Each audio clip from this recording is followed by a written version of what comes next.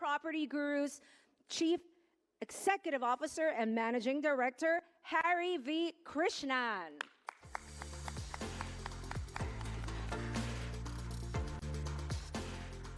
Good morning, everyone. Thank you, Tina.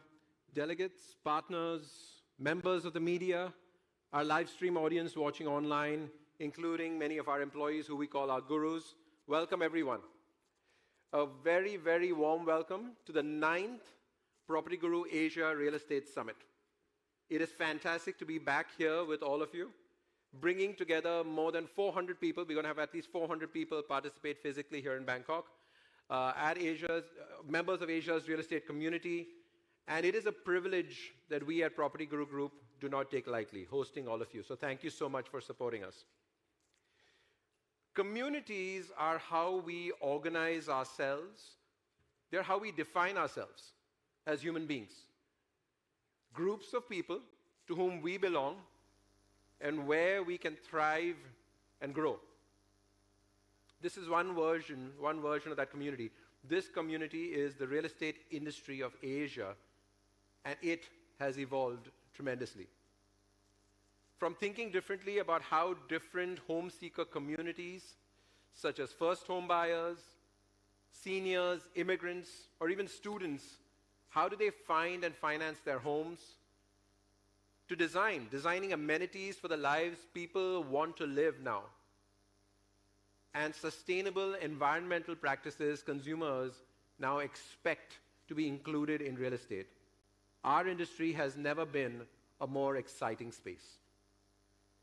With this evolution in mind, earlier this year, we redefined the PropertyGuru vision statement. Today it is, we power communities to live, work, and thrive in tomorrow's cities. That's our vision. As the market leader for the prop tech sector here in Southeast Asia, we strive to enable everyone to make confident property decisions through relevant content, actionable insights, and world-class service. We are committed to using technology. You're going to see a lot of that today and outside as well. But we are committed to using technology, data, and insights to improve decision-making across the real estate ecosystem, enabling more inclusive access to home loans, to personalized recommendations, and even AI-powered property search. All of this is a reality today. One key problem, though, that we are focused on is how can we address and manage climate risk in real estate. All of us live in cities. Many of you, if you live in this part of the world, we live in cities with unbreathable air, undrinkable water, floods that happen all the time. This is the reality within which our communities are building. And so we need to address it. The escalating consequences of climate change are impacting the cities in which we live. We have invested heavily in restructuring data and applying data science capabilities through our market intelligence platform, DataSense. You're going to hear a lot about that today, to develop a risk score to facilitate better decisions on the financing and safeguarding of assets using these scores. We recognize that real estate is very impacted by climate change. Later today, my colleague Shin and her team will show you examples of this and further expand on the capabilities of DataSense, referencing livability and urban renewal strategies as they talk about PropertyGuru for Business and what's available for all of you to leverage in your roles in driving our industry forward. What excites me most, though, is the immense growth potential that we have here in Southeast Asia. It allows us to pursue our vision and impact people's lives. Throughout today's summit, we will collectively explore the market opportunity that lies ahead and how the cities we operate in are on a path that is very different from their more developed counterparts in London or New York. Today, in a world that is facing a protracted period of slow growth and high inflation, Southeast Asia gives us a reason for optimism.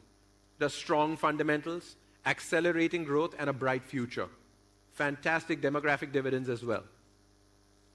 Before I conclude and hand off to our next speaker, I would like to take this opportunity to recognize my team, our gurus.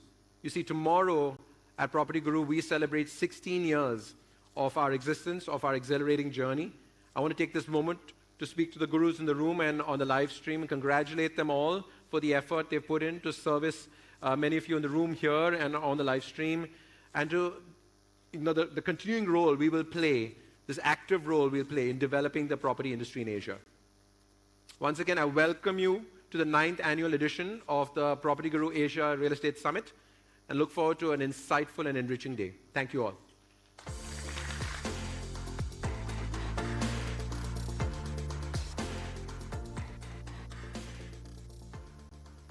Thank you so much, Harry. And we do hope you all stick around all day to all our sessions because we're also giving away a lot of prizes. In fact, I feel like giving away one right now. I want to see some hands up in the air. Oh, come on, everyone. I giving away, hold on. What am I giving away? It's here somewhere. An Apple AirPods 3 MagSafe version. Woo! Like I know what that means. I just know it's an Apple iPod, right? So has everybody put in their business cards? If you don't have one, you can just write your name on a piece of paper. We take that one as well. But you'll have to have it picked up at the head office. I'm totally kidding. You can get it from Gerard outside or a registration desk. So here we go for our first lucky winner of the MagSafe version. What is that? What does that even mean? Okay. Ooh. Here we go. Steve Tong from PropNext. Are you here, Steve? Is Steve around? Going once? I think I should do this just to be fair, yeah? If you're not here, you miss out. You snooze, you lose. Steve Tong, PropNext, going once. Going twice. Next winner. I like that. Please encourage me to do that. Murali Ram from Arup. Is Murali here? Hi, sir. Kindly give it up for Murali. Sir, please claim your price outside from Gerard. But you're more than welcome to give me a hug here. I take free hugs too. Thank you. Congratulations, our first winner.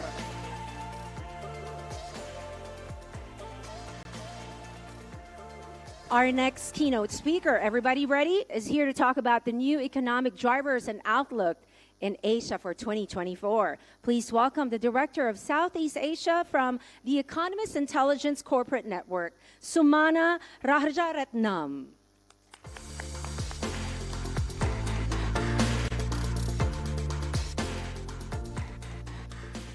Morning, everyone. Good to see some energy in the room. I'm going to start with a story of a taxi driver. So it was about 2 years ago, just coming out of COVID. I was going for my first trip post-COVID. I was very excited. I was going to Kuala Lumpur. I live in Singapore. I got into the taxi. Taxi driver turns around to me and he says, do you mind, can I ask you, what do you do for a living? So I told him, I'm an economist. I go around, I tell people about geoeconomics, about the business environment, about politics. I was very impressed with myself. I thought the taxi driver would be impressed as well. But he turns around and he says, you guys get things wrong all the time. You tell me that Trump is going to lose, he wins. You tell me that China is going to crash, it's still there. You tell me that, inflation is coming down, I still can't afford a chicken in the market. And I learned one thing that day, which was that I was very glad that I live quite close to the airport. So what I'm going to do today is take you through some short-term economic trends, some medium-term ones, and then some things to look for in 2024. And I asked you to channel your inner taxi driver with some skepticism, and hopefully that leads you to some new ideas as well. So here's our map of global growth in 2024. So this is a map of the world. Each of the hexagons represents a country. So you can see North America on your left, and you can see the region that we are sitting in Asia on your right. And it's a heat map, so the more yellow or red it is, the higher the growth. And the more tepid colors, light blue or blue, lower growth. So you can see in the US, in North America, lots of those blues and greens. We only expect the US to grow at around 1% next year. It also is an election year. So, growth is not going to be great there. The US did surprise us a bit this year, but it's going to come down next year. In Europe, you can see lots of those blue and green colors, so a lot of tepid colors there. It is going to grow a bit higher than it did this year, but this year was really not a great year for the EU, so a bit of a bounce effect there. And then, you can see that I've put the war in Ukraine drags on with little peace or prospect of peace negotiations. At some point, hopefully, I'll be able to take that off. But our view at The Economist is that the war in Ukraine will last for another 5 years. And what that does is that it means that sanctions will remain, and that puts a bit of grit into the global economy, and so slows things down just a little bit. But look at our region, and that's where you see lots of reds, lots of yellows, India, Bangladesh, Vietnam, Cambodia, Philippines, Thailand, all growing at a pretty good clip. So just from a visual perspective, you can see that most of the growth that we're going to get from the world is going to come from our region. China there, you can see that it is a much better year. China had grown at only 3% last year, so this next year is going to be much better. But China is starting to slow down, and we'll talk about that. But let me put some of these numbers into context, right? So we forecast growth of around 2.2 to 2.4% next year. That will pretty much feel like how it did this year, right? So that was what the global economy grew this year. Over the last 20 years, growth has only been below 2% twice. Once was during the financial crisis in 2007, 2008, and the other one was the first year of COVID, right? So when I say unspectacular, I think that's really justified. The other thing is to look at where that growth is coming from. So of that 2.4%, about 30% will come from China. So China, even though it's slowing down, is a very important part of the global economy, and of course contributes about 60% of growth in Asia. And the US and the EU combined will only contribute about 20% to that 2.4% figure. So just to give you some relative comparisons to see where we are. So talking a little bit about the US, we can talk about two things. One is consumer sentiment. So looking at that graph on the left there, consumer sentiment is in red. So you can see that slightly ticking upwards after coming down during COVID. And then inflation, right? So inflation is the line in blue, and you can see that inflation is coming down as well. You never underwrite the US consumer. We underestimated them this year. But they did very well, spent a lot of money. US growth came in at about 1.8%, which is much higher than our initial forecasts at the beginning of this year. But they are running out of money, right? So they're running out of their accumulated savings from COVID. A lot of those government handouts are now gone. Credit card debt is about 16% higher than it was a year ago. So the US consumer, with those high interest rates and even though inflation is moderating, costs are still high, they will suffer a little bit. And so that's why we think that growth will come down to about 0.9% in the US this year. On top of that, there's the Inflation Reduction Act, which I want to touch upon a few more times. But that is producing some manufacturing output in the US, and that also kind of steadies the US economy to a certain extent, and that's why we don't think that there will be a recession or a hard landing in the US. Now China, it is a very big economy. We think it will grow about 5.5% this year. Next year, sort of just below 4%, just below 5%, and then it'll start to slow down, right? China's economy is huge and it's maturing, and those days where it grew at 7-8% are kind of far behind us. But it is a massive, massive economy. What I have here is FDI inflows into China from 2016, so before the pandemic, and then forecast out to 2028. So you can see that during the years of the pandemic in 2021, when China was open and the rest of the world was closed, that FDI came in very high. and then it started to come down, and it's very, very low this year. And it will recover a little bit, but probably just below the pandemic levels. Over the last 4 quarters, about $100 billion a quarter of portfolio money has come out of China. So that gives you a snapshot of what investor confidence is in China at the moment. Several issues, I'm sure a lot of you know about the property sector and how that is dragging on growth. There's also high youth unemployment. And China is trying to shift from a more export-oriented economy to be more consumer demand-focused. That shift will take a long time, and a lot of things need to be done.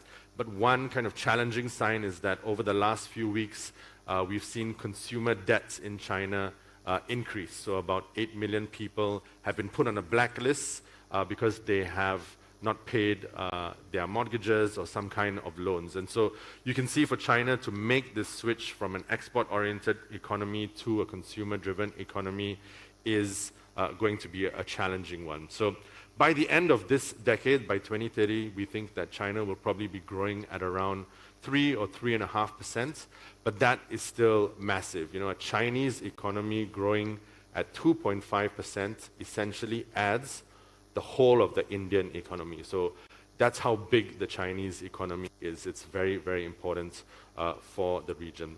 Of course, some sectors are doing very well in China. EV is one of them.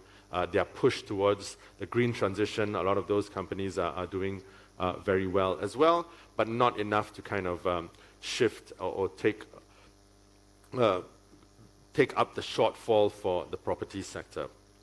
Now, this is our map of Asia, and what I've put here is GDP in 2023 is that blue line, and then 2024 is the red line, and so you want to move from blue to red. And what the story I want to tell here is that most of this is better growth next year for countries in the region. The Philippines growing better, Vietnam better, Indonesia slightly better as well. So in Southeast Asia and in Asia Pacific, by and large, growth has been consistent over the past 3 years and will be consistent for the next 3 years as well. So we do see continued growth here. It will soften just a little bit overall from about 4% as a region to about 3.9%, but still a good growth engine for the world. Now, we will talk a little bit about inflation because it has been such a big issue over the past 3 years. Inflation last year globally was about 9%, this year 7%. Next year, we are looking at around 4.5% overall. So inflation is coming down, and you can see that from that graph on the top left. The light blue line is emerging economies, so you can see how that line is coming down, but still rather elevated from before the pandemic. And then the dark blue line is developed economies, and so you can see that's coming down and sort of flattening out at around 2% from 2025 onwards, right?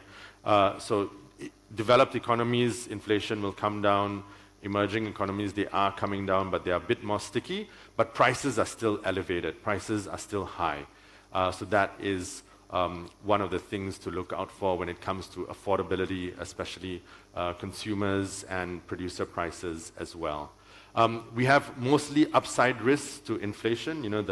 The war between Israel and Hamas might push hydrocarbon prices higher. If you get a very bad El Nino effect, that might push food prices higher as well. So most of our risks to inflation are on the upside. And then on the graph below is interest rates. So the story there is really most countries, especially countries in Southeast Asia, look at the US Fed and what the Fed rate is. And essentially, even though it's higher for longer, it has stabilized. So you can see that blue line there is straight for a long time. And we do expect it to start coming down by the middle or third quarter of 2024. And once that comes down, most of the central banks in Southeast Asia will be able to follow suit. And what that means is that it's pretty good news for currencies in the region, right? So here is how the US dollar compares to a bunch of different Asian currencies. And you can see on the first graph on your left That's from 2023 this year to the end of November of this year, the beginning of January to November. Japan, of course, has lost about 14% against the US dollar in that time period. Malaysia and Thailand each around 6 to 8% as well. So currencies haven't performed well because the US Fed rate is so high. But moving on to next year, and that's our forecast, you can see if you look at the countries at the bottom there, Indonesia, South Korea, Thailand, and Malaysia, all expected to appreciate against the US dollar. So that graph that I showed you on the slide before, with interest rates, as soon as that starts to come down, we do expect some currency movements to be favorable for countries in Southeast Asia. And so now let's move away from short-term trends to a bit of these longer-term trends, so things that you should be thinking about, say, in the next 3 to 5 years. And this is a graph that my chief economist asked me to put out all the time, and it's really, really complicated, but he makes me do it. But it does tell a pretty good story, and so let me just take 2 minutes to explain it. On the left-hand side, so on the vertical axis, that's GDP, right? So the higher you are up on there, the richer you are. And on the bottom axis, that's population. So the more you move to the right, the bigger a country you are. And then you see those dotted lines. There are 4 of those dotted lines that go kind of diagonally across. That represents a certain stage of growth, right? So the bottom dotted line is China's economy in 2010. The one just above that is China's economies now. And then the one above that is China's economies in 2040. So that's where China's economy is going. And so you can see from where the other countries are compared to China in those different periods. And then the top line is where the US economy is now.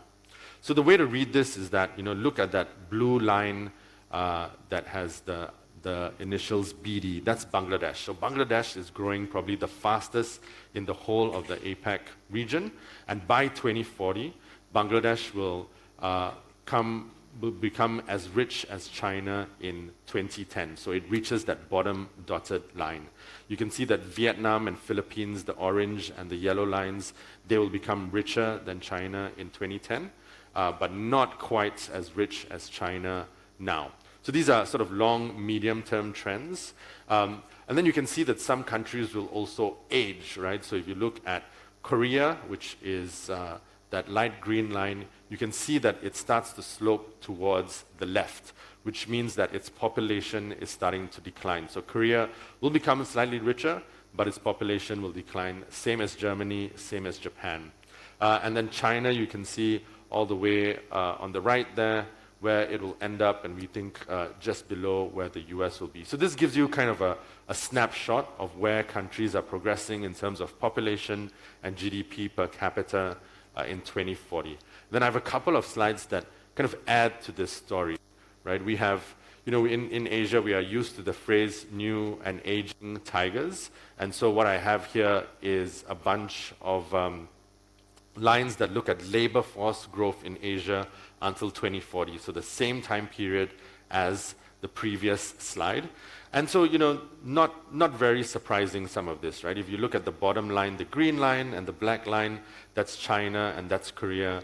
Their labor force is going to decline. The Korean government just a couple of days ago said that it might decline and take away almost 5% of contribution to GDP. And that's just demographics, right? So that's things that we kind of know will happen.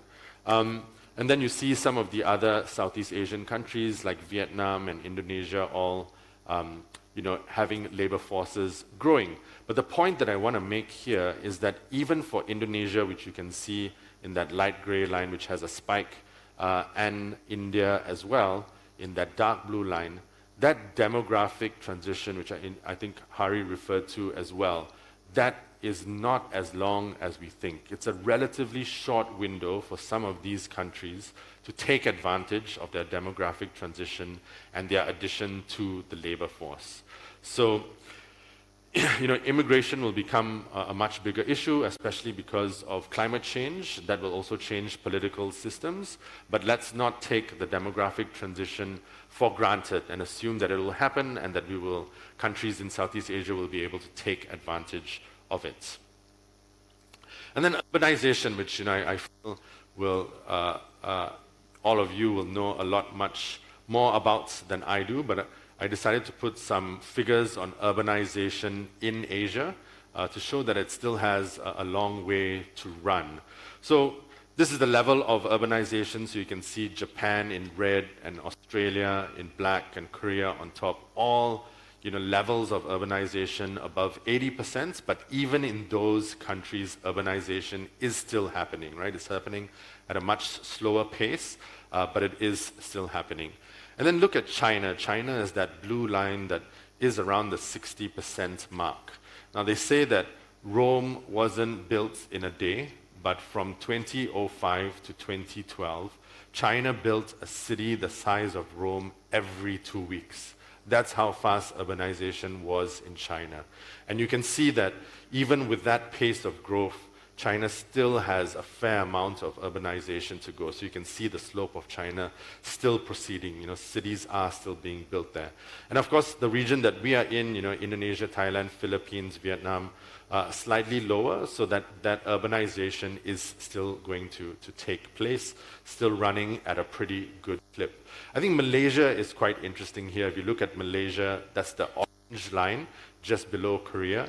And Malaysia is a bit more urbanized than its developmental stage suggests, right? So it's kind of run ahead of the urbanization curve. Now, one thing to put here is that, when we talk about, say, smart cities or climate change and adaptation, some of the older urbanized areas like Japan and Korea, of course, these are richer economies, and so they can afford a lot of these, but they also have legacy systems, right? And so when you think about these newer and younger cities, there are opportunities for leapfrogging. They don't have all of that legacy infrastructure, and they might be able to build things faster when it comes to some of these new technologies. Of course, financing is one of the big issues in these developing economies that might not help that. And so all of that then comes to these trends, these medium-term trends, add to the rise of the middle class. And of course, the middle class also means a lot more consumption, and they drive your GDP growth. And so what I put here was emerging Asia's expanding middle class over the next 4 years. So we have 3 dots there on the graph on the left, right? The red one is the middle class in 2023, the blue is 2025, and then yellow is 2027. And when I put this together, I was a bit surprised because Thailand, actually in the next 4 years, will see the biggest growth in the middle class of many of the Asia-Pacific cities. And that's because of the new governments and some of the policies that they are enacting, raising the minimum wage, putting more money into the pockets of a lot of the people that live here. And so, you get that 9.6 figure, which is the expansion over the next 4 years. So that's good. That's good for consumption. But also in Thailand, one of the highest levels of household debt in Southeast Asia, if not the highest.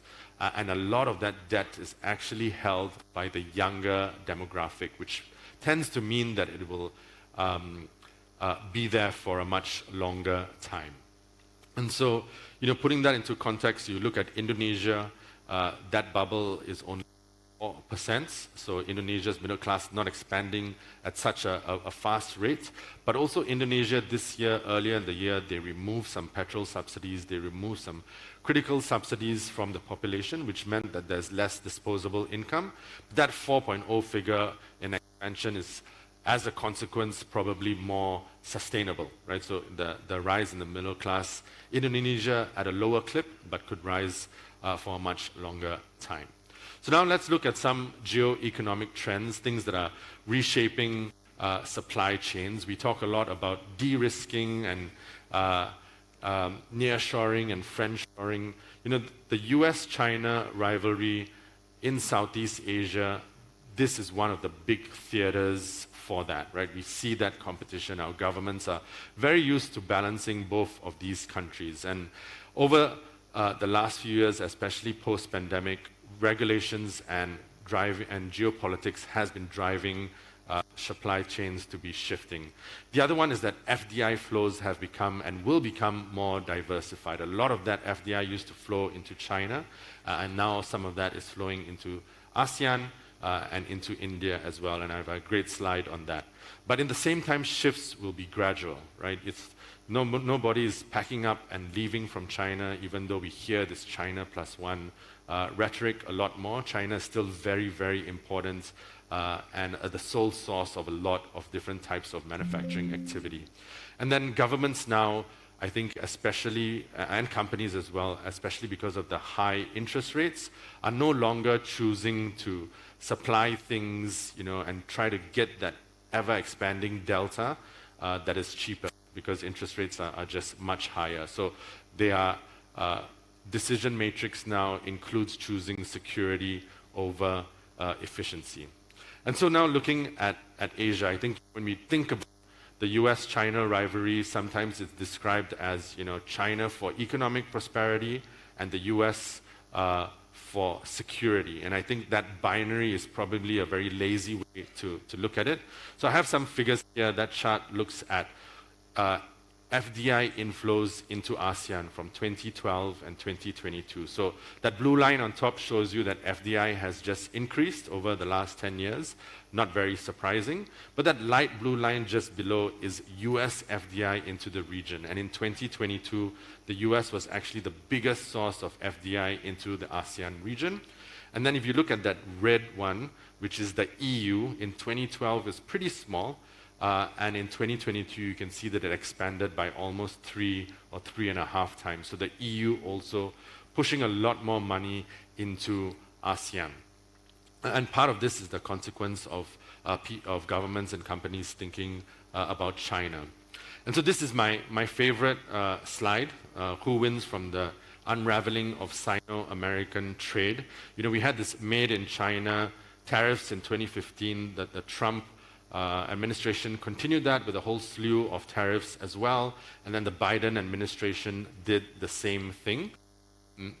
And so, when the Trump administration started this, they thought the biggest beneficiary of all of these tariffs would be Latin America and perhaps some parts of the Middle East and North Africa. But if you look at this chart on your right here, this is exports to the US from 2018 to 2022. And you can see, look, Cambodia, 240% increase. Vietnam, 160% increase. Laos, Bangladesh, Thailand, all above 50%. Indonesia and India, all around 50% as well. So the countries that have really been exporting to the US and have benefited from these supply chain shifts have been countries in our region, and that will continue. But the caveat is these little dots on the right of that graph, right? So Cambodia, yes, 240%, but look, it's about a rounding error in terms of its share of US imports, right? Only 0.4%. Vietnam has a very large share, 4%. It's very considerable in Thailand, in Indonesia, and India. But look at China, it's still 17% of imports into the US. So despite all of this diplomatic rhetoric and spy balloons flowing and congressional visits to Taiwan and things like that, the numbers when it comes to trade shows a very strong relationship between the US. Both administrations will probably change that, so that will start coming down. But I think we need to remove some of the cognitive dissonance between the geopolitics and the actual trade. And then very quickly, some Southeast Asian economies, when we are shifting, will be able to absorb some of these FDI, but there is a limit, right? And so this is our business environment rankings, and I wanted to direct your attention to the infrastructure category, which is third from the right. And you can see on the bottom there, I've circled a whole bunch of reds, right? So red is not so good. And the point I want to make here is that yes, FDI is flowing into the ASEAN region, but there's a limit to how much we can absorb because of certain structural factors. Infrastructure is one of them. Vietnam has been the darling of a lot of investments. The economy has been growing very, very well, but Vietnam has only 20% of its roads that are paved, and it has a ratio of secondary roads to primary roads of about 2 to 1. In most developed economies, it's about 1 to 1. So, there is some limit to how much you can absorb, and building out infrastructure is not a quick fix, right? It takes time to build all of those things.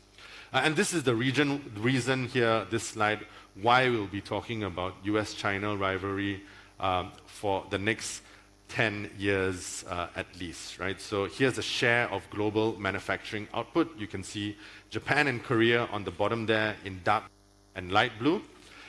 And so over the last 10 years, from 2010 to 2020, their share has been around 10%. You can see some of those countries that have started to really push their manufacturing on top in India, Bangladesh, Indonesia. On the top of that graph, their share has increased. But then look at the contribution of China, which is in yellow. It's just massive, and it dwarfs all of the other manufacturing from the other region. And so China still, when you call it the factory of the world, here are some figures that kind of prove the case. All right, now I need you to do something, right? So you guys are going to do some work. I'm going to give you a little bit of a quiz on generative AI. And what I have is 2 slides, so you can see them. It's this one. If I can get it back, yeah. And this one.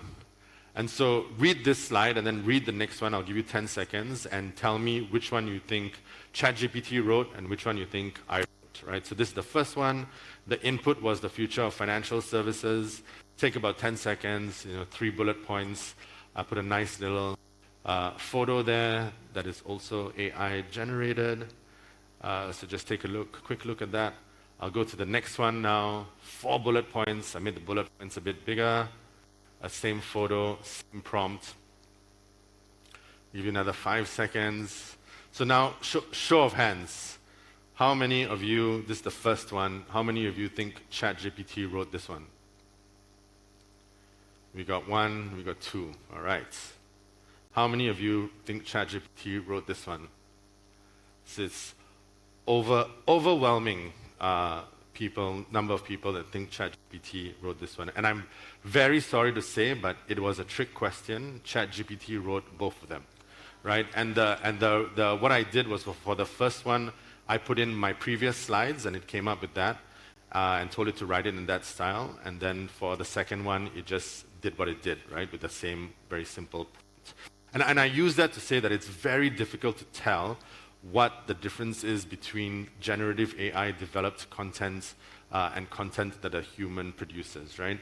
And this was a very sort of frivolous example, but you can imagine the examples when it comes to things like elections or other things that are much more important. Over the past year, artificial intelligence has really, really taken off, and we haven't been able to stop talking about it.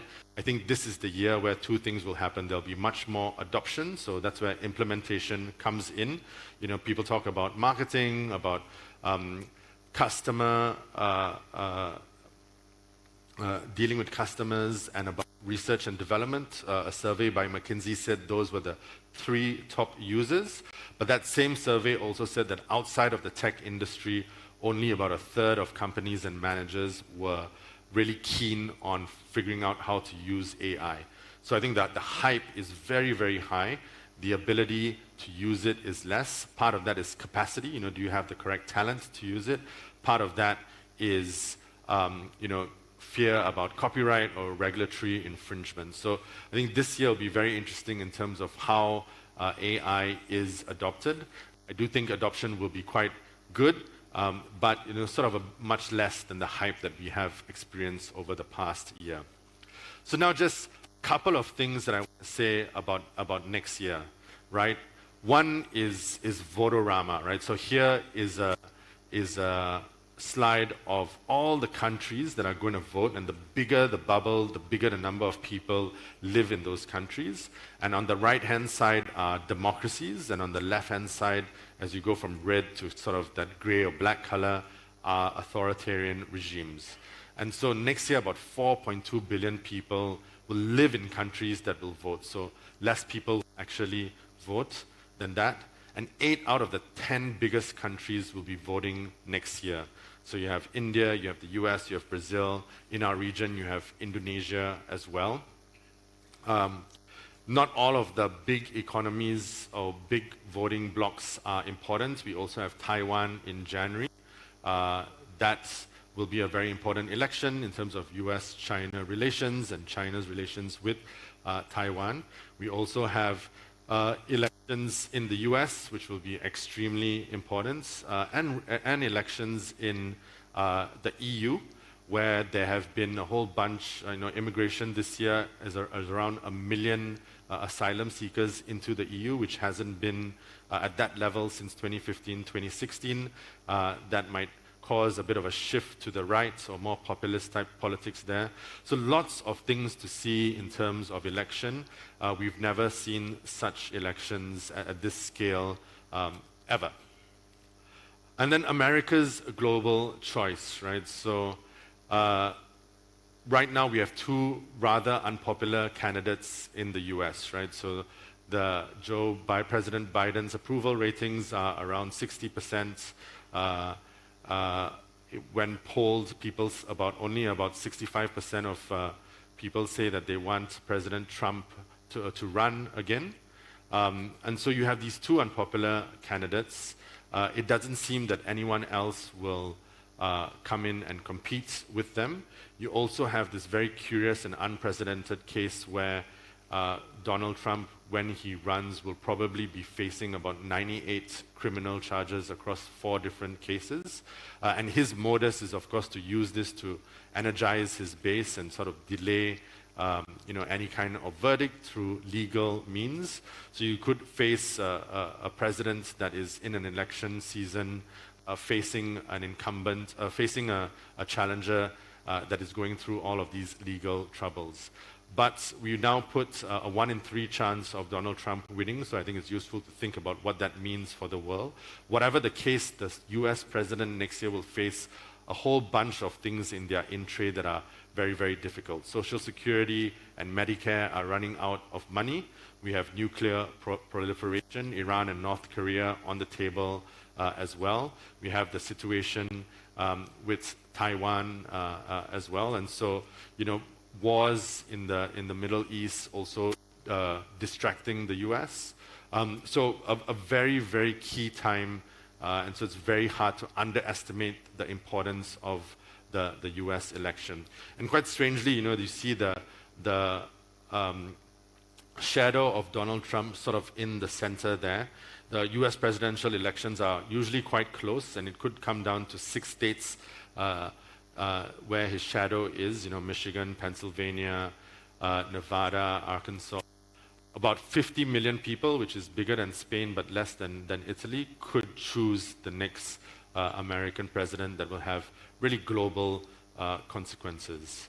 And I'm running out of time, so I'll just do one more on new energy geography. We've talked a lot about sustainability. I think that will be in the discussion for the rest of the day as well. But as we move to net zero, it will take a lot of things, right? It'll take a lot of fossil fuels, and it'll take a lot of digging new minerals out of the ground. And if we go there on that journey, one thing is that any country that produces fossil fuels now and that can dig it out cheap and sell it expensive will have massive influence, right? So Saudi Arabia, UAE will still be there. But also, tiny Guyana has just discovered oil reserves of around 1.1% of the global reserves, which could mean that it will produce more oil per capita than any other country in the world. And then you look at all of the stuff that we need for the green transition, things like lithium and nickel. For lithium, Australia and China are big players, but also in that other category as well, they found more deposits in different countries. Iran has also found one of the big deposits of lithium, apparently the second biggest. So, these things might change where new energy geography powers are. Nickel also is used in a lot of battery technology, and of course Indonesia and Australia have they share the biggest amount of nickel deposits. Nickel is also used to make cobalt. And New Caledonia has 7% of nickel deposits in the world, with a population of only 300,000. So going forward, as we move to 2050 and we are doing this new energy transition, more players will become important and will shift from fossil fuel kind of dominance to a mixed dominance of countries that produce it and produce all of these new types of minerals that are needed. And with that, I'll thank you for taking the time to listen to me. Thank you very much.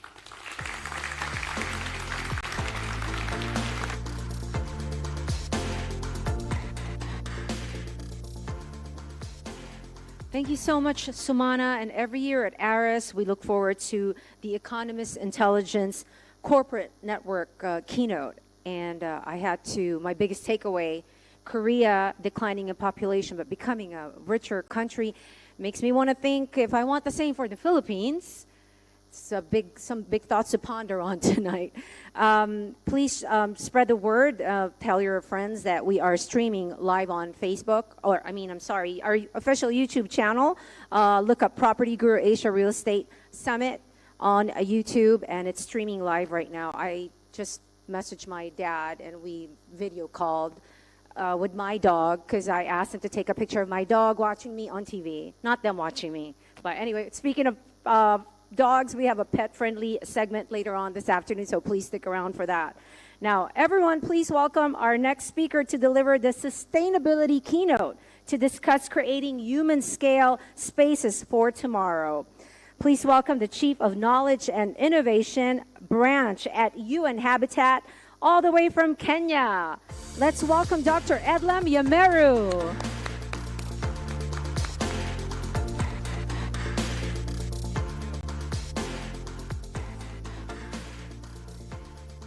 Good morning. I hope energy levels are still reasonable. You had a coffee not long ago, so I hope we're together. Anyway, I'm joining you from the United Nations Human Settlements Program based in Nairobi, Kenya. This is where our headquarters are located. And I would say that this is the part of the United Nations that is most relevant for the conversation that's happening today, which is about communities. And in that respect, UN Habitat actually stands for the United Nations Human Settlements Program. So it's about settlements, it's about communities, it's about spaces, it's about placemaking, but at the center of our name actually is the notion of being human-focused and people-centered.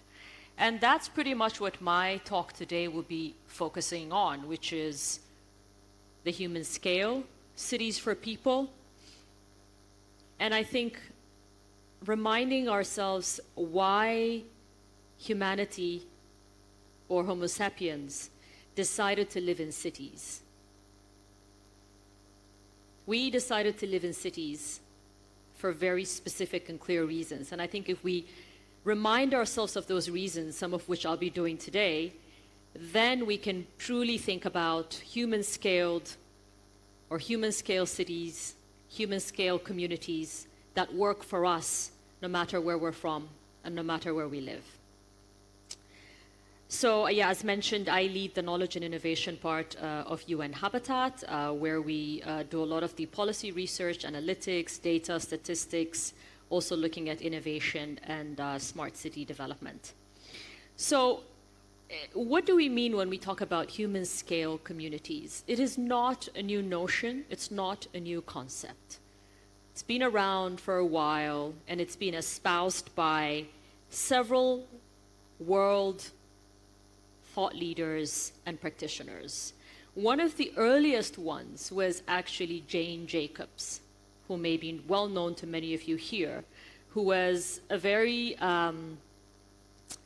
well-recognized urbanist that actually promoted the notion of human scale and focusing on people as a priority in the way that we design our cities and the way that we plan and manage our cities. And I want to share a quote from her, which says that there is no logic that can be superimposed on the city. People make it, and it is to them and not buildings that we must fit our plans. And so as we gather here today, as you gather here today as business leaders in the real estate context, this is some of the message that is important to remind ourselves about. What is it for? Who is it for? How does it actually work for people in the context of cities? Another quotation I'd like to share with you is from, again, the world-famous architect Jan Gehl of Denmark, who, in his own words, said, the most important aspect is the people scale. The city at the eye level and at a 5 kilometer per hour pace. And this knowledge, Gehl says, has been lost by architects and planners.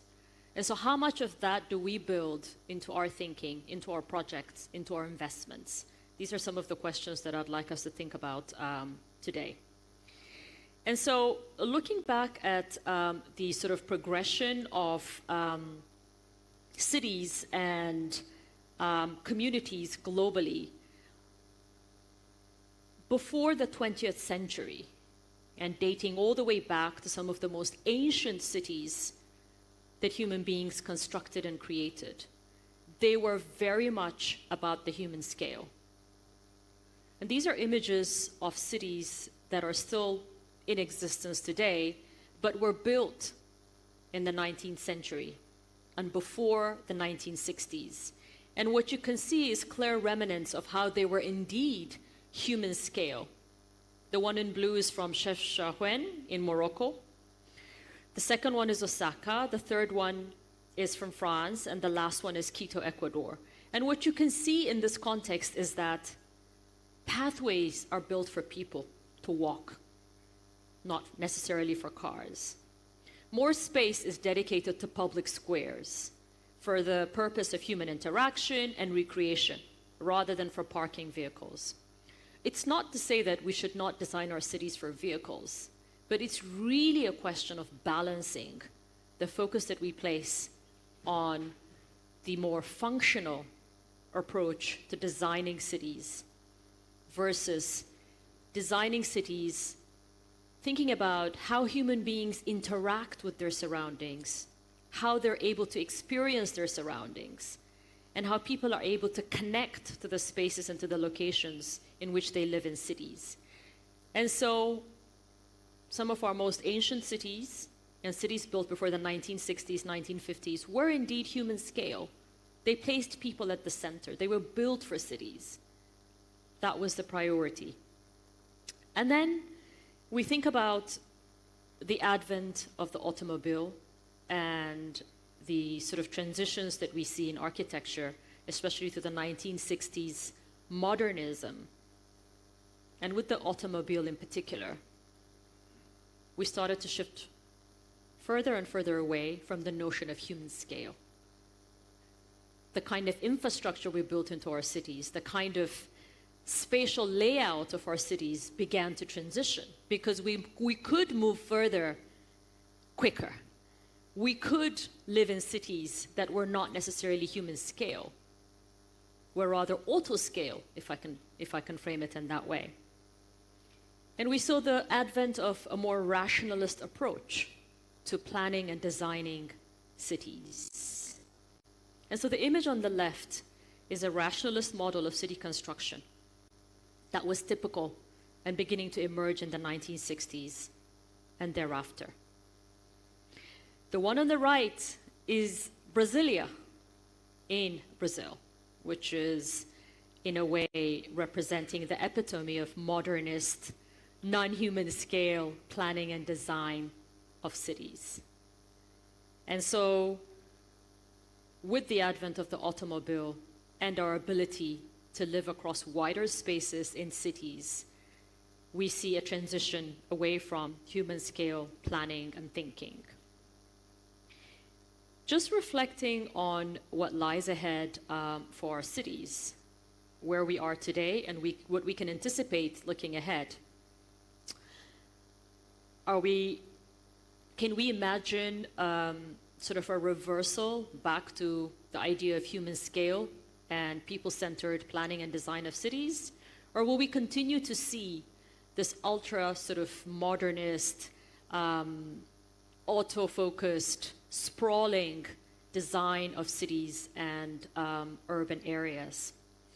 And in this respect, I want to bring it back to the United Nations, and I want to bring it back to the conversation that's happening at the global scale in the context of the United Nations, where world leaders come together to define a vision for any particular development agenda, and in this case, cities. So what is the world vision that world governments, your governments, our governments agreed to in 2015?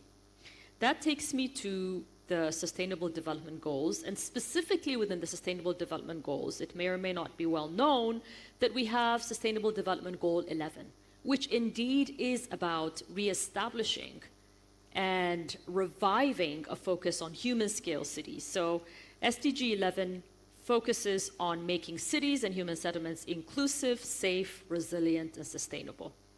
And I want to dive into 3 components of this global commitment, which actually is about making sure that our cities are human scale and human centered. In the context of the Sustainable Development Goal 11 and the global commitment of world governments, we can imagine human scale at 3 levels. The first is the city scale. And in this respect, world governments have committed to ensuring that we have affordable and sustainable transport systems. This is about making sure that for people that are living in cities, they can connect, they can access, they can be a part of the wider existence of a city. And transport, public transport in particular, is fundamental for this. So human scale is not only about, in my opinion, the 5-kilometer range or the walkable range. Yes, that's a priority, but in the cities of the world today, it's also important to think about transport systems that allow us or make the city accessible to anyone at any particular point in time. So there is actually a global commitment to ensure that we have affordable, sustainable transport systems in our cities. So that's the city scale. That's a commitment to ensure that the city as a whole is indeed accessible to people and to communities. The next scale, which is really looking at the neighborhood scale, bringing it closer to where people live, to where people work, to where people spend their time. This is another level of commitment to making sure that our cities are human scale. And in this respect, again, in the context of the Sustainable Development Goal 11, there is one element which is fundamental for making sure that our neighborhoods are human scale: public spaces. This is a crucial way in which people experience a city, connect to a city, connect to a place. And in this respect, we do have a global commitment to provide access to safe and inclusive green and public spaces. I'll be telling you a little bit about where we are with these commitments and how much progress we've made, which I think can be quite revealing as well. So thinking about the city scale at the highest level in terms of connectivity and access, public transport is fundamental for that. At the neighborhood scale, public space is a key entry point to making sure that our cities are human scale and accessible. And finally, thinking about the home and housing, which is where our existence starts, all of us. Your day starts at your house, and your day ends at your house. So fundamentally, your home and your house is a big part of your existence for all of us. And so what does it mean to make sure that at that level of existence, our cities are human scale? And this is a much, much wider conversation. There is a global commitment to ensure that both the public sector and other actors commit to providing safe and affordable housing globally. And we have very ambitious targets. But any of us sat here today would agree that in each of your cities where you live, there is a housing crisis, regardless of where you come from, regardless of where you live. And so we've set ambitious targets, but we may not be necessarily making progress towards that. So housing is at the most lowest and fundamental level a key component of making sure that our cities are human scale. That is a starting point. Now, just delving a little bit further into where we are with respect to these 3 levels of thinking about human scale communities and human scale cities, I'll start with the home level. And I was looking at housing. The global picture doesn't look very good. We haven't talked a lot about informality and informal settlements since our conversation started yesterday at this forum. But in today's world, 1.1 billion people, including some in this region, live in slums and informal settlements. 1.1 billion. And in total, we have 2.8 million people that face different forms of housing inadequacy across the globe. So it may be informality and slums in certain parts of the world. In other parts of the world, it's homelessness. We have 320 million people today that are homeless. And we estimate actually that the numbers might be higher than that. So in this respect, how can we think about human scale communities when actually at the most basic level of housing and the home, these are the realities that up to 3 billion people face today? So what you see on screen is trends in terms of the change in informality and slums globally. And what's interesting is that while the proportion of people in cities living in slums is going down, the absolute number is increasing. And so in reality, we're not really moving the needle. And as I said, 1.1 billion people. When you look at the figures for the world, you can see how the absolute number continues to rise. That's the yellow line. Yes, the proportion is on the downward slide, but the absolute numbers are increasing. When you look at Eastern and Southern Asia, you do see an overall decline, but still, I mean, the absolute numbers are significant. Central Asia is where you see the absolute number of slum populations on the rise. So why am I sharing this? I'm sharing this and the figures on the next slide to show that when we think human scale, we cannot think human scale without addressing the global housing crisis and the fact that 3 billion people today face housing inadequacy. And again, why is this relevant for this forum? Because you are the business leaders that are working on real estate and the delivery of housing. And I think the call to you really today is to think about how can we make a business case for affordable housing? Because the demand is huge across continents, across regions, across countries. And so I think it's about matching the demand for affordable housing with some of the priorities for you as business leaders. More figures, as I said, 2.8 billion affected by housing inadequacy, 1.1 billion in slums and informal settlements. In the last 20 years, almost 170 million people have become slum dwellers. So this is the reality at the global level. Close to 320 million people experiencing homelessness across regions. This is not about the global south. It's a global conversation. So that's looking at the notion of human scale at the level of city, but at the level of homes. Just wanting to share with you that at UN Habitat, we actually do quite a bit of work in terms of addressing human scale communities vis-a-vis housing. We do some work in Mozambique, which, as some of you might know, Mozambique in Africa is very prone to disaster risk on a recurring basis. So we're working with the government to build hurricane adaptive homes because many of the settlements and communities in Mozambique are hit by hurricanes on quite a regular basis, recurring basis. Many of you might have heard in the news that Beirut experienced a massive explosion in 2020. And in this respect, we're working with the government again to address questions of displacement. And of course, we're also looking at restoration of culture and cultural assets in the context of Beirut as UN Habitat. Now, moving on to the neighborhood level, as I said earlier, and how we experience our city at the neighborhood scale, I want to talk about public space, as I said earlier, because this is fundamental in terms of how we experience our neighborhood. And in this respect, if you look at SDG 11, as I said, there is a commitment to ensure that public space is accessible in our cities, but this is what the reality looks like. the global average, only about 45% of people living in cities today have convenient access to open public space. So then, can we say that our cities and communities are truly human scale? What is happening here? Because public space, as many of us know, is an absolutely essential ingredient of how we experience our cities, how we live in our cities, how we connect to our cities, and for placemaking more broadly.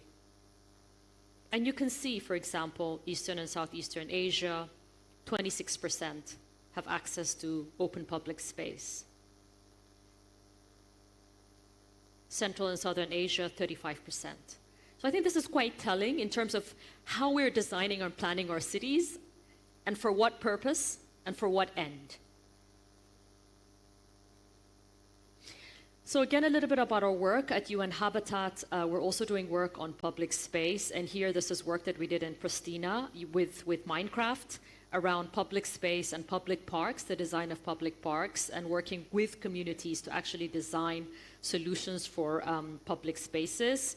We're doing similar work in Somaliland, Berbera, in Somaliland, in the African continent, where we are working with partners around rehabilitating and creating accessible, usable public spaces along the beachfront of Berbera.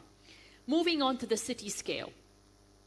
So I've talked about the home scale, the neighborhood scale, and the third level is the city scale when we think about human scale cities. And here, as I said, one aspect, one global commitment is around public transport. And again, across your cities, how is public transport in your city today? Hands up if it's great. Okay, I'd like you to look around the room. I think I just saw 4 or 5. Just, okay. Hands up if it's not that great and you wish there were better public transport. Okay, so it's clear. I don't need to present any numbers. And so I had a conversation this morning with someone who's from Hong Kong who said to me, I thought public transport and public transit was just fundamental to a city's existence, and I thought that it existed elsewhere. I said, far from it. And this is regardless of levels of development or income status for countries. So what does the status of public transport look like globally today? Only about half of the people that live in our cities and our communities today have access to public transport. And you can see how it's much lower in some parts of the world. Eastern and Southern Asia, 40%. Some regions are higher, but in general, you can see that it's in the 40 to 30 range. So 50 to 60% of urban residents today have no access to public transport. And therefore, that immediately is indicative of whether our cities are really human scale, accessible, how are people experiencing cities. And there's a wide variation between those that are living in highly car-oriented, auto-oriented cities versus those that are having to rely walking and informal means of transport. So this is what the global picture looks like. And in a study that we did around people's perceived needs of walking and cycling in Africa, for example, the results are quite telling in terms of people's perceptions around walking, around cycling, and how safe they feel, or the risks that they experience in terms of walking and cycling, and the importance they place on these means of moving around cities. Again, back to UN Habitat's work, we're working with the city of Cairo, Egypt, to develop bike networks as a means of promoting more accessible cities, and really looking at human scale mobility. And I think that's the main message here, human scale mobility. What does that really look like in our cities? We're working in cities in Kenya and Afghanistan, looking at not so high cost interventions and measures that can really make our cities a lot better in terms of how we move, safety. In this context, for example, we are working on a simple measure of making pathways for crossing more colorful, more people-friendly, and more sort of visible. Now, conscious of time, because I've run out of my time by 3 minutes actually. What is the message from UN Habitat?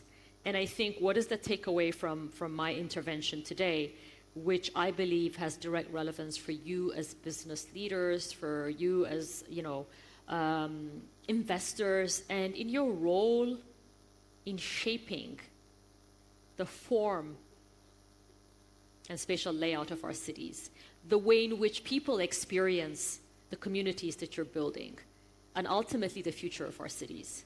I should have said in the beginning, perhaps it's already a well-known fact, that we are in an urban era. We once quoted a notion at UN Habitat called Homo urbanus, because we're not going back, we're going to live in cities and urban areas. So the notion of communities is absolutely fundamental to our existence and how we will continue to experience development more broadly.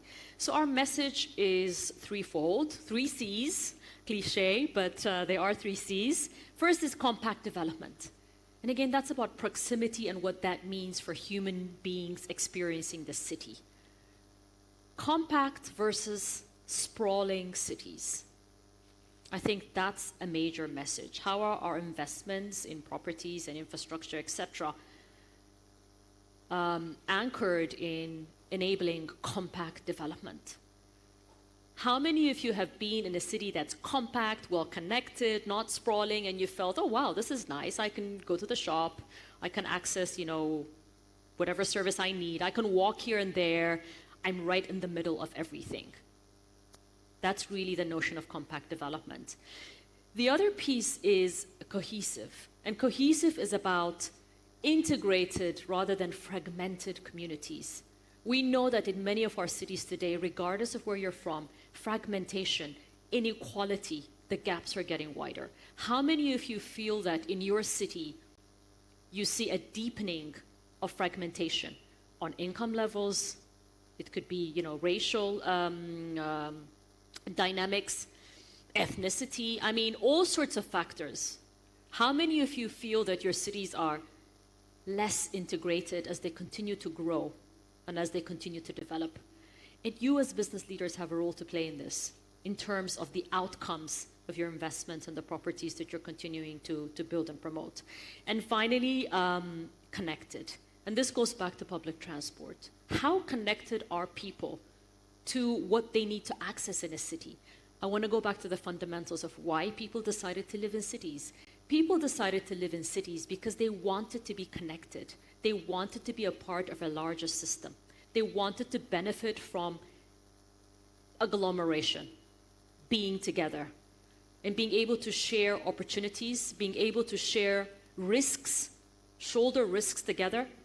So these are the advantages why we decided to live in cities. Otherwise, we would have stayed in rural areas and, each to each his own in a farm. We wanted security in cities. So these are the fundamentals. And so being connected means being able to access all these benefits in a city. If you're living in a community that's cut off, in a community that has to pay a lot to be able to access services, and you're disconnected, then that is not human scale development in the context of a city. So these are the 3 messages: compact, connected, cohesive development of communities and cities. Finally, few words on how you can partner with us, and this is why I'm here, is really to look at forms of partnership and put out there some of the work that we have as well. We have really a lot of guidelines and sort of tools for city leaders, for decision makers, on what all of this means: compact, cohesive, and connected urban development. For example, we have international guidelines on urban and territorial planning, and I'm hoping that some of this messaging, some of these tools, can actually inform your investments, your decisions, your partnerships, and how you look at developing cities. Finally, also, I want to introduce to you that at UN Habitat, we're just starting a global campaign on housing matters, going back to really considering the housing crisis that we face today globally. This is an advocacy campaign, and it's for all of us. It's not just a UN sort of campaign for the public sector, but we're really looking at the private sector joining this global campaign. I'm happy to share more information on this as well. And in this campaign, we're going to look at many of the issues that have been discussed today: climate action, livability, crisis as a major factor as well. So please join Housing Matters as a global campaign. Would love to work with, many of you here in this room as developers, as investors in this space. And then I have to say something about data. How many of you have hit a wall when you've been looking for global figures on housing affordability, for example, housing prices, and any other data on housing? You may have it for your city, for your country, for your community. You want to go regional or global, you hit a wall. I hit a wall every day because this is my work at UN Habitat. So we really want to scale up our work on housing indicators and data. Would love to partner with some of you here in the room. We've been doing this since 1988, but we recognize that unless we do it together, we're not going to move the needle. I've had some conversations with some of you, so be happy to talk to you about that as well. Housing data and being able to monitor what's happening in the housing sector better together. So really looking at that as well. A few final slides. Join the UN Global Compact. You'll be interested to know that there are already 58 real estate companies from Asia Pacific participating in the UN Global Compact. So this is a commitment for the private sector to partner with the UN and kind of bridge what I would say is the gap between the public sector and the private sector, coming around common goals around sustainability, sustainable communities for the future. So check out the UN Global Compact. I don't know if some of you are part of it. As I said, 58 real estate companies are a part of it from this region. This is my final slide. This is an invitation. In November 2024, we will have the World Urban Forum. This is the biggest party on anything urban. Normally, we have 15 to 20,000 people. Anyone that's working on urban really turns up at this forum. The next one is in Cairo, and we'll be holding the World Urban Forum in November 2024. So this is an open invitation. Consider it, think about it. Let's see what we can do together. It's really a major global platform where we can join hands in putting forward the message around human scale communities and your role in promoting that. Thank you very much, and I'm sorry I've taken so much more time than allocated. Thank you.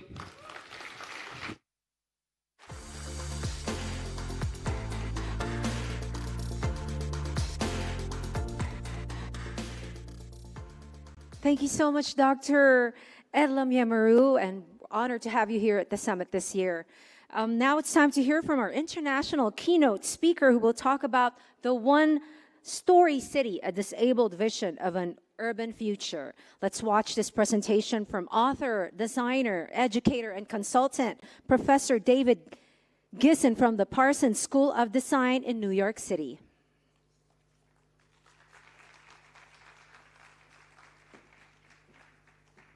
Hi, everyone.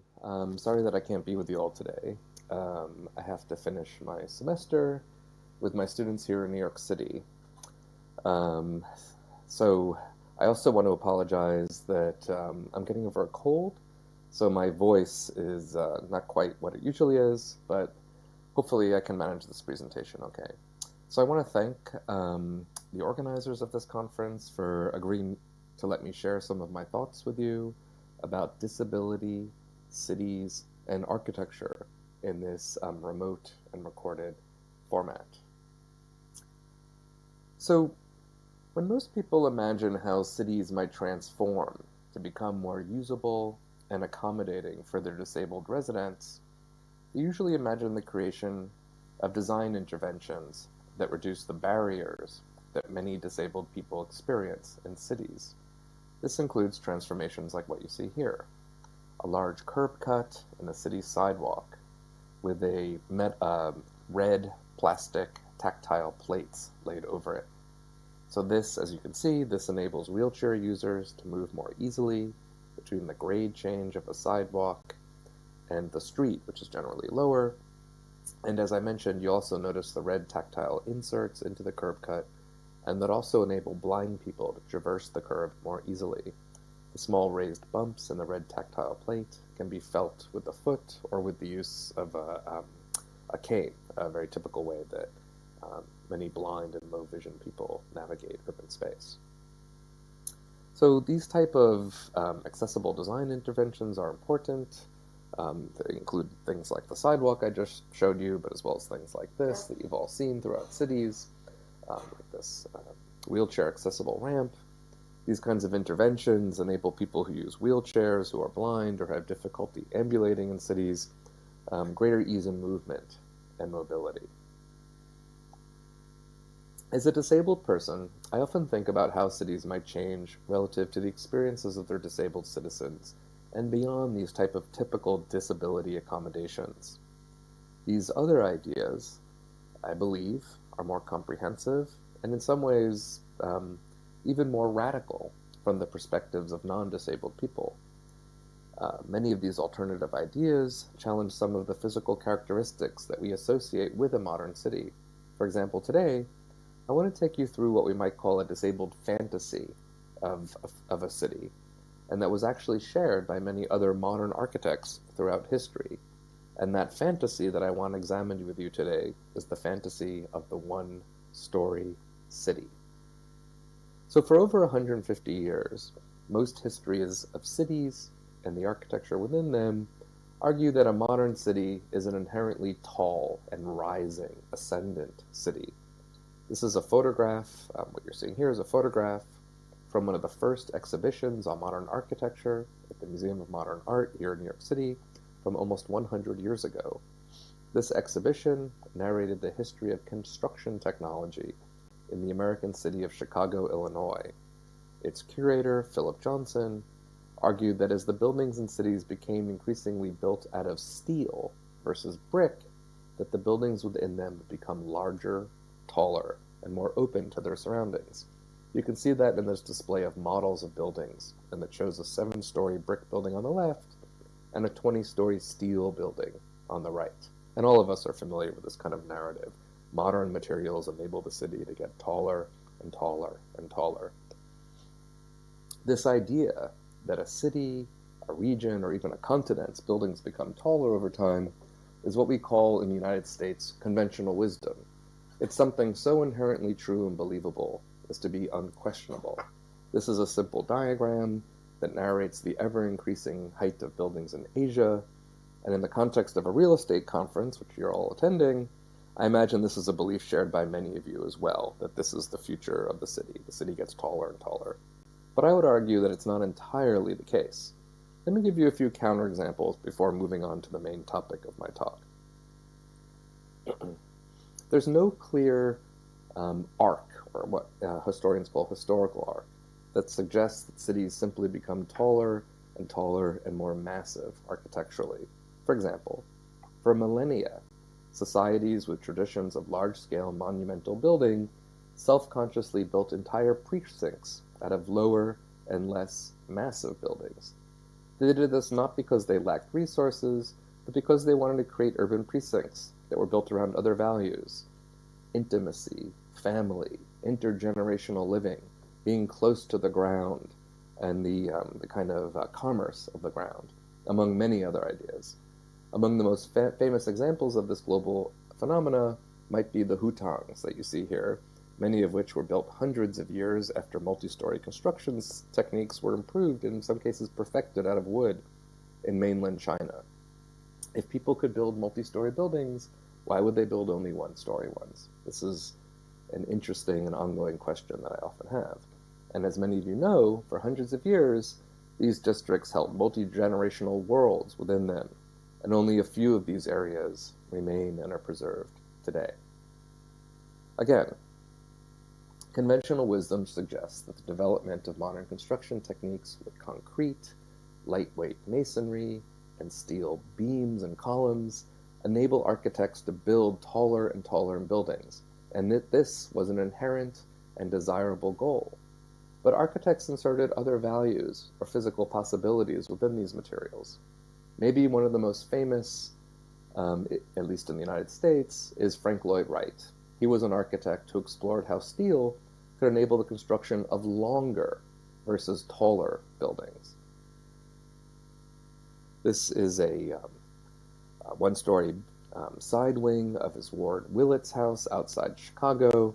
And what's interesting about this building is that this long, low wing that you see here that held the living spaces of the house is actually held up with a very long steel beam, and that allows for a continuous row of windows below it. So all I'm trying to mention here is that there's no inherent architectural character to innovative materials, that advances in construction technology can enable all kinds of physical possibilities for buildings beyond what we've been taught and told. So this, as another example, is a city designed out of reinforced concrete by the French architect Tony Garnier. Now, interestingly, Garnier was less interested in using concrete to create tall buildings and instead explored how the technology could be used to more easily create one-story buildings. One of the interesting things about this image is the landscape that you see. One of the things that you may notice is that for Garnier, one-story building not only enables a city that's close and low to the ground, something that's obviously desirable for disabled people like myself, but notice how he also suggests that a one-story city would be filled with large trees.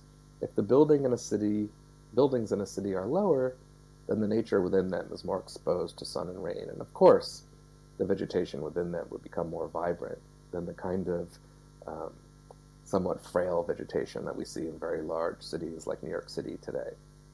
So this is an interior view showing what is generally the step-free layout of the interior of these particular spaces.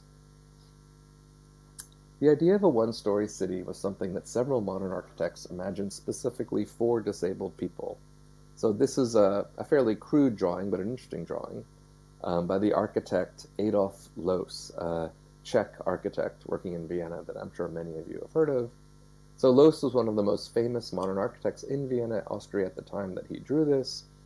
And incidentally, many people are unaware that Adolf Loos was disabled. He was almost completely deaf. And immediately after World War I, he devoted his practice to designing buildings for Austria's disabled war veterans.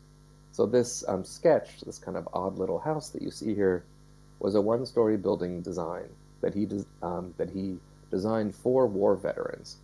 That was one story, was low to the ground, could be used by somebody who was a disabled veteran, but it also could be built easily by its inhabitants.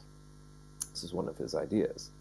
And here in this next slide, you'll see a photo of several veterans constructing another one-story house in the same part of Vienna, Austria.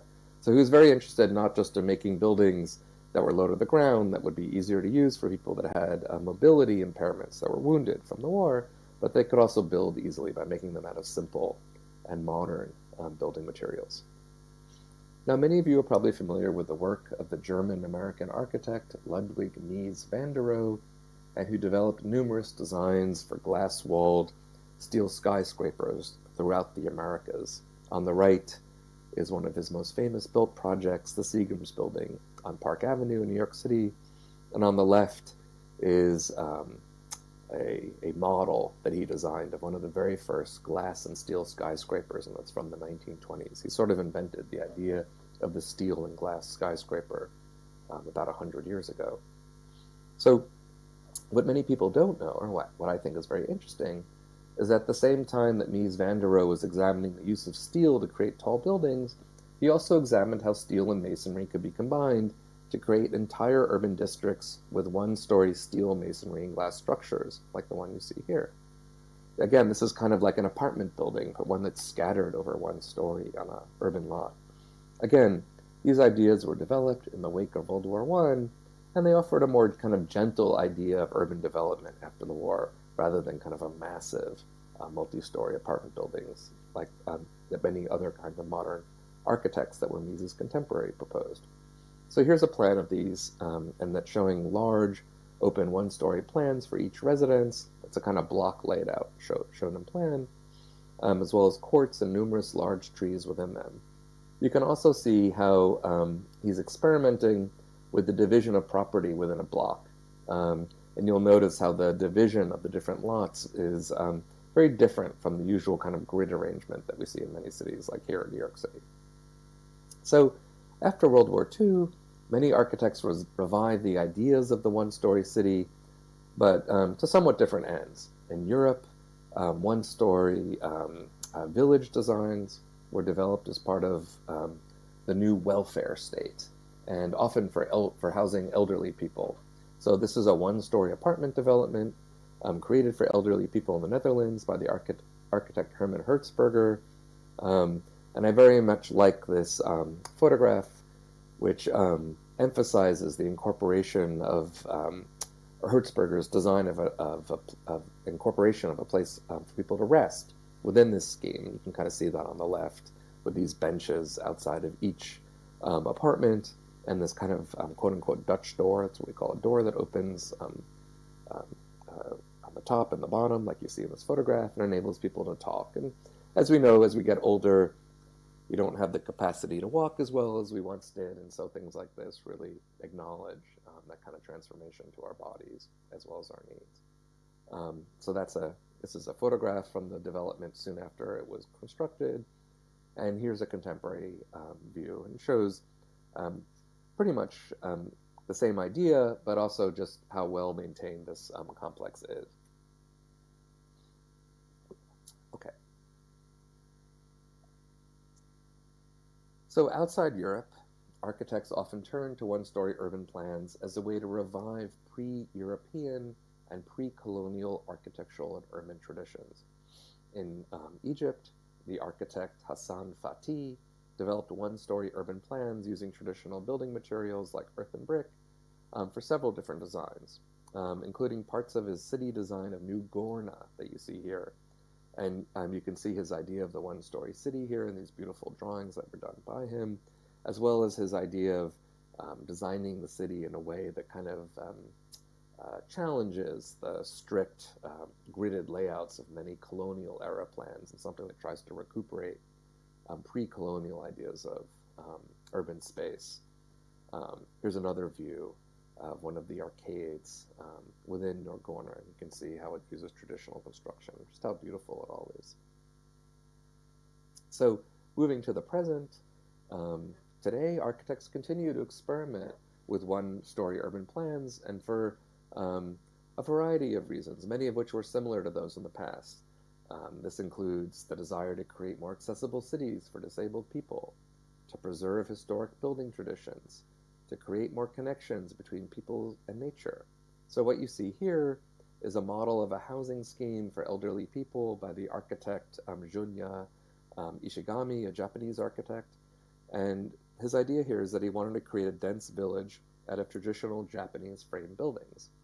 Many of these structures were individual frame houses that were scheduled to be demolished to make way for larger multi-scale buildings.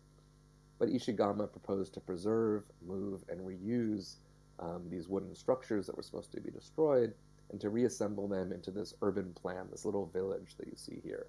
Ishigami wanted to create an accessible housing project that did not feel clinical, like a hospital or a typical kind of elder care facility that's often made for elderly people.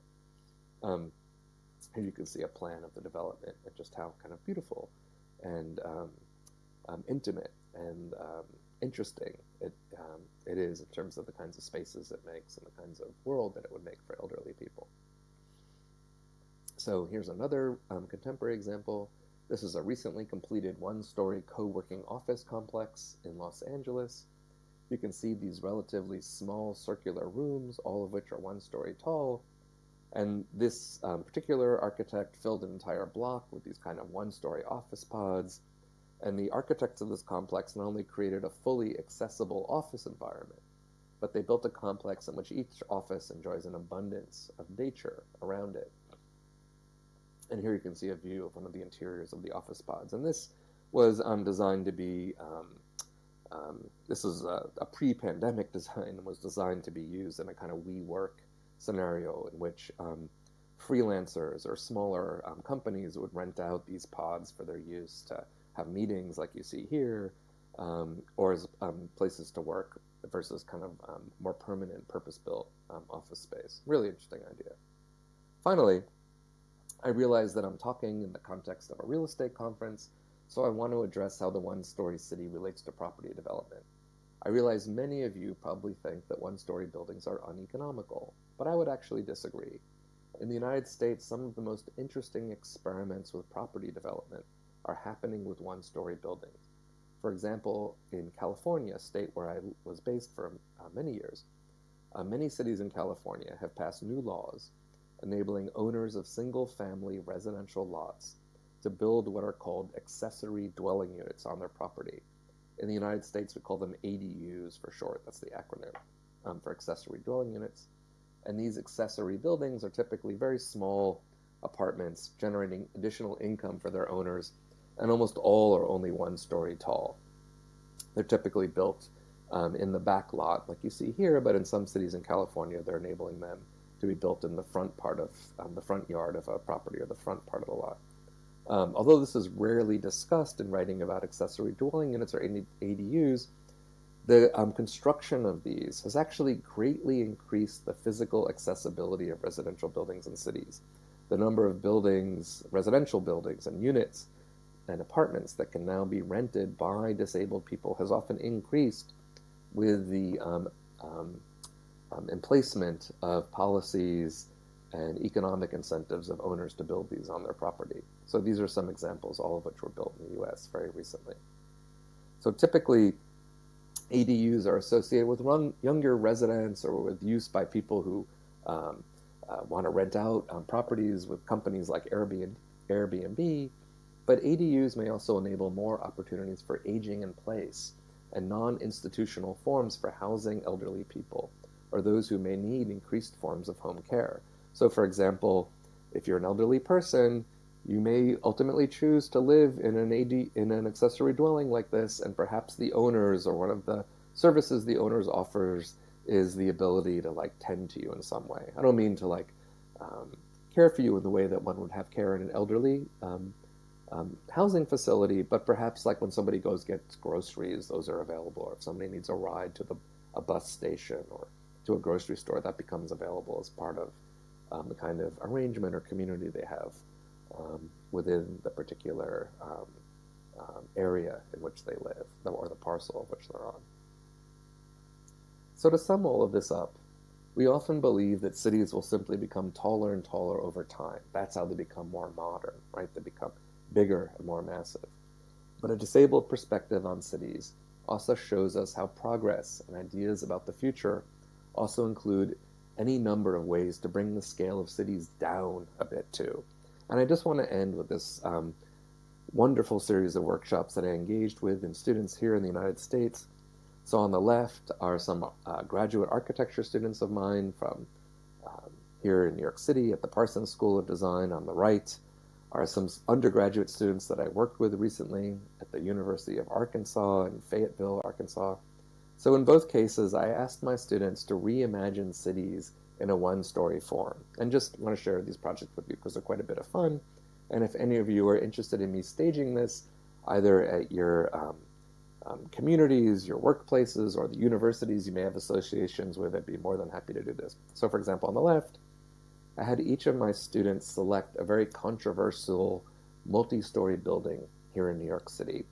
Everything from needle apartment towers that are almost 100 stories tall to more recent controversial multi-story buildings like Thomas Heatherwick's Vessel at Hudson Yards. Each of them had to take this building and reimagine it in a one-story form. That's what you see on the left in this large model that they made, and on the right you can see an original. And on the right side, a very similar exercise, I had students at the University of Arkansas in Fayetteville reimagine their entire campus in a one-story form. Now, what I've noticed in developing these is that as much as architects and young designers want to imagine a future that's kind of bigger and taller and more engineered than the one of the past, they absolutely have a great time imagining ways to bring the city down a bit and figuring out ways to create a kind of new kind of scale of urbanization, something that I'm very excited for and excited for the future. Thank you very much for letting me speak with you, and I hope you all have a wonderful day. Hi, everyone. Thank you so much, Professor David Gisson. And now that concludes our first segment, just our first, everyone. And we hope you enjoyed the very informative takeaway keynote so far, as much as I have. My little guide script became a little notebook today. Proof I'm making notes. And please don't forget to share on your social media pages today's event using the hashtags Guru Summit and hashtag Inspiring Innovators. And please try to stick around for this afternoon's segment as well, because we are giving away a lot of prizes, just a few phones and tablets and a lot of free tight hugs from me. You know where to find me. I'm just behind stage. Okay, so are we all ready to transition to our second segment? Can I get more hands up in the air? Come on. Yeah. Professor David Gising's name reminds me of a Filipino word, gising. Is for wake up. Gising, everyone. Okay, so this one is called Work, the Future of Business, and where it should take us. Our workspaces have definitely evolved over the years, especially the last few years. And here to talk about the future of work is our next speaker. Please welcome from Hong Kong, the Managing Director of Global Marketing and Communications at the Executive Center, Chelsea Perino.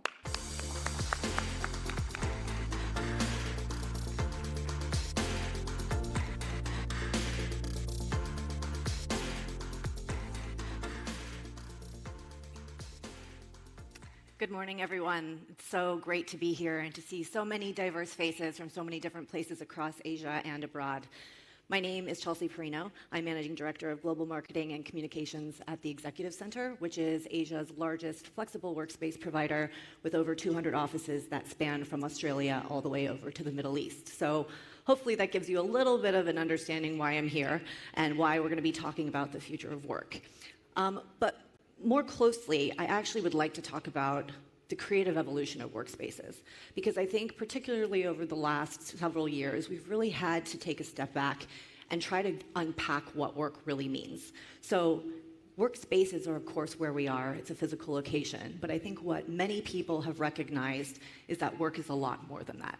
So that's what we're going to dive into a little bit today. But before we do that, I'm going to ask you to do something unconventional, which is take out your phones, please, and scan this QR code, which will take you to Slido. You can also go to slido.com and fill in the polling number there at the bottom. And in one word, if you could describe the future of the workplace, just type it in there and let us know what it is. Just going to do a little temperature check here. I'm not going to reveal the results right now to keep you on your feet a little bit. We'll come back to that at the end. All right. So we're talking a lot about the future of work, right? It really feels like it's come front and center in the last couple of years particularly. But actually, the future of work is something that people have been speculating about for many, many decades. Take a look at this.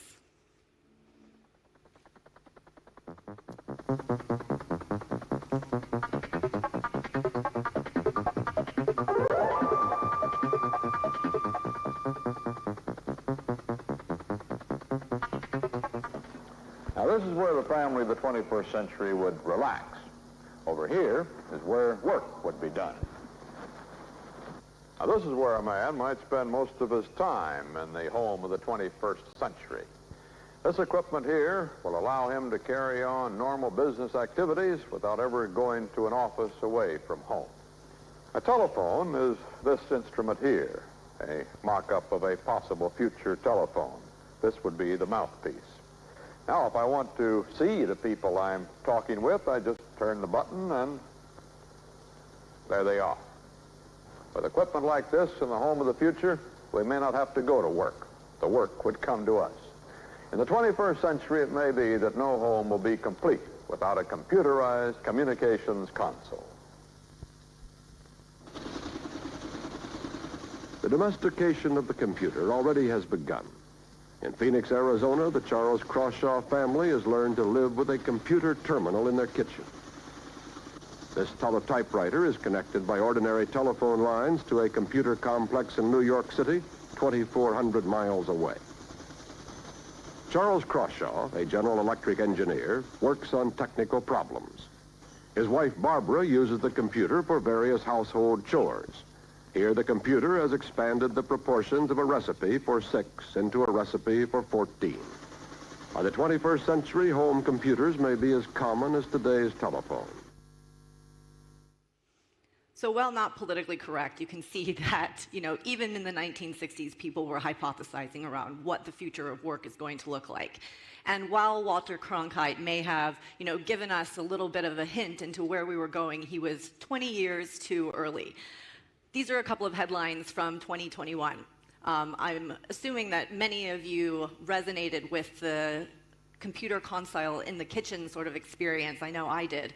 But as you can see here, the world's biggest work from home experiment has been triggered by coronavirus. Working from home is here to stay even when the economy reopens, right? The irony is that when this work from home experiment began, we were completely unprepared, despite all of the technology that has been at our fingertips and all of the evolution that has taken place since that clip was filmed in 1967. Scandals happen all the time. The question is, how do democracies respond to those scandals? And what will it mean for the wider region? I think one of your children has just walked in. I mean, shifting sands in the region. Do you think relations with the North may change? I would be surprised if they do. Mr. Ponton, I believe you have a filter turned on in the video settings. You might want to take we're trying to. Can you hear me, Judge? I can hear you. I think it's a filter. It is, and I don't know how to remove it. I've got my assistant here. She's trying to, but I'm prepared to go forward with it. I'm here live. I'm not a cat. So raise your hand if any of you have had a funny, awful, unexpected, hilarious experience working from home. So there we go, right? This is a universal experience, and what we need to do is really now move past all of those uncomfortable sort of situations. And we have adapted, right? We all know how to use Zoom. We can have virtual conferences. We just had an amazing virtual presentation now, right? But I think in order to understand, where we're going, we need to take a look at where we've been, right? So if you think about the evolution of both workspaces, but also the sentiment around work and how it happens, you can start back in 1726 when the first office, Old Admiralty Office in London, was established, right? That's kind of the first documentation of an office. And that was kind of the instigation of bringing people out of the factories and into a more organized sort of workplace. But the sentiment behind what the workplace actually was for, its purpose, really remained the same. In 1909, Frederick Taylor invented the word scientific management, Taylorism, and it was all about the fact that the office was there to facilitate productivity through efficiency, right? So this idea that you go to the office, you're there to work, you do your best job, you deliver the most that you can in your respective role, and then you go home, right? So one could argue that while that environment did not foster creativity and collaboration, perhaps it did instill a little bit better work-life balance because you went in at 9 o'clock, you did your job for 8 hours, and then you went home, right? I don't know about you, but the 9-to-5 job hasn't existed for me for many, many years. Then as we move down this trajectory, we come into the traditional working model, which is kind of where a lot of us probably were before COVID, right? You have an office, you have working hours, maybe they're not as rigid as 9 to 5, but they're probably something like 8 to 6 or 10 to 7 or something along that line. And you probably went there every day, right? And maybe you had client meetings outside of your office, and maybe sometimes you took a call at home at night, but for the most part, for most people, before COVID, they were in an office the majority of the time. And then there was this little pocket of lucky people, right? The aspirational digital nomads that you always saw on Instagram, when social media kind of came into the fore. You said, man, they're working in Fiji off of their laptop on a beach with a pina colada. What a life. I wish I could do that. And then COVID-19 happened, and everybody had to go home. And for about 2 weeks, it was amazing. You're like, oh my gosh, I'm going to work from my pajamas. I can get up at 9 o'clock and be on my call at 9 o'clock at the same time. Just have to make sure that I'm, appropriately dressed for my Zoom meetings. And then after about 4 weeks, everybody realized this is awful, right? Because not only are you working home, your spouse is working at home, your kids are at school at home, maybe your aunties and your grandmas and everybody else in your immediate family are also at home, and it started to become very difficult to feel productive and also to have the kinds of spaces that we need to do the kinds of work that we need to do on a daily basis, right? So then we moved out of work from home as we started to emerge from COVID at various stages throughout the world, right? And then this idea of work from anywhere kind of happened, right? Because there were a lot of people that said, wait a minute, actually, I don't want to go back to the office, but I also don't want to be at home. I'm going to go work from third spaces. And that's where this idea of, the third space kind of emerged. And now where we sort of are at present is this idea of hybrid working, right? Where there are a lot of different environments that you can choose from. The office is usually one of them. Home is usually another option. And then everything in between. But I don't think we're at a stage where we've defined exactly what hybrid means. So I think we need to think about, the direction that we're headed when it comes to workplace from two different perspectives. The first is, are you interested in working in a flexible kind of way? And two, are you empowered to do that, right? So this matrix is called the remote work willingness matrix, right? And we've seen a shift from the lower left quadrant, where workplace present is a priority, which we just kind of talked about, over to the right-hand side, where we're really moving towards this idea or this aspiration that flexible working is an integrated and championed part of employment policy, right?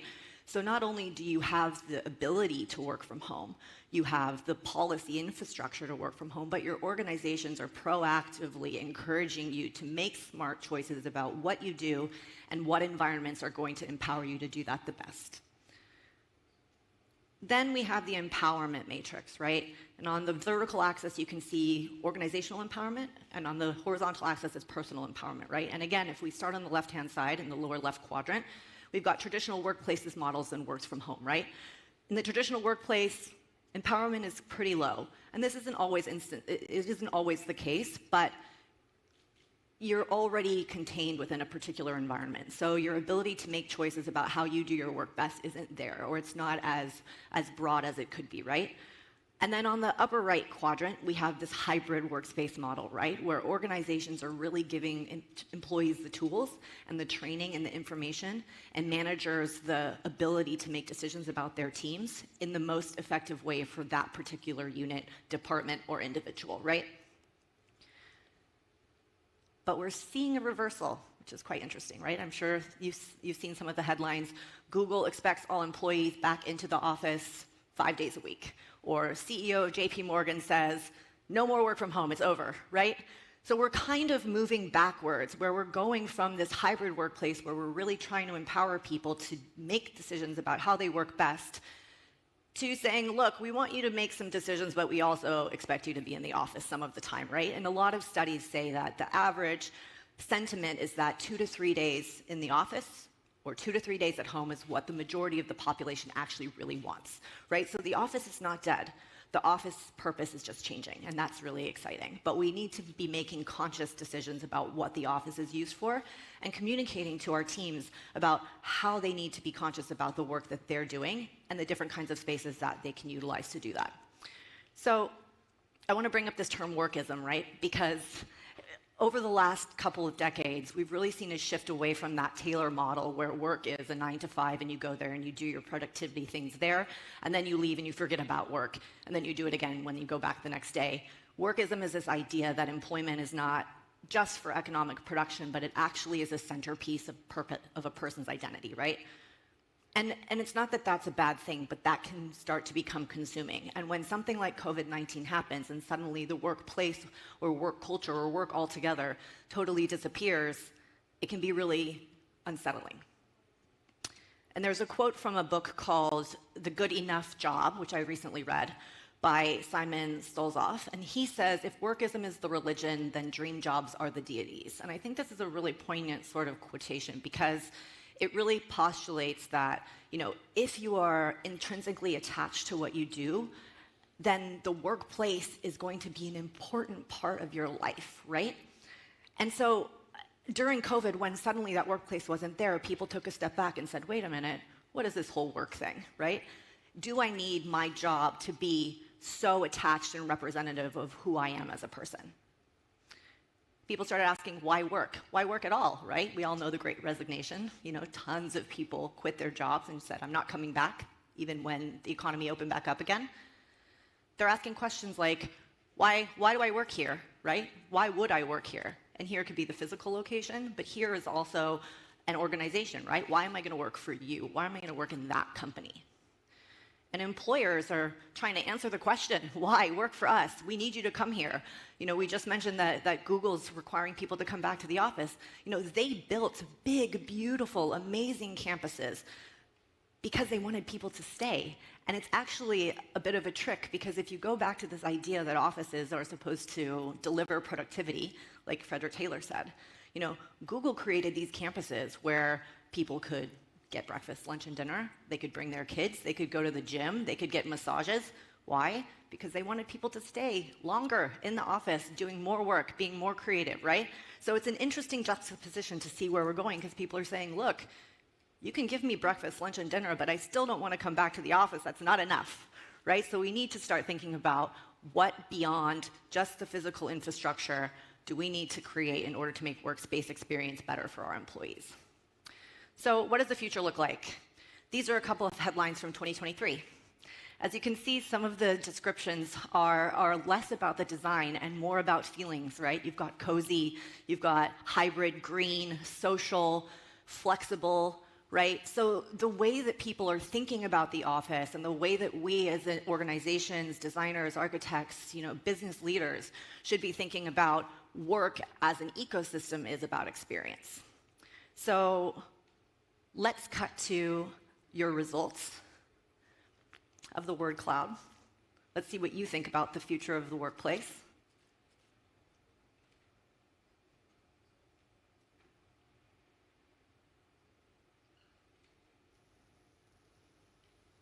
Look at this. Hybrid, flexible, homey, inclusive, everywhere. See, so you guys are very representative of what some of the headlines are saying, and I think that's very, very clear. I mean, one of the key themes that I've heard over the day today and also yesterday in speaking with people in this room is the idea of human centricity, right? So a workplace isn't a place without the people. So at the end of the day, it's really about who are the people that are working, what are they doing, and what are the things that we can do to empower them to deliver their best work? Because I believe at the end of the day, that's what everybody tries to do. So I will leave you with a funny visual that I think kind of encompasses everything. Oops.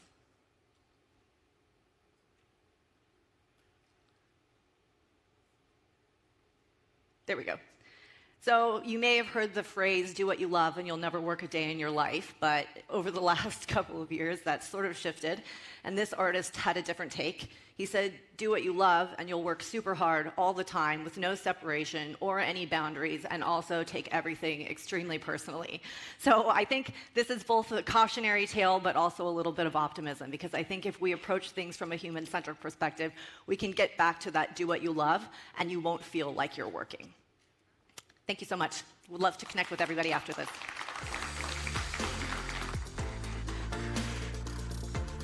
Thank you, Chelsea. What a power woman indeed. Again, remember, we're live streaming ARIS 2023 on YouTube, and everyone can get connected on our social media pages, also on Twitter, Facebook, LinkedIn, and Instagram. And don't forget to tag us and use the hashtags Guru Summit and hashtag Inspire Innovators. And again, reminding everyone, if you stick around, we're giving away prizes later on. And please don't forget, don't lose your badges for lunch, or else you're going to have to join me somewhere, maybe down the street. I found a really good spot. I swear, it's so cheap too. Not even kidding. Okay, so it is time to welcome our first panel discussion of the day, and these experts will talk about digital adoption and transformation of businesses. Let's welcome on stage our moderator, Manav Kamboj, Chief Technology Officer and Managing Director of FinTech PropertyGuru Group. Give him a round of applause, please. Professor Jason Pomeroy, Founding Principal, Pomeroy Studio and Pomeroy Academy, Fellow, University of Cambridge Institute for Sustainability Leadership. We have Jirayut Top Srapsrisopa, Founder and Group CEO of BitCub Metaverse, and Winwi Lim, Director of Sparks Architect.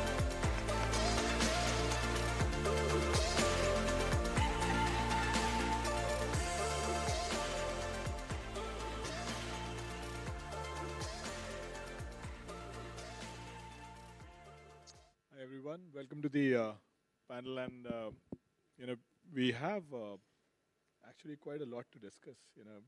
When I saw the topic for this panel discussion and discovered that we're going to talk about digital twins, metaverse, blockchain, AI, all in 30 minutes, I was a little anxious, but let's get started. And maybe, Jason, we can get started with you. Digital twins in real estate, in design, is something that there's a lot of buzz around, right? And it's something that you've spoken about in terms of how it can help bring more sustainability into design. So why don't you get us started and share with the audiences a little bit more about this trend and opportunity? Lovely, thank you. Oh, look at that. Are we up and running? Good morning, everybody. Can you see the screen or not? Can we get the slides up, please? If there's no power, there's no point, right? Well, as the slides will eventually appear behind me, my name's Jason Pomeroy. I'm the founding principal of Pomeroy Studio and Pomeroy Academy. We're designers and thought leaders of sustainable built environments. I am clicking, but you can see. I want to just cut straight to the chase of what gets me out of bed in the morning, particularly now. For the longest time, I've been holding that black pen as an architect, designing, shaping cities, buildings, and landscapes. Somewhere along this journey, I found this incessant need for more of an evidence-based approach to design. And if I was to think about the way how we used to design, if I just go back a slide, we would create some fantastical image idea of what we think should be our city or our building or our landscape. And sometimes we lose sight of the fact that we are designing it for the people. Ultimately, we have seen our built environments filled with images like this. You create an award-winning design. This was by Yamazaki in Missouri in the States. But it had its own social political shortcomings. It was not designed with the person in place. And it lacked the recreational amenities, the environmental sensibilities. And it was doomed to failure. And if you fast forward a few decades to cities like Songdo, these smart, very technically focused cities which deploy sensors to capture big data, you kind of get the sense that these places are sensing all a bit too late. You build the city.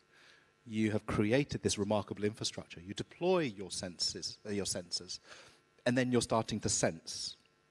I might have put the park in the wrong place. I might have put the office in the wrong place. And so that element of sensing too late doesn't really tip the needle. So I think that digital twins as an opportunity to 3D replicate our physical world is increasingly important. And the research that I've been undertaking across 8 different smart cities around the world with their digital twins demonstrates particular patterns. You create your digital platform, you effectively create a 3D replica. We've seen it tested in space and aeronautics. We've seen it tested in healthcare. We've seen it tested in manufacturing. So why wouldn't you similarly do replicas to ensure that your end result is not going to be flawed? Ultimately, the digital twin platform provides you with an opportunity to shape, hone, map, monitor your existing city, and then hopefully design in real time. And that was exactly the process that we went through with the Slovak Republic. We effectively created a complete digital twin of the country, which was eyebrow-raising to say the least. And that is now the subject of a book and a TV series that I'm currently undertaking. So I think, in summary, the digital twin as a 3D replica of the physical world is a very good testing, honing, and shaping tool for our built environment. But what we need to ensure is that it's not just about the software capturing the hardware of our cities. It's also about capturing the hardware, the social aspects, and only now are we starting to see greater citizen co-creation, crowdsourced data. It's great to see what PropertyGuru, for instance, are doing with their social data to influence better digital twins moving forward. Thank you. Very, very insightful. And I have a lot of questions for you, but before I come back to you, why don't we go to Wenhui and hear how you are a content creator. I learned this morning. You use AI for content creation. Obviously, you've started to leverage a lot of AI for your work in terms of architectural design. Why don't you talk about your experience with how AI is changing both work as well as your hobby of content creation? Sure, thank you. Can you put my PowerPoint on, please? Hi, everyone. Good morning. How do you go next? Oh, okay. Hi, I'm Wenhui from Spark.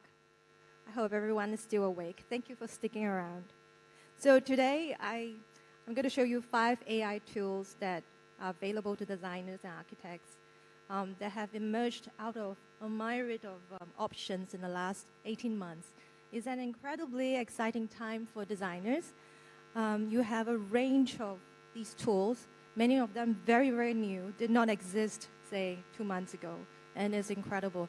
For us as architects, I think the greatest impact is time, and the traditional workflow of designing and taking weeks and months to produce, say, a rendering or an animation, as you all know, is now incredibly compressed to a matter of hours and days. It's crazy. Actually, the first one is called text to image.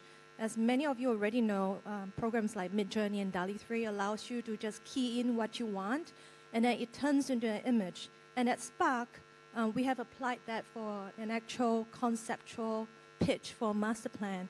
So this is a photograph of an actual site in Vietnam, this place called Bao Loc. Beautiful images, a beautiful site. You can see the clouds, it's on a plateau.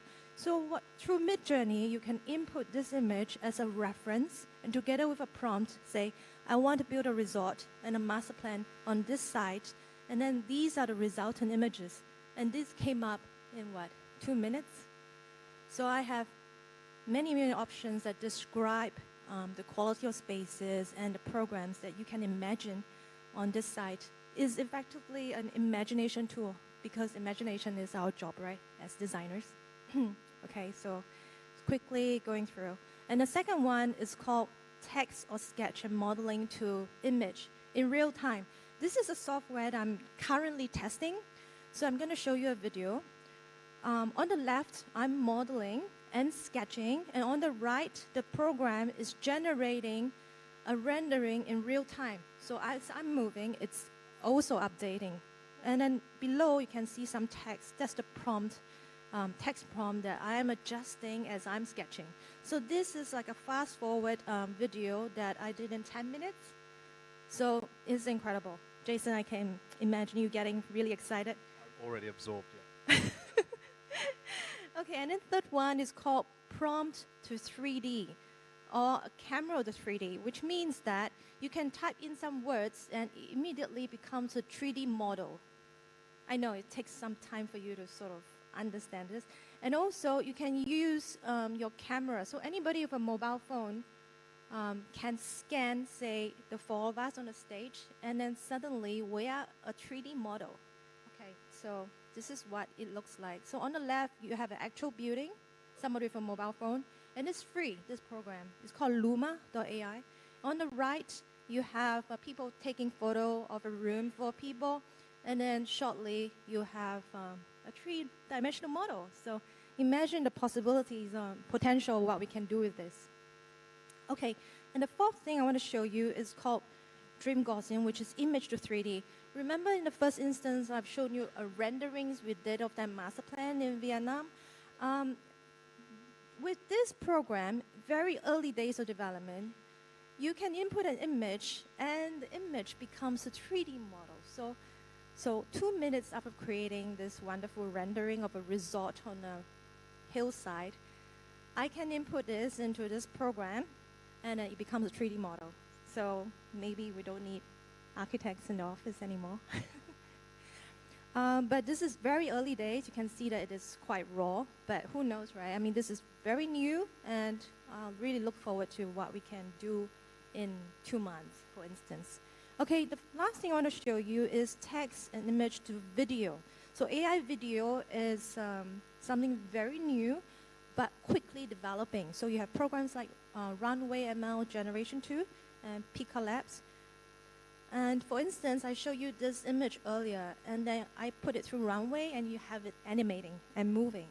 Okay, and this is from earlier, spa on a sunrise resort, blah, blah, blah. So under a day, you get a full set of new images from nothing, oh, not nothing, images from text, and then animated into a marketing video. And this is actually generated from Steven's sketch. He did a sketch, and then it became a render, and now it's animated. So I end with this short AI video that I did for my side hobby. I have an AI art account called Nice Aunties. So it's my version of a digital twin, but it's an imagination parallel universe.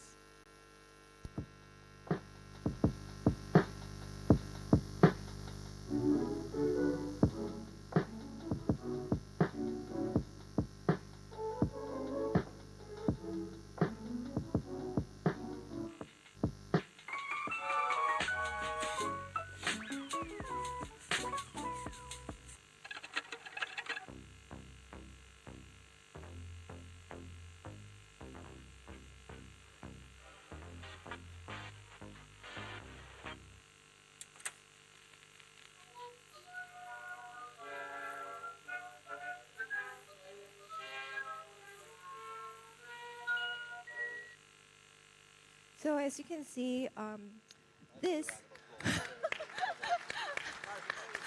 Yeah, thank you.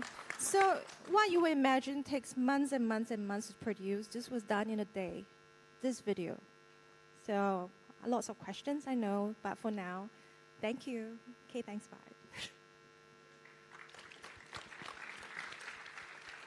Wow, you know, and I was impressed with just using a little bit of GitHub Copilot to write some of my code, but this is seriously impressive. You know, we're running out of time, and I want to give you know, Top a little bit of time to talk about what he's passionate about. You know, he left a career in economics to kind of, you know, build an entrepreneurial journey in blockchain and metaverse. So, you know, why don't you to talk us about the potential applications of some of these technologies in real estate, and you know, what you and your team's been up to? Sure. First of all, thank you, PropertyGuru, for having me here. And a pleasure to meet you all. I don't see many of the Thai faces. I figured you all flew all the way here to Thailand. And as a person from Thailand, I would like to welcome you all to the country. And I hope you spend a few days down south or up north. We have nice beaches, you know, mountains, nice food. Price to quality ratio is great. I'm sure you will fall in love with Thailand. My name is Top. I'm the founder of BitCup. We're the largest fintech company here in Thailand. And what we have been discussing on stage is falls under the fourth industrial revolution technology, right? And we are about to enter the Web 3 era. The company BitCup has been successful in leading the blockchain revolution in the country.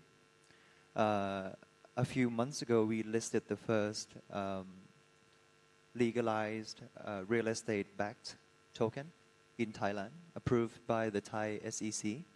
We worked with the top 5 real estate firm here in Thailand called Origin Group, and it is now a public traded tokens in Thailand for fractional ownership, leveraging on the blockchain technology.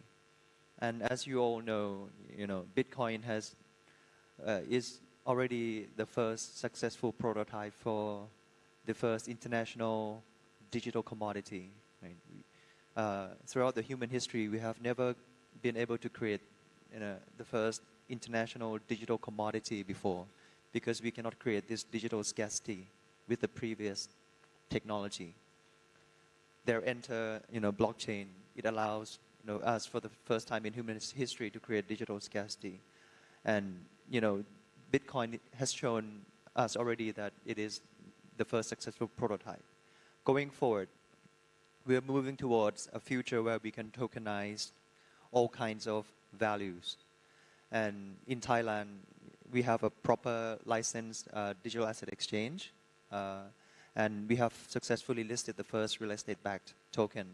And as we move towards Web3, the way we interact, the way human communicate has to be different for the world to be sustainable, because we emit 53 billion tons per year of greenhouse gas emissions. Money has to be transitioned from paper towards to becoming digital. We cannot keep cutting down trees, right, or using plastic for money. Same with business meetings or human interactions. We're moving from Web 1, where we use email as our avatar, right? And then in Web 2, we have websites, right, as our avatar, right? Going forward, internet will be three-dimensional, and we would have digital twins with blockchain technology as a back-end infrastructure for digital scarcity. And we will have three-dimensional avatar and interaction going forward. And now, our second company has been building BitCup Metaverse in Thailand. We have 5 million customers overall, and we have $3 billion of customers' deposits with us. And now we are trying to link all the Web3 services on towards this Metaverse platform, where people can buy land with true digital scarcity ownership, right? And create businesses on top. They can do decentralized lending, different businesses by leveraging on the fourth industrial revolution technology. This is roughly what we do. Thank you. Thanks a lot, Top. I promise I'll come back to you, Jason. And you briefly alluded to this, that real estate assets, projects, buildings, commercial complexes are not static assets, right? They evolve, and the environmental variables around them evolve, and sometimes it's too late for you to figure out whether you built the right project, because, external situations have changed. So how's digital twin technology, helping, I guess, designers, regulators, planners in some of this? We've come a long way from the architect Mansar standing with Louis XIV, looking at Paris saying, and Louis XIV saying, make it be so, and basically creating a master plan that would take decades to complete, albeit that once it is complete, it's beautiful, but it might not have actually been fit for purpose for the people living in it decades previously. So I think it's a real-time testing tool. It's an early warning tool for some of the climate change-related cataclysms of rising sea levels or increasing noxious pollutants. And picking up on what Dr. Yedlin was mentioning earlier about public open spaces as well, when you think about how public spaces are meant to be there for the people to socially interact and engage, and squares and streets have been centers for trade and commerce and communication for centuries, why would you not use social data to map and monitor how people are flowing through these spaces, like water through rivers, so that we are designing more sensitively to the needs of the people? And so ultimately, if you look at technology as an enabler to design better outcomes that are not just about creating the bricks and mortar, and eventually, you've got your spatial digital model to effectively create the bricks and mortar in physical reality, it's also capturing the social economic data, the cultural data, the environmental data to really enrich our cities and hopefully create better places for us to live, work and play. Thank you. And I believe there's a session later today where our PropertyGuru data science team does talk about some of these unique real-time data sets and how they can help developers and planners plan their projects better. I have a question for you, Top, and we didn't have a chance for you to answer it before we got on stage. But in my head, sometimes, when I think about technologies like digital twins or metaverse, and specifically with metaverse, there's this entire conversation that metaverse goes hand in hand with blockchain, all applications. Is it so, or are there any metaverse applications specifically for real estate which are partly decoupled from blockchain? Right. Metaverse without blockchain is just games, right? And with the upcoming, of the AI, we will have unlimited printing abilities of technical abilities, right?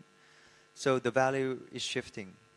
Imagine in the Industrial Revolution era, in the previous Industrial Revolution era, where we have this machine, like smarter machines, physical machines, we were able to produce things cheaper and cheaper, and the value of goods goes towards zero eventually, right? Cheaper goods and services. And with AI, assets that are generated by pure information or assets that are generated by white-collar, straightforward labor is going towards zero. And the value is shifting towards energy-rich assets like physical land next to a beach, something that AI cannot have unlimited printing or abilities. And with metaverse, in order to create values or capture values, we have to have limited numbers. We cannot have unlimited printing of metaverse. Otherwise, it's just games with it cannot hold values, right? We have to have this digital scarcity. So with blockchain, it allows that, right? To have digital scarcity, to have to replicate physical like property for the digital format. So I don't think metaverse would be complete without the blockchain. Otherwise, it's the same as the previous game that we have been playing for decades now. Right? And we cannot transfer values across because people would have unlimited printing of every digital assets, then nothing would have value without the blockchain. Thanks a lot. When we, you mentioned earlier when we were talking over a cup of coffee that the construction techniques haven't kept pace with the access to new design tools that are available to designers and architects now. And you could imagine with the help of some of these upcoming technologies or the ones which are already there, actually the future of real estate, but the construction techniques haven't kept pace. Can you talk a little bit more about that? And Actually, I thought that you asked a really good question, and I thought about it, and I have an answer for you. So your original question was, how do we use AI to design better for the future? And everything is changing so quickly, right? And I said that, yes, we are limited by construction technologies. I think that ultimately, our bodies will not change. There are some things that are really basic. I mean, from this morning's discussion, there's a lot of talk about designing for humans, human skill spaces, and what you said about the cities. I think AI is about data and information and allowing different sectors maybe to cross boundaries and share important information. So if everything is so transparent, say on the blockchain, and everybody has access to this information, perhaps we can use AI to balance the cost of things. So, and to balance resources and allocation, which means that ideally, we can deliver quality housing at much lower cost. Because we saw earlier, images of wonderful courtyard houses from 17th century China with the hutong and wonderful spaces. And the trend right now in Singapore, for instance, housing, everything is getting smaller. All the bedrooms, everyone's trying to squeeze a lot of bedrooms into much smaller footprint, maybe because of cost. So what if we can have much higher ceilings, courtyards, foyers, beautiful balconies, not much generous spaces like what we did in the 70s and 80s, but at a much lower cost for everyone, not just the higher sectors. I think this is what AI perhaps can do for us while the construction technologies catch up. Sorry, does that answer your question? You did in a way, and I guess that's a very nice place to leave this this panel discussion at, right? We're on top of time, but there was hope and there was a lot of positivity in what could be ahead of us.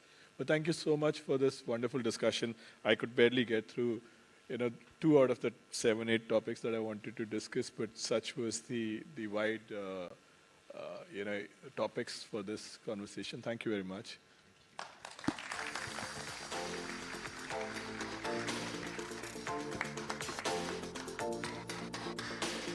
Thank you so much, dear panelists.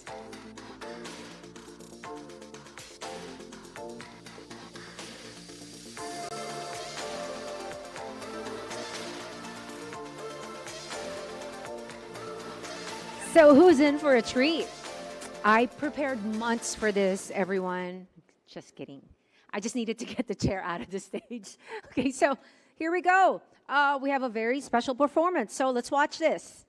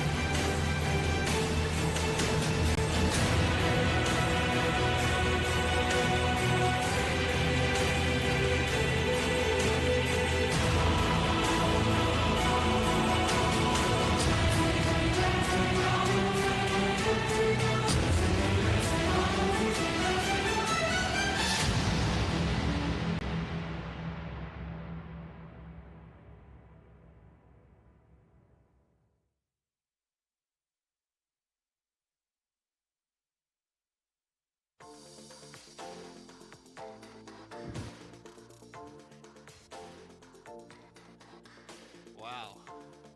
Shin, I think we drew the short straw, huh? I hope no one's expecting us to do a follow-up to that performance. Yeah, it's not going to happen. That is a very tough act to follow.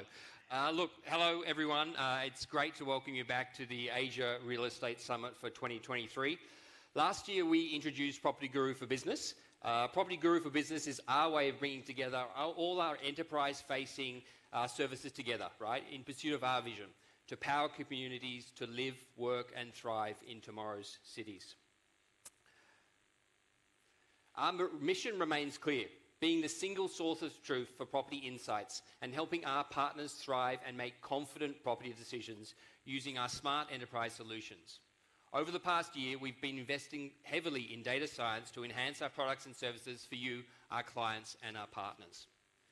In this fast-changing world of real estate, PropertyGuru for Business is here to provide a unified platform for all your business needs, present and future.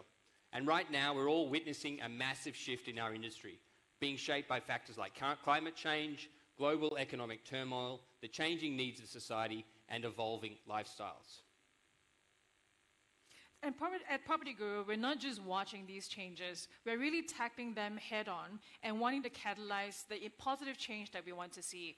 Taking climate change as a prime example, it has a really big impact on real estate, whether it's cities, communities, and livelihoods. Especially here in Southeast Asia, one of the global regions most susceptible to climate change. The escalating consequences of climate change, including more intense storms, flash floods, wildfires, and other hazards, are significantly impacting the cities that we live in today.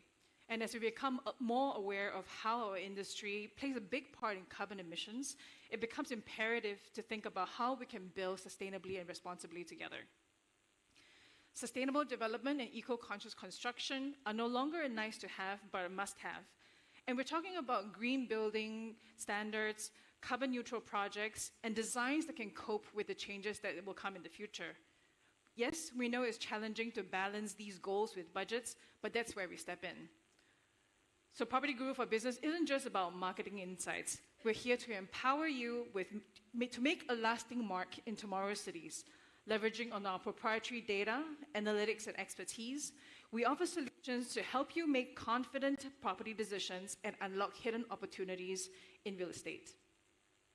Using a wealth of current, real-time, accurate, and reliable data, our proprietary market intelligence platform, DataSense, which you'll hear more about later, reviews trends and powerful insights.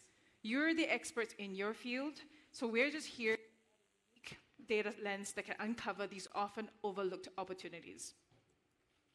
So our comprehensive marketing solutions boost your marketing efforts. We help mobilize your strategies, making it easier for you to go from a great idea to great outcomes throughout the whole consumer journey. It's about giving your projects the momentum they need to succeed faster. And of course, we have our PropertyGuru Asia Property Awards, where we'll be celebrating the finest in Asia Pacific developers right here in this room tomorrow night. This is Asia's most reputed property awards, and it champions the forward-thinking strides made by developers in shaping tomorrow's cities. The awards are all about celebrating and recognizing the innovative work that all of you do. Winning here just doesn't raise your profile, it inspires everyone in the industry to aim higher and do better. And step by step, we together help build tomorrow's cities in which our communities will thrive. So let's take a quick visual tour to summarize everything we've just spoken about. In a world built on data, every number tells a story. And every story begins with hidden potential. At PropertyGuru for Business, we go beyond property listings. We provide insights on the real estate market to help you shape it. In a world constantly transformed by climate change, evolving demographics, and changing lifestyles, we do more than help you build a successful development. We partner with you to build a legacy. While developers, bankers, valuers, and urban planners are experts in their fields, our data and tools provide a unique lens to uncover hidden potential. We dive deeper, unveiling unseen opportunities to create the impact you're looking for. We offer a suite of tools that turn market insights into actionable strategies. We help you mobilize for impact, simplifying the road to market so your vision becomes a reality sooner. And we recognize your great work because championing the forward-thinking strides made by developers in shaping tomorrow's cities is a catalyst for broader impact. Let's unlock your potential to shape tomorrow together.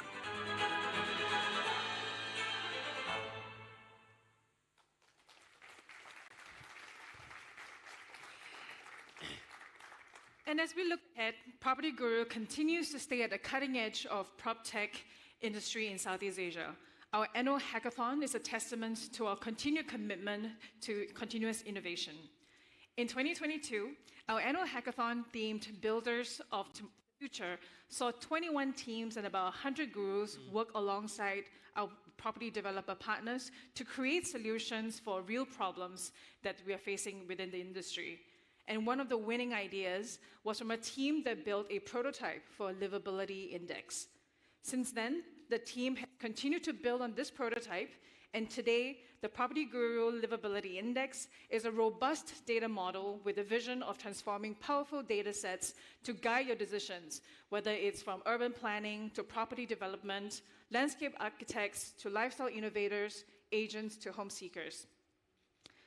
A real estate asset's value extends beyond price, size, and accessibility. And the team has identified that there's also intrinsic value in the sense of community, mobility, sustainability, and more. We believe innovations such as the Livability Index and mall intelligence will enable us to do just that. We're very excited to show you the progress that the team has made over the last 1 year.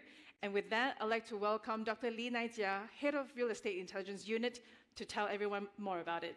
Dr. Lee, please.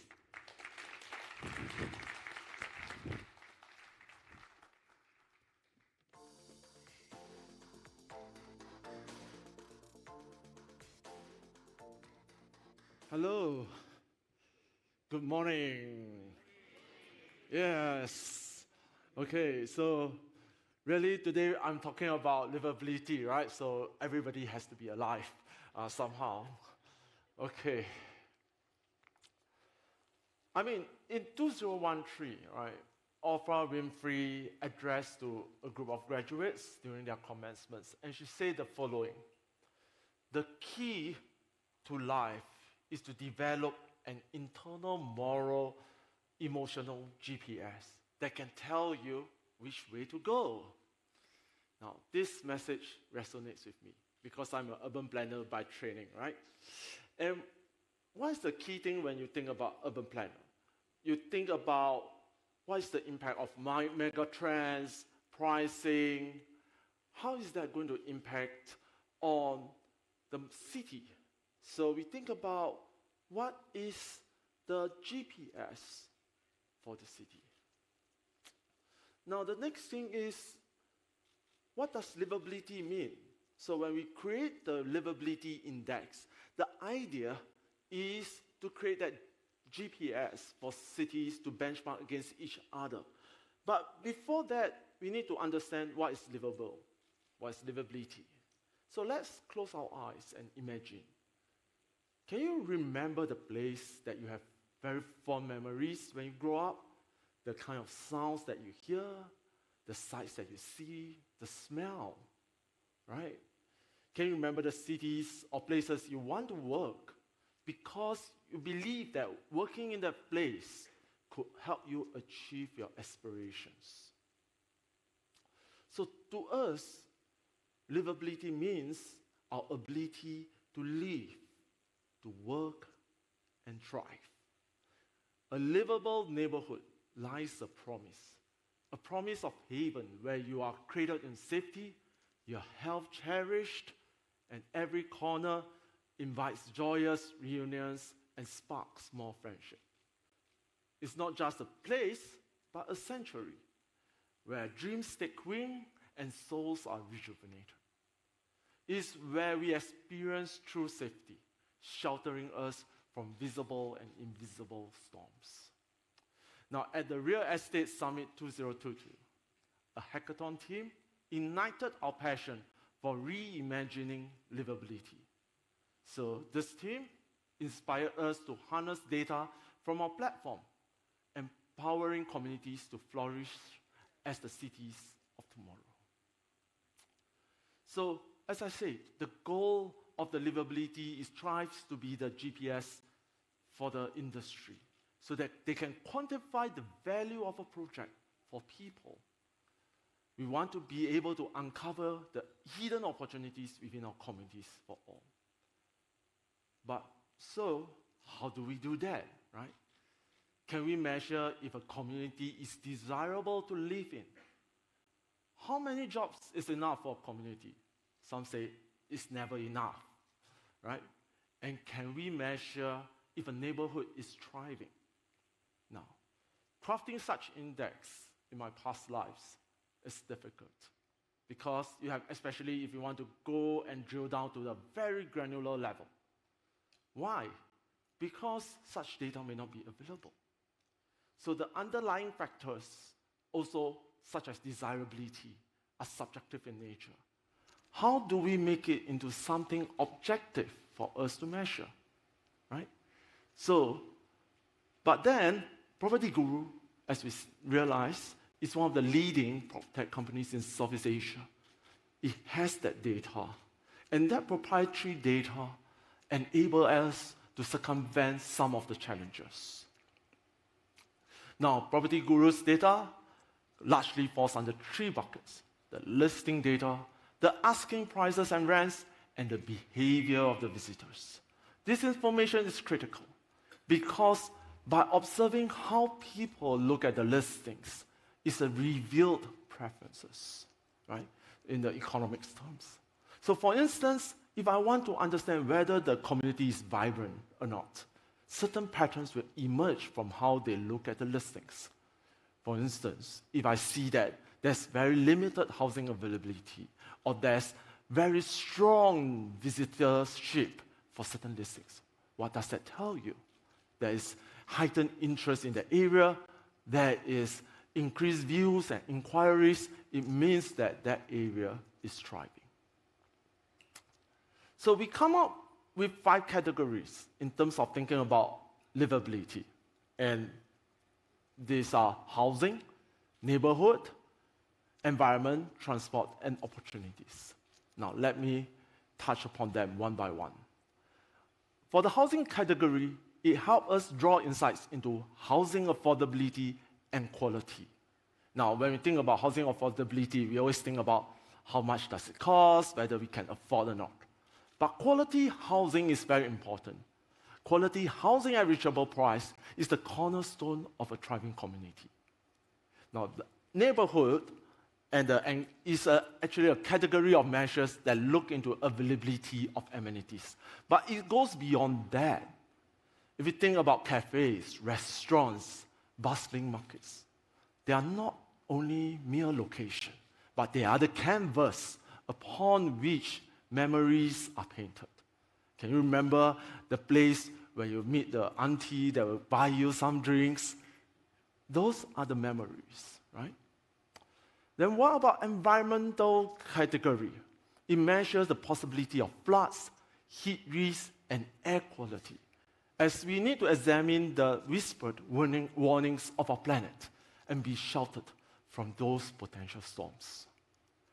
Transportation and accessibility.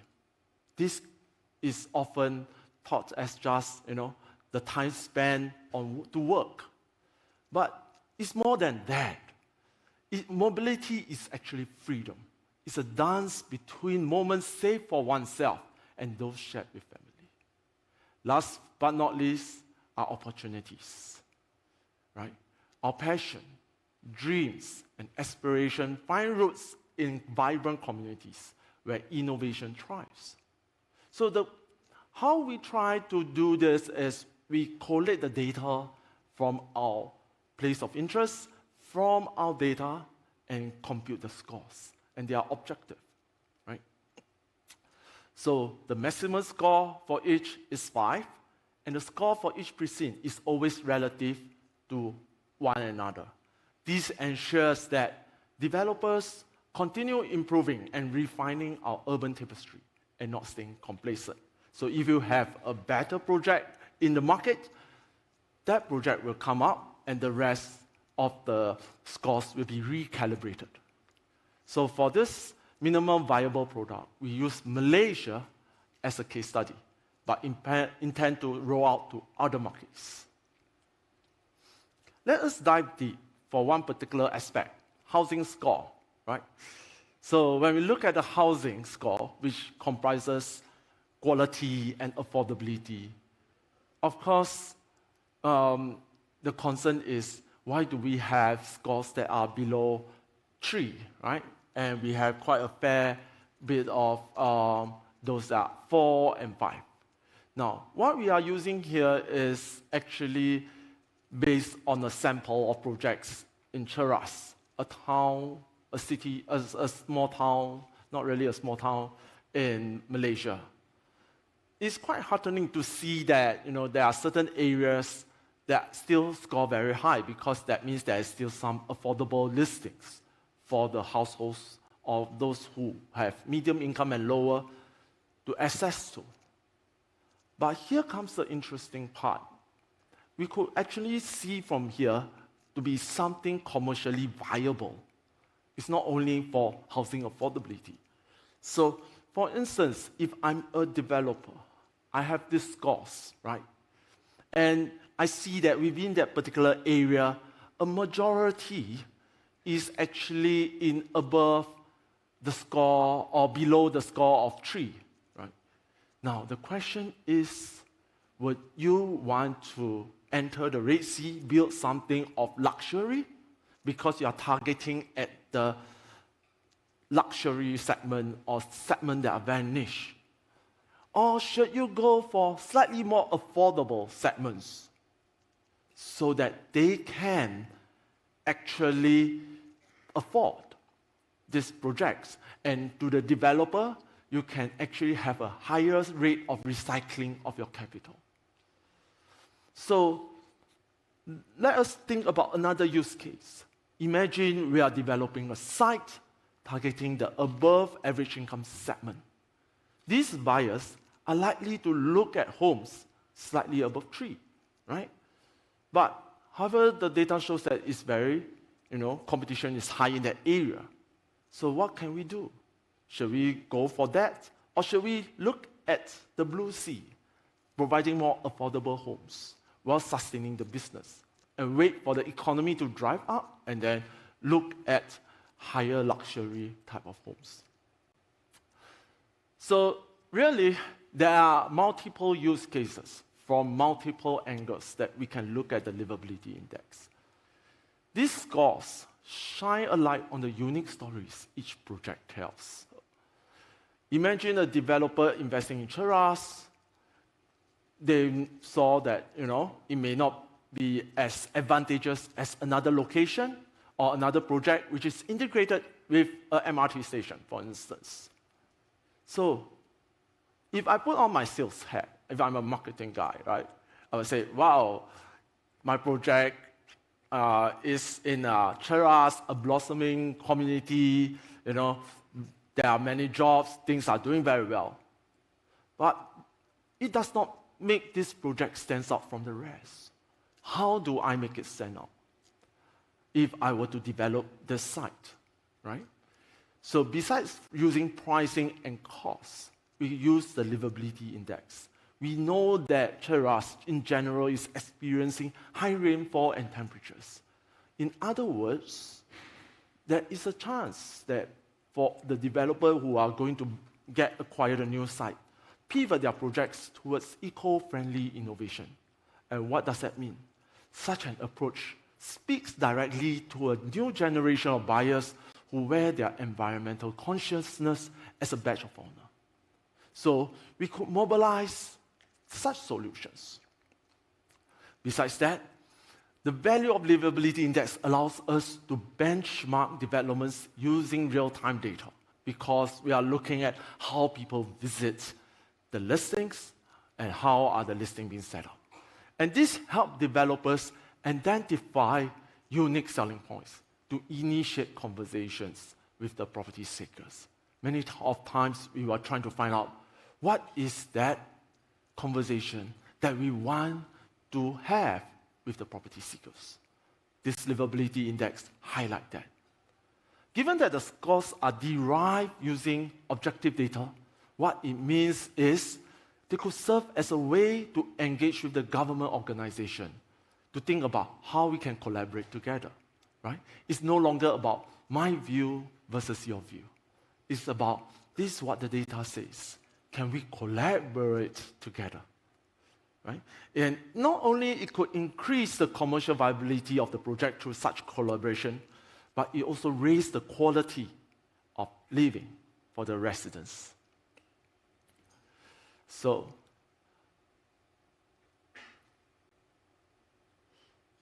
the livability index will definitely unlock new insights for everyone. We have a booth outside at Foyer 2, and you can reach out to our staff, or my colleagues, or myself to learn more about the livability index. Let's unlock new opportunities together. Thank you.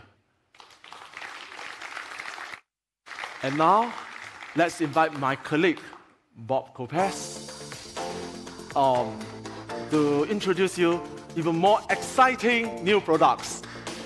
Bob. I have one. Thank you. Good afternoon, everybody. How are you doing? That was lukewarm. How's everybody doing? There we go. It's been quite a year. It's great to be back here at RS 2023. I can't believe it's already been a year since our last session together. I am Bob Copes, and I'm the Director of Strategy, Data, and Software Solutions at PropertyGuru Group.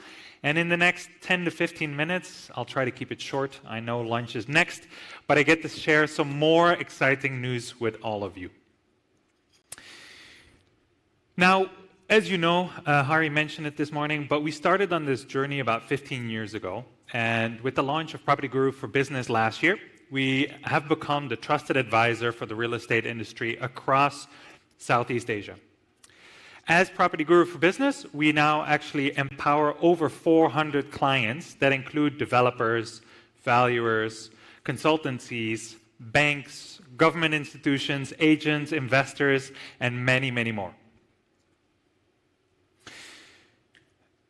We believe that a transparent real estate ecosystem is a better ecosystem.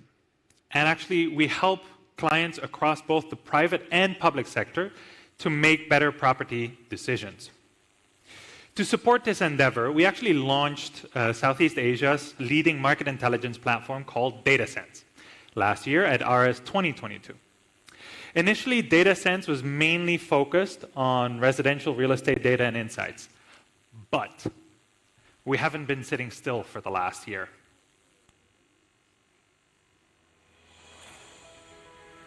We live in a world of more, surrounded by more technology, information, and convenience. In a fast-changing world, more insights are needed to unlock its full potential and leave your mark on tomorrow's cities. In 2022, DataSense expanded to support clients across several markets in Southeast Asia. This year, with more insights and enhancements, DataSense empowered better real estate decisions by helping national banks and government institutions, as well as supporting a regional rate to better understand market opportunities and optimize investments. We enabled a Malaysian telco to improve their fiber rollout decisions and supported developers to enhance their ROI by improving efficiency and enhance their feasibility studies. We deliver more relevant data and actionable insights to uncover hidden opportunities and drive better decisions. We launched Demand Analytics with more granular insights and more modules with actionable information to unlock more potential. We're excited to share that even more insights are on their way. In collaboration with a global leading payment provider and leveraging cell phone location data, we will provide insights into the performance of malls and their surroundings with our Mall Intelligence module.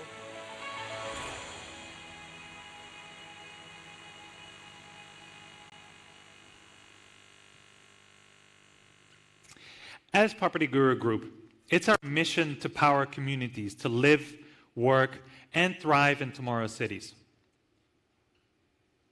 As you all know, malls play a vital part in our communities, as they are the place that brings us together to eat, to shop, relax, literally cool down, and socialize with colleagues, friends, and family.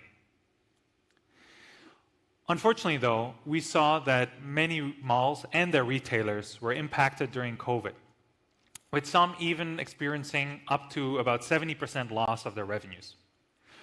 On top of which, they are now dealing with increased competitive pressure from e-commerce, as well as a negative global economic climate that we all face every day. This makes it even more important than ever to stay on top of what's happening in these vibrant hubs of commerce and social connection. This is why I'm extremely excited to announce our newest data science module, Mall Intelligence. To support our clients in the real estate industry, we've already started tracking proactively a large range of key performance indicators, and we'll share the derived metrics and insights for about 200 malls across Singapore with our clients starting early 2024. As an example, we are tracking footfall, including visitor retention, dwell time, and reported with weekly granularity. We also dive deeper into the demographics of each mall's visitor, including their age, their category or profile, their gender, etc. Within Mall Intelligence, you can easily analyze the local and foreign catchment area of each mall to identify their cannibalization or their customer overlap with other malls. And of course, you get to benchmark these different malls against their peers or competitors across all key performance indicators that we track to support competitive intelligence, but also investor or relocation decisions. It allows you to also understand other highly relevant insights of the area surrounding each mall, such as relevant residential or commercial transactions, asking prices, and demand across both sales and the rental side. You can quickly get information on every aspect of the property, such as its location, its representation, contact information, tenant mix, and more.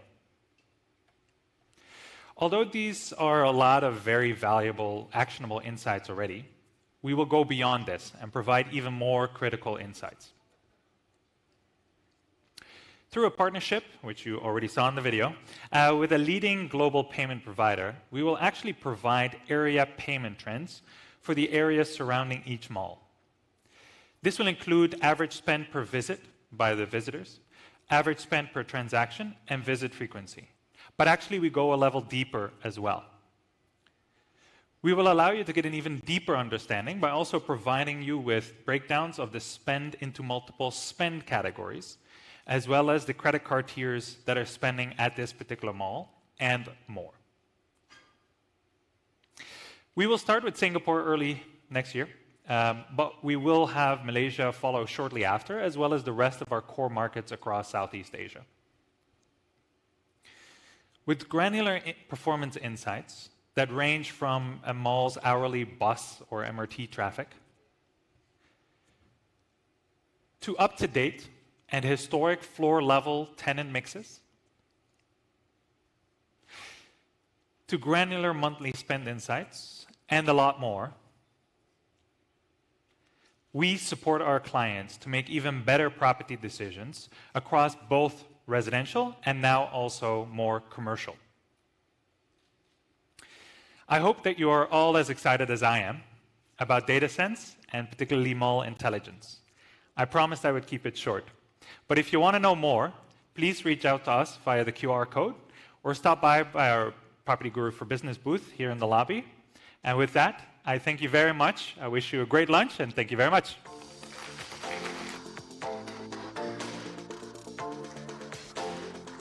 Thank you, PropertyGuru for Business. I know you guys are excited, but I want to give away, well, actually, we want to give away a Samsung tablet right now. Where's my fishbowl? Before we have that wonderful lunch. Raise your hands if you want the Samsung tablet. It comes with a cover, and I didn't know the adapter nowadays is separate. I just found out. Okay, I want to see some hands before we... Who wants a tablet? I want the tablet. Wait. It's like alive. It jumped out of the bowl. Okay. Let's make this quick. Michael Hallberg, Senior Manager at APAC. Michael, are you here? Going once? Yay! And representative. Hello.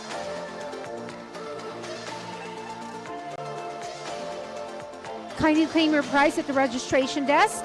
And don't forget to say hello to the ARIS speakers. The lunch is at London Hall. And I'll catch you, everyone, at hopefully 1:30. And bring more people in, because the more the merrier. Bye.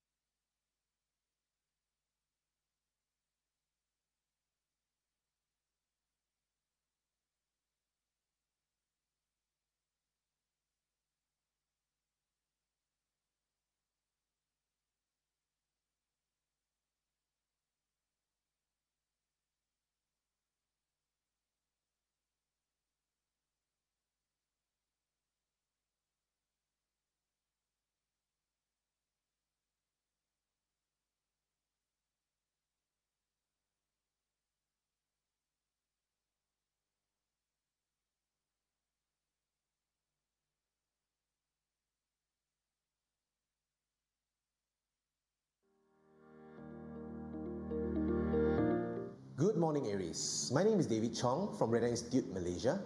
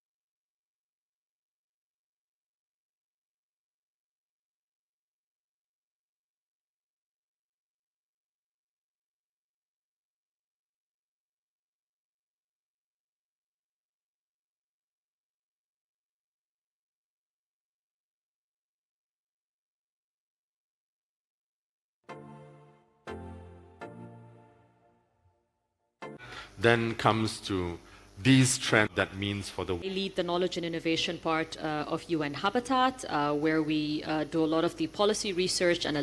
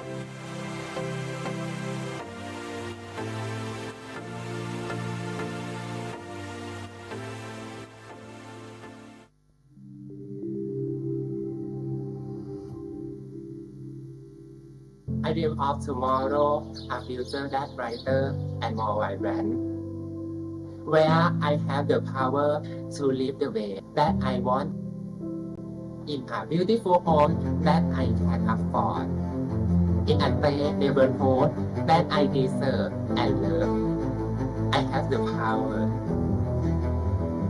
I envision the better world and environment when I have a purpose, giving me the power to work in a progressive and diverse economy, rewarding my creativity, productivity, and passion, and allowing me to achieve new heights. I have the power. I anticipate a healthier future with cleaner air and greener surroundings, where I can have the power to thrive and adapt to a world of technological advancements and cultural evolution, so that I can share what I've learned with the next generation. I have the power. I picture a well-designed city with endless potential, fueled by everyone's unwavering ambition, driven by inclusive values and respect for one another, where my own voice matters, and I have power to inspire innovation and positive change. I have the power. That's the power of our community.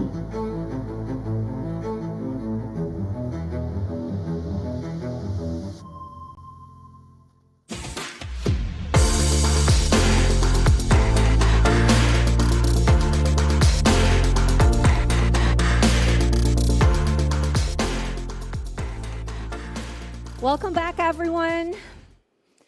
Well, not everyone yet, but we're waiting back for everyone.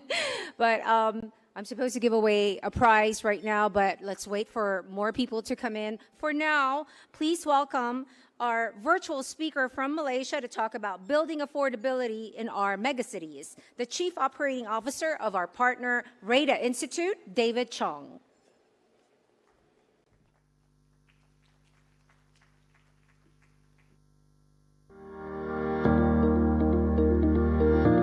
Good morning, Aries. My name is David Chong from RADA Institute, Malaysia. Thank you to the Aries organizers for inviting us to speak in this forum. Right. Now, today, the topic that I'll be talking about would be developing affordability in today's key Asian cities. Now, first of all, I will start with what is affordability, specifically housing affordability. Now, housing affordability could be divided into first component about rental affordability, whether someone could afford a monthly rental to have a roof over their heads. Secondly, about home purchase, to purchase a home, right? The affordability in purchasing a home. So there are two components to this, right? So the affordability that we're going to talk about here is whether someone, a person, an individual, or a particular household will be able to service their rental comfortably or service their home loan repayment comfortably, without a strain, without impacting their financial strain or, creating a financial strain to them. Right. There are many models, around the world to measure affordability, housing affordability. Right. There's the median multiple income model. There's the housing cost burden model. There's the residual income model. But in general, the general rule is that it should not, your rental or your home purchase spending, it should not exceed 1/3 or 30%, approximately 30% of your monthly income, right? So if it's more than that, it could impact the well-being, or create other types of financial strain onto you. So relating to housing affordability, in most cities and most countries around the world, housing affordability is a very sensitive topic. And as we, experience inflation globally, right? Costs of doing business goes up. The cost of food, food security, food production goes up, right? And construction cost goes up. So housing affordability is impacted and eroded. And key Asian cities are not excluded from all these cost push, right? So housing is particularly sensitive because it's normally an electoral issue to any elected government. Now, if the people in a particular country, the residents and the people in a particular country is housed well, right, and they are happy, it tends to lead to less social problems and social issues. Now, there are many countries and key cities around the world whereby it's very dense cities. For example, in Hong Kong, we were in Hong Kong last week, right? And certain cities, for example, in Singapore, right, where there's higher density of living. So, housing affordability is impacted because the supply and demand equilibrium, right? So maybe there may not be enough supply to match the high demand, okay? Now, in most countries around the world, including key Asian cities, policymakers, researchers, advocacy groups, they do a lot of study in terms of housing, in the whole housing supply chain and infrastructure, right? To identify challenges, propose solutions, etc. Most of the time, right, government policies determine housing affordability in a particular country. Right? In addition, of course, you have natural factors such as land availability and also population as well. Okay? So at the end of the day, every government in most countries around the world, they would want to make sure that housing affordability, housing issues are dealt with to ensure that the government of the day gets the vote and the mandate of the people. Hence, governments in key cities, right, often work with large stakeholders such as developers, right, that builds a lot of these homes to assist the government in supplying homes in particular key cities. So, next part, I would like to elaborate a little bit about the couple of key Asian cities. So we will take Singapore, Hong Kong, Kuala Lumpur, Bangkok and Jakarta has a comparison base on several factors, right? So one of the factors that I will start with would be income levels. So these key 5 Asian cities, Singapore and Hong Kong, in terms of median income, has a higher median income than the rest of the cities such as Kuala Lumpur, Bangkok and Jakarta, right, in general. So with the differing income levels, it impacts affordability, right? It impacts affordability. So, however, the fact that Singapore and Hong Kong has a higher median income level does not necessarily mean that housing affordability in these countries are better. Not necessarily, right? Because there are other factors that comes into play, right? As I mentioned earlier, in my earlier part of the presentation, we're going to look at rental and also a home purchase as well when we consider affordability, right? So now, other than median income levels, right? We also consider market conditions, which is the supply and the demand.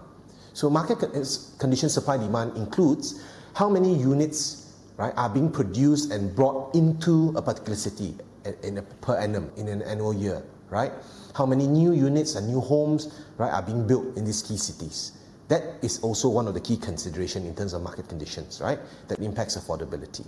Now, under market conditions, not just supply, but also demand.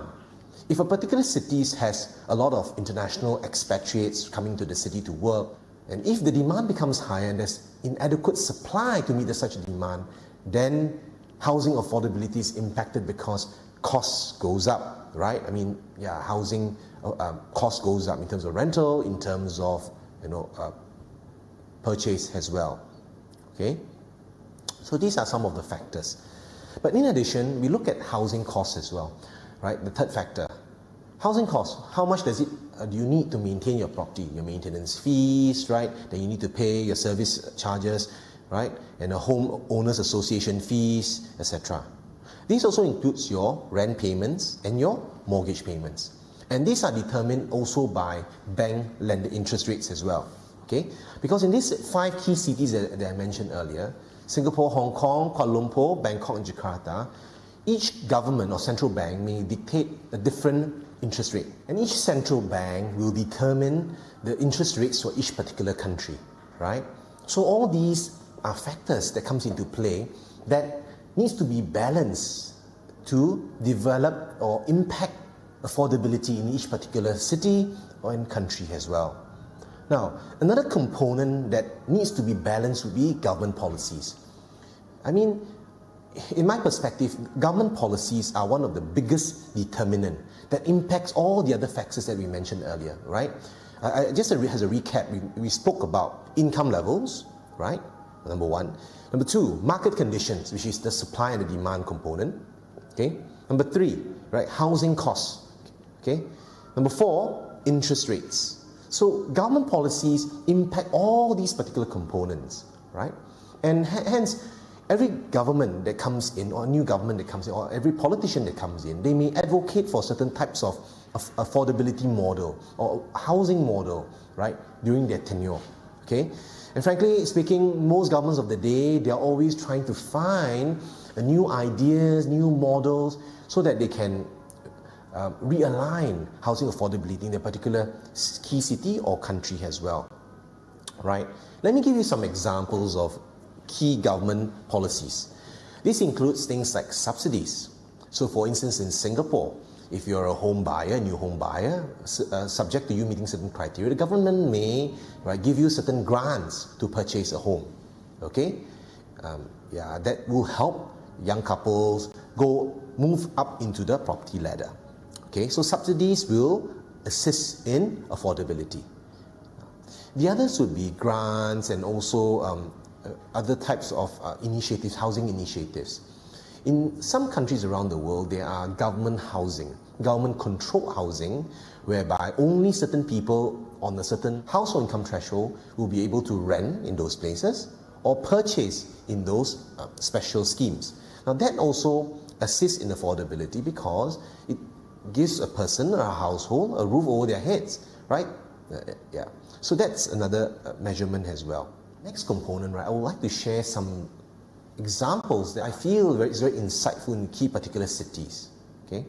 Now, many people may not realize that every city governments that we approach, right, when we're doing our housing studies. I mean, Reda Institute, we do a lot of research in terms of housing affordability, housing models around the world. And we work with many institutes as well, with our counterparts in Jakarta, in Singapore, in Hong Kong, etc.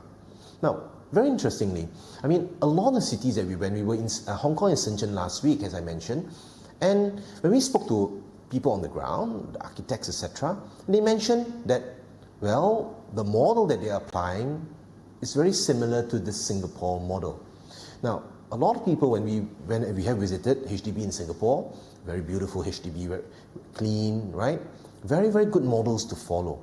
And of course, there are some HDB that has record transaction, the $1 million HDBs as well. And imagine, these are affordable homes, affordable housing provided by the government, right? So everybody wants to look at that as a benchmark, which is fair. However, not many people realize that, right? HDB also incurs a deficit, right? Has a cost to provide all these housing for Singapore, for very lucky Singaporeans. And based on data, I mean, I was just looking at the newspaper some weeks back, and I think HDB incurred about more than 5 billion Sing dollar in deficit for financial year 2022. Okay, so it means to say, to ensure housing access to to Singaporeans, the government of Singapore, right, incurs costs and deficit to ensure that people are happy.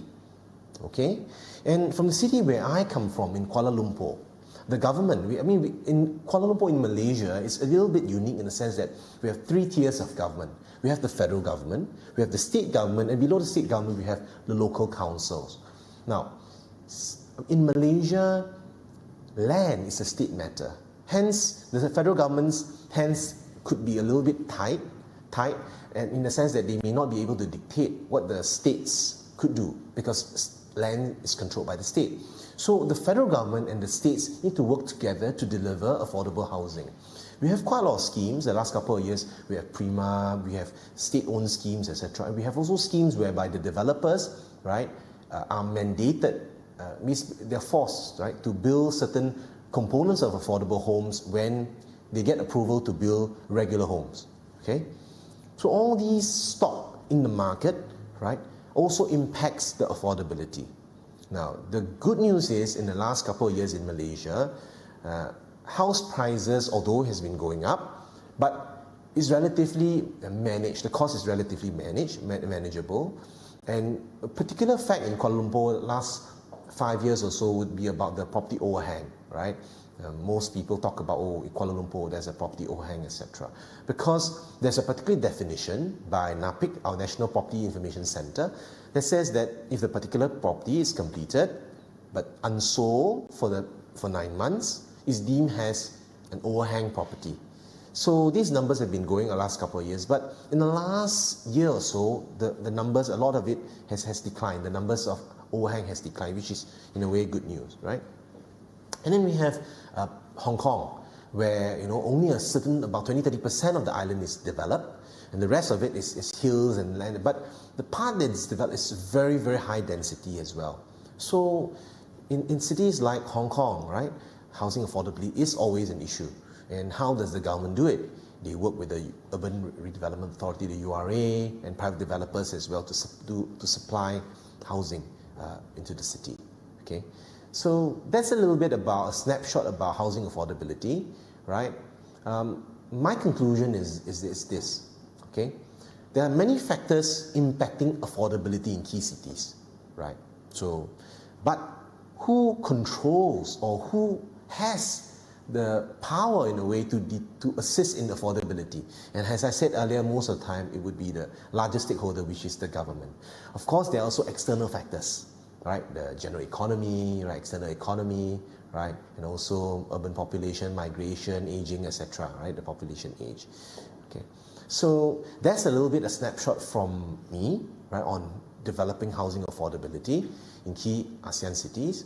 If any of you are interested to discuss further on housing affordability research, whether you're a government, you're a think tank, or whatever NGO you're from, kindly contact us, and we'll be glad to meet up and share some of our research papers with you. Right? We'll be launching a new research paper in April 2024. Right? And we look forward to engaging with housing think tanks and housing NGOs across the region and across the world globally. Right? To exchange views on housing affordability. That's it a little bit. That's it from me. I'm David Chong, right, the CEO of Reda Institute from Kuala Lumpur. Thank you, and we hope you have a good session the rest of the day as well. Thank you, David and Reda Institute. Is it just me, or his voice was so soothing? Yeah? Like he should be on a podcast or something. But anyway, welcome back, everyone. There's more people here. If you came with a group and they're still eating, please message them and tell them I'm done eating already. They should be here because it's going to be an exciting afternoon as we proceed with the rest of the PropertyGuru Asia Real Estate Summit, or ARIS 2023. Now, before our next panel discussion, as promised, we will pick one winner for our next prize, which is a Marshall Willen portable speaker, which you will claim at the registration desk outside, not here. Again, reminder. So here we go. Who is in the mood to take home a portable speaker? I don't know why I'm so obsessed with portable speakers and a fan. Those portable fans that I have. Narasingo. Narasingo, are you here? Going once, going twice? Is he here? Narasingo, going once, going twice. I hate to say you snooze, you lose. Shall we move on? Okay, next winner.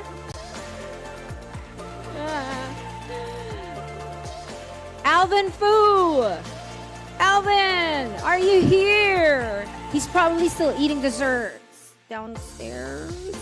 Alvin, going once, going twice. I'm going to call one more. Thank you. Thank you. There's my Marshall right there.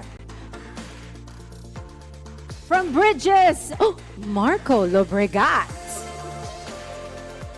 Going once, going twice. I know he's here, but not here. We were just talking about him, Chef Dan. Marco, I hate to say it to him. Okay, so shall we do one more before? Yeah? Keep going? Piece of paper. Sinar Mitbana Mas from Indonesia. And I guess that person is also not around. Sinar Mitbana. No, that's it. I'm sorry. Oh. Is it this one? Okay, one last. Oh. Okay, anyone else forgot to, if you haven't done or dropped off your cards, now's the time. Anybody else? If you don't have a business card, you can write it down on a piece of paper like this. We'll take it. Okay, last one. Chai Jun Shong. Chai Jun Shong from Maysay. Yeah, please claim your price outside. And he looks like he's refreshed. Okay, thank you. And this is the winner's name. I'll pick yours later for the grand prize. Okay, so it is now time to welcome our next panel discussion of the day about the culinary expansion of influences on real estate markets. So let's welcome on stage our moderator, Michelle Martin, a broadcaster and talk show host, Money FM 89.3. Hello, Miss Michelle, my fellow radio DJ. Chef Dan Bart, Michelin star chef, Cadence by Dan Bart, Caper by Dan Bart. We have Kieran Gibb, founder and director of Monogic.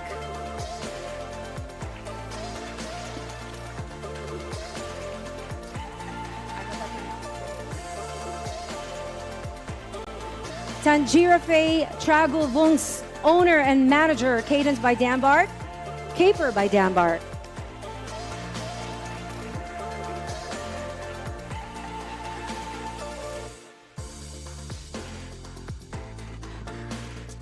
And lastly is Edwin Tan, head of partnerships and media development of special projects, PropertyGuru Group.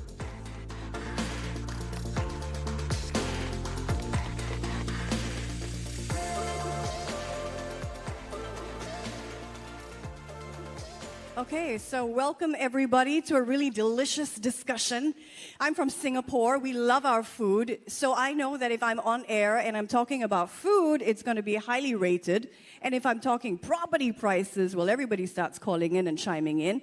But I've never talked about food and property prices in the same breath. So I am really thrilled to be here today with a wonderful panel to look at how food culture across Asia is impacting real estate prices. I think the UN, UNESCO actually has done a great job tying the culture of food in a country to the money question, value. So UNESCO has a list of the top 50 cities of gastronomy. And Thailand, by the way, has earned 2 coveted spots in that top 50 list for Phetchaburi and Phuket. Well done, Thailand. And the Philippines, Iloilo, is the latest entry on that list. So you can imagine what all that positive press does for tourism and the economy for those countries, right? We're going to dig a little bit deeper into the whole topic of food and what it means for countries and the real estate. I'm going to start with the chef on this panel. And by the way, there are 2 Singaporeans on this panel, and there's a husband and wife team on this panel. You will get absolutely no prizes for guessing right. But I'm going to go to our chef first, Chef Dan Bart. I hear that you have to run, not walk to your restaurants if you want a seat in Bangkok. Yeah, you've done really well. Fantastic. Thank you. So you grew up in Chicago. Yes. You've worked with 2 and 3 Michelin-starred restaurants in Chicago. Started your own 3 restaurants here in Bangkok. Your last restaurant, Cadence, got a Michelin star in 6 months. Yes, that's correct. Congratulations. Thank you. Fantastic job. So tell me, when you think about food culture in Chicago versus Bangkok, what are some of the differences and how different is it starting or running an F&B business in these 2 places? Well, I think the first difference is, let's say, opening a restaurant. Back in Chicago is much harder. I think the entry fee and with the restrictions and the laws and all that makes it a lot more difficult. Bangkok is more friendlier for the entrepreneurs. For restaurant and real estate, they're so closely tied together. And I think you see it, Chicago, Michelin had a huge impact in the city. I remember when I was working, it was the year 2010 when Michelin came to Chicago for the first time. And after the inauguration, the real estate, the restaurant scene exploded, and then that follows with real estate, obviously, because money's pouring in, and now we're starting to see that in Bangkok. So yeah, it's exciting times. To what extent does a restaurant impact the surrounding neighborhood? Faye, you were chatting a little bit about this before we came on stage, about how the whole idea about building a successful restaurant is also about buzz, not just location. And you noticed that in your restaurants in the surrounding area, people were starting to get to know each other. It was really becoming sort of a friendly neighborhood. So to what extent can restaurants, high-end restaurants, impact the surrounding area? Yes, it has a great impact. I like to use an example of street vendors. You know, when we go to street foods and the street vendors all over Bangkok, there's that sense of community. You know, maybe you go to this noodle shop since your parents' age, and now you're still going there because you feel like, okay, this is a special place where I can get my familiarity. I think that is a sense of community has been created. Same thing as Michelin star restaurant. We actually choose a neighborhood where we know that it could be a neighborhood restaurant. When we see our neighbors walking the dog, I mentioned you earlier, I'm like, I want to apply that sense of community to our restaurant as well. So choosing the neighborhood that's not so much of a prime high foot traffic spot, but it is a neighborhood where everyone can enjoy and maybe come for a weekend brunch once a week. So that's our goal to develop something for the community. And I think it elevates that appeal for the neighborhood a little bit when you have that amenity as a lifestyle. Right. Kieran, you actually help with your business, Epicure Realty. You help F&B businesses find places to house themselves, to locate themselves. I suppose you can come from the other end of the spectrum. How important is location to a business's profitability in Hong Kong? I think like F&B businesses are really finicky. You know, there's so many things that can go wrong, and I think the biggest one that we see go wrong is the real estate. Actually, restaurateurs, they create their brand, they create their concept, they do all their financial planning, and then they get into the location they've picked, and they start to wonder like, oh, hang on, why is this not like, why am I not doing as well in lunch service as I thought I were?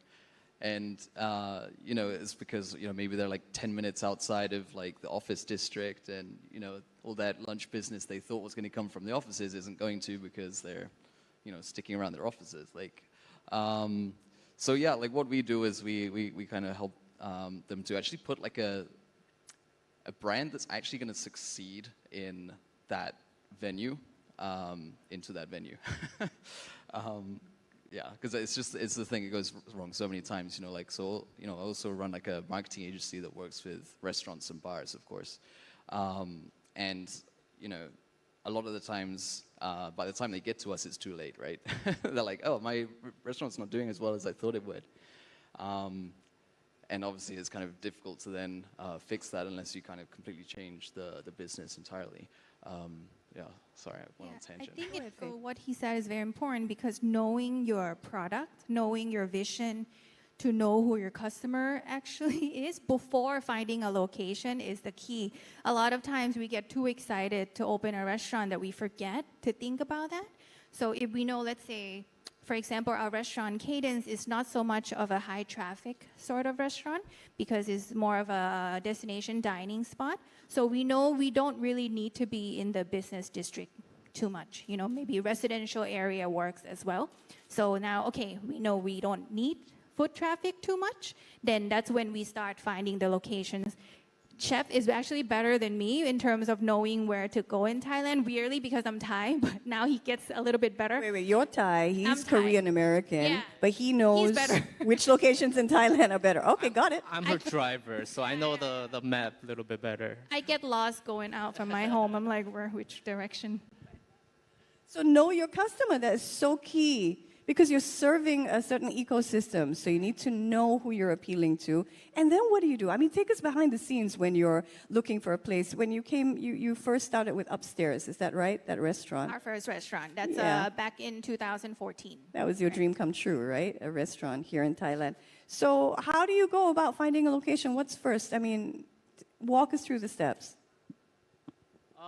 So it's kind of what Faye was saying, to know our market and what we want to do. And we knew that, we were going for we already had Michelin star from upstairs. So when we expanded, that's kind of what we're going for. So we know that a lot of our market or our guests will be driving their car, because not many people want to dress up, look pretty, and take the public transportation. We've seen some, but right. they get Which quite is okay, sweaty right? after. But in generally, so we knew that we don't have to find a spot that's close to the BTS, and those are the, for the outside world, those are seem the prime spots, prime locations. But for us and what we were trying to do, it wasn't. So it was. For me, I knew that a lot of people would drive, so the accessibility was more important. Our small road connects to the two big roads, Ekamai and Pridi. There's a highway very close by, so the accessibility to get to our place, to have a open lot where they can, park their Ferraris, and those are very important. When we think about where we're gonna put the money in, instead of prime location, I think it was more important to find an accessible place with a little bit more open space for our Can guests. it fit the Lamborghinis and the Ferraris and the Peugeots? And how we many can you planned pack out them the in? driveway for them. Fantastic.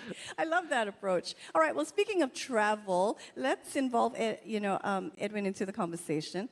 Talk to us a little bit about some of the most important investors here in Asia, and that is the Chinese market. How are Chinese property investors really shaping the Asian real estate market right now?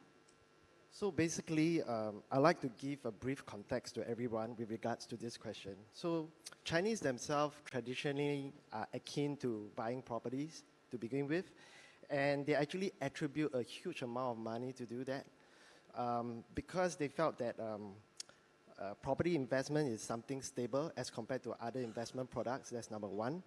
And other investment product has more volatility for the expect. And it is something that they can actually pass on to future generations. So much so, over the last few years, Chinese have accumulated a huge wealth over the years, and which is why I want to focus a little bit more about Southeast Asia in the case of Thailand, Malaysia, and Singapore, whereby in the case of Thailand, as we all know, since 2017, the Chinese has always loved to come to Thailand and has remained to be one of the top destinations in Singapore. While it has reduced to probably the fifth placing based on my statistics, but just 2022 alone, it has garnered close to more than 500 million worth of transactions since borders reopened in Thailand. And I think this is a staggering figure to showcase that the demand coming out from Chinese investors are still very much valid. Going to Malaysia, historically, the buying demand from Chinese into Malaysia properties has hit a historical high in 2018. If I'm not wrong, it's about US $2 billion.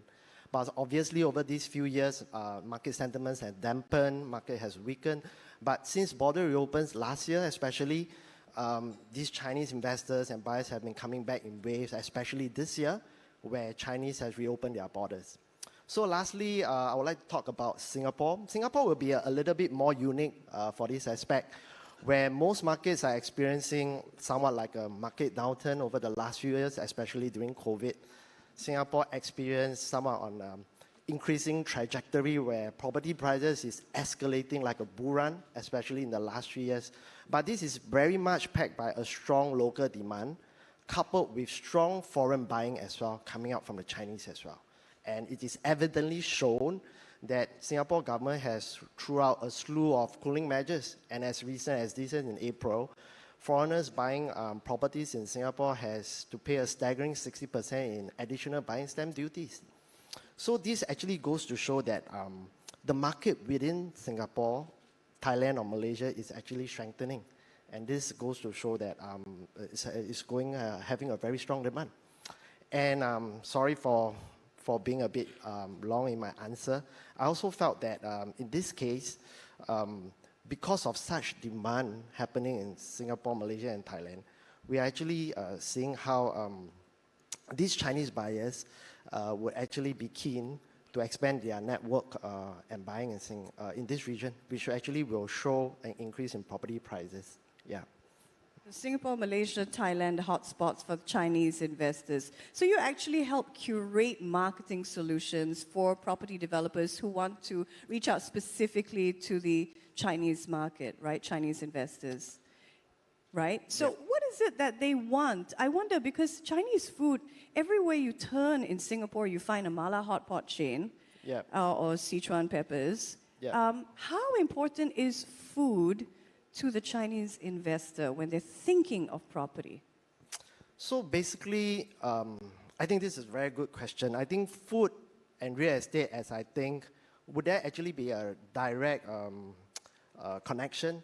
But come to think of it, actually, the secret behind here is that Southeast Asia and China, or Chinese, has this very Asian culture as I look at it. And since the early days, Chinese immigrants have flocked to Southeast Asia.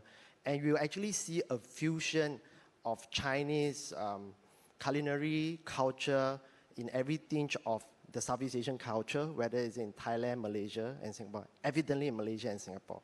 And I feel that these cultural exchanges and these similarities in this case causes more reasons why Chinese themselves will actually want to come down south, because simply for the reason that they feel so much at home.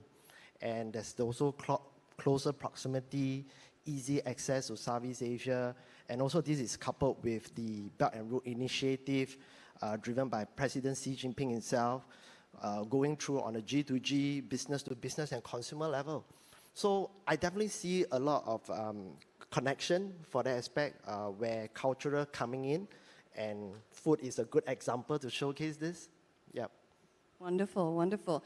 I want to come to you, Kieran. I hear that penny-wise Hong Kongers are heading to China to shop, to dine, to eat. I wonder if you're seeing any impact on the food hotspots in Hong Kong. The food hotspots. Are you seeing more people sort of leave Hong Kong for China as opposed to what we think, lots of Chinese heading over to Hong Kong for food? It's interesting. So obviously, like, COVID has shaken things up a lot, particularly in with restaurants and the dining kind of habits of the local population, but also of tourists that are, well, not coming into Hong Kong over the last 3 years. And so, a lot of the restaurants position themselves to cater to the local market specifically, but then obviously once everything opened up, everyone was leaving again. And putting all their money on overseas spending and travel because they've been cooped up for 3 years. Thankfully now that obviously travel's resumed, we're getting a lot more people back into Hong Kong, particularly from China, that are coming down and they're holidaying in Hong Kong, and there's spending their money on the restaurants we got there.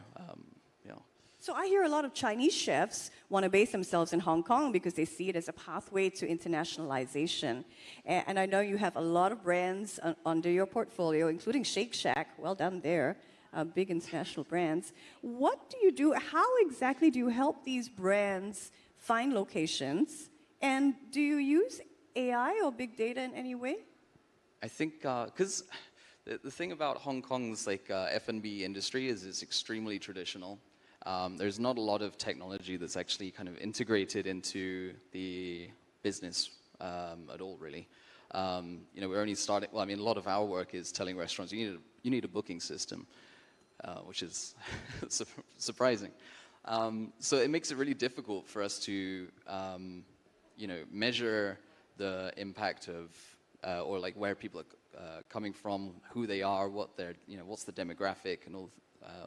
So it kind of comes down to a really qualitative approach to, finding the right spot. And it can be as manual as just, sitting and scoping out the location to look at who's walking by. Who are they? What are they doing at this point in their day? Do they have the intent to eat? What do they have the intent to eat? What else is nearby? What's the average check?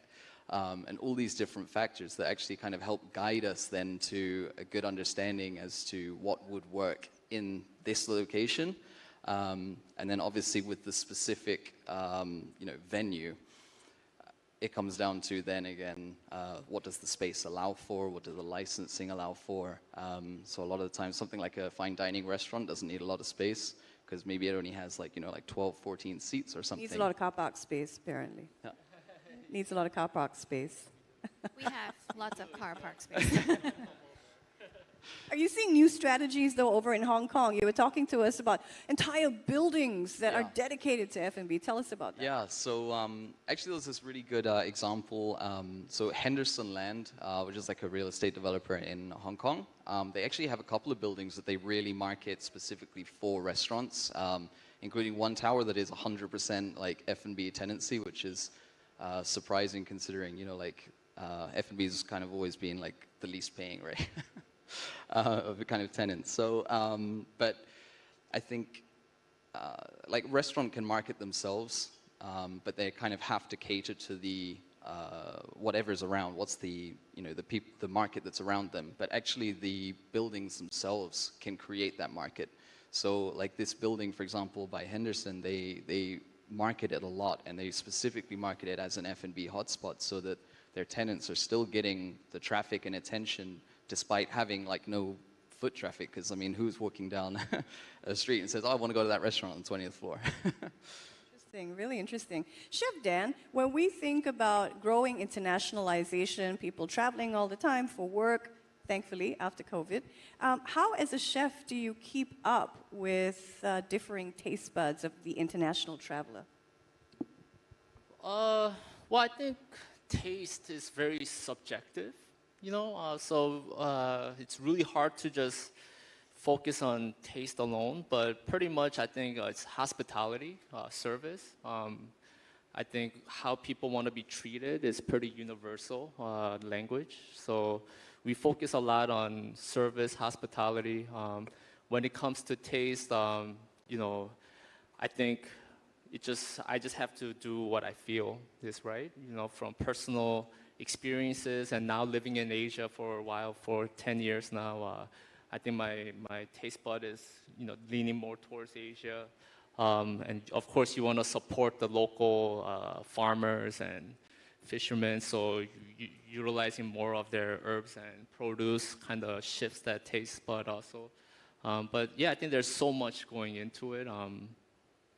So much. I mean, do you have to think about refreshing your menus all the time? I mean, how often does that happen, really? Yeah, it's nonstop. Like, I'm kind of thinking about food right now. So am I.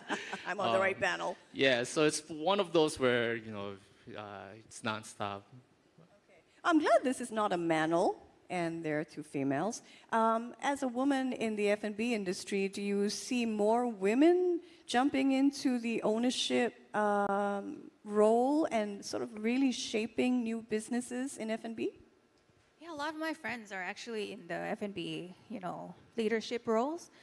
I don't really see it as women and men per se. I think, a lot of qualities or values all individuals of any gender can probably accomplish in F&B, but I do think being a woman can bring some sort of diversity of experience and thoughts. So every organization, you need diversity of thoughts, right? You can't just think by yourself. So I think having me do what I know and him doing what he knows. I mean, I'm not gonna cook because we would have no customers, but he would be doing the kitchen side, and I focus more on market research, knowing our customer behavior, operation flow, or guest relations sort of thing. So as long as each puzzle or each one of us knows our expertise, I think that's what's the key to running a successful business. Okay, Kieran, help us understand. Where are you from originally again? I'm from London. From London, so from the UK, now based in Hong Kong. Beautiful wife from Hong Kong is with us today. Hi.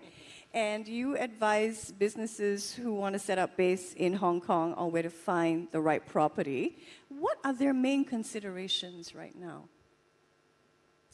I think obviously there's the kind of more, what do you say, like general like trends that are happening in Hong Kong. So for example, there's like a real shift happening in fine dining, for example, like fine dining up, I think there's an era that's over in Hong Kong, at least for now, which is right at the top level, the extravagant, over-the-top menus that cost like, thousands of dollars, which used to be very commonplace in Hong Kong. And still, there's still some that are still doing this. But we see, just from all the businesses we work with, that there's actually really like a kind of declining trend on this. I think that may be something to do with the shift of, tourism from, more international cities to, tourism that's coming from other places. Really interesting. I want to come to you, Edwin. When we think of gastronomy and economies, what do you think Southeast Asian countries can do to really leverage on food culture to bring more tourists to their shores or investors? So basically, if we are going on the culinary aspect, as I mentioned earlier, I think it's more pertaining to the similarities in Asian culture, comparing to investors for that aspect.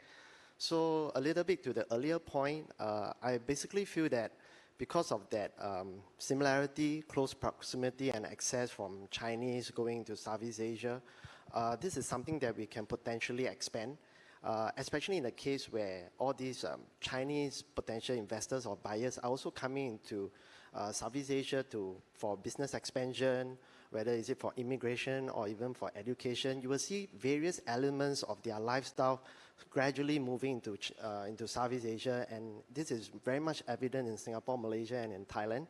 And for this aspect, I basically feel that where property is concerned, this provides a very huge opportunity because, as I mentioned, Chinese themselves love to buy properties, and if their key buying motivations lies in sending their kids over for education or immigration, at certain point in time, they will probably think that, hey, probably I should invest a property in Singapore, Malaysia, or in Thailand. And I think with the ongoing situation in China especially, where it is not as high value in terms of return of investment because property prices in China has escalated in the last 10 to 20 years, experiencing a good bull run. So as a Chinese investor, if I want to invest in something to gain more returns, probably I will look abroad. And Malaysia, Thailand, and Singapore remains of that high opportunity for them. And to add it on, I think there's also another piece of good news to share. As early as September 2023, there's this announcement by both the Thailand and Chinese government to say that there's a 30-day free visa for both tourists coming out from Thailand and China. And subsequently, just 2 months later in November, I think it's like probably 2 to 3 weeks ago, Malaysia actually has done the same thing. And they have actually advocated a 30-day free visa for both countries. And just fresh from the oven, probably like 2 hours ago, Singapore government and Chinese government has done the same. So traditionally, Singaporeans have the privilege to travel to China for 15 days, visa-free. But right now, they have extended this to Chinese visitors coming to Singapore as well, and it's a full 30-day. And I think all these are telltale signs to show that on a government level, they are trying to boost people-to-people exchanges, tourism, business expansion. And when business expansion is concerned, we'll definitely delve into F&B for sure.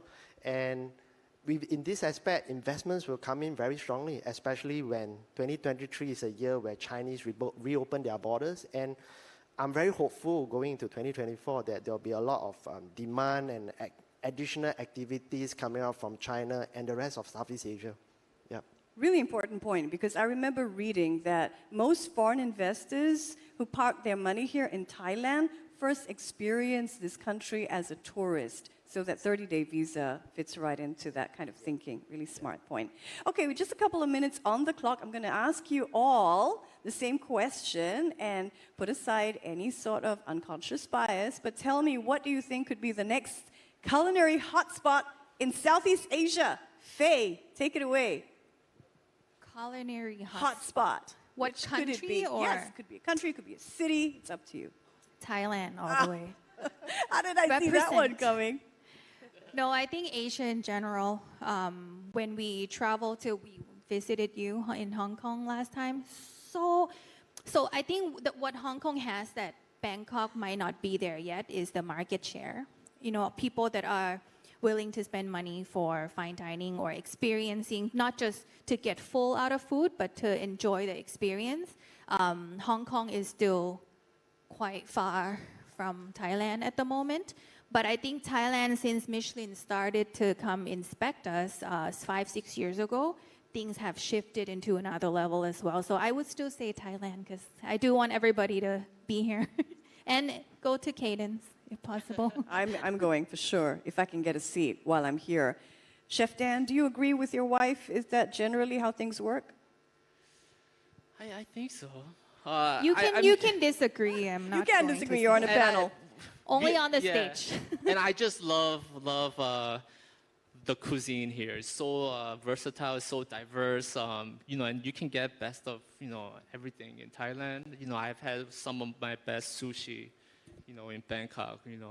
Some of best Korean barbecue here in Bangkok. So, yeah, I think it's the diversity that makes it such a hot spot here. That's great. Kieran, help us understand from what you're seeing with property prices and F&B businesses, what could be the next new Southeast Asian culinary hotspot? Hong Kong's always been like a leader in culinary, like the culinary dining scene. Not only in Asia, but I think it's akin to London and New York and things like that. Do you think it's going to keep that position? But I think there's a lot of stuff that's moving out overseas. So I think we're looking at like Bangkok is up and coming. There's a lot of stuff that's moving into there. There's a lot of stuff that's moving to Singapore as well. Yeah. Bangkok seems to win. Did you want to chime in, Edwin? Did you have a thought? So I would like to take a slightly differentiated view. I would not like to pinpoint a specific country, but I would like to say that Southeast Asia on the whole will be a hotspot. But me being a Singaporean, I still tend to favor Singapore a little bit more, to be honest, because I see Singapore as a huge melting pot where it is a one-stop destination where you can experience the famous Thai cuisines, Malaysia, Philippines, and you can go a little bit further like Italian or Spanish. So I tend to be a little bit more biased, but I think to a certain extent, Singapore is a one-stop place where you can experience all the good culinary at one place. I love how frank my nationalist panel has been. Everybody, a round of applause for Faye, Kieran, Chef Dan, and Edwin from PropertyGuru. I'm Michelle Martin. Thank you all for being with us.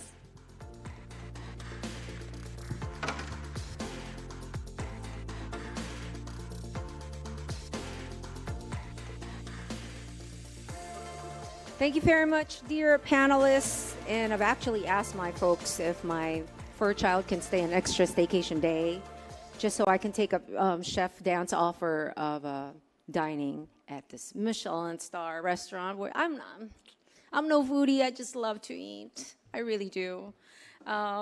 Anyway, now we're going to hear from our design keynote speakers who will share their thoughts on designing life and the universal language of spaces and transformative experiences. Please welcome Andrea Savage, renowned interior designer and former television presenter, HDTV Asia, and co-CEO and creative director, Alive by Design, and Cameron Richards, founder and CEO, CPR Vision Management.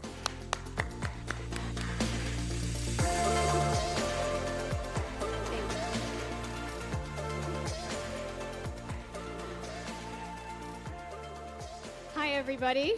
My name is Andrea, and I am super excited to be here alongside with Cameron as today's design keynote. So we're going to lighten the mood a little bit, and we're going to talk about how design can transform, transcend, and empower. I love design. I live it. I breathe it. Why? Because of the way it makes me feel.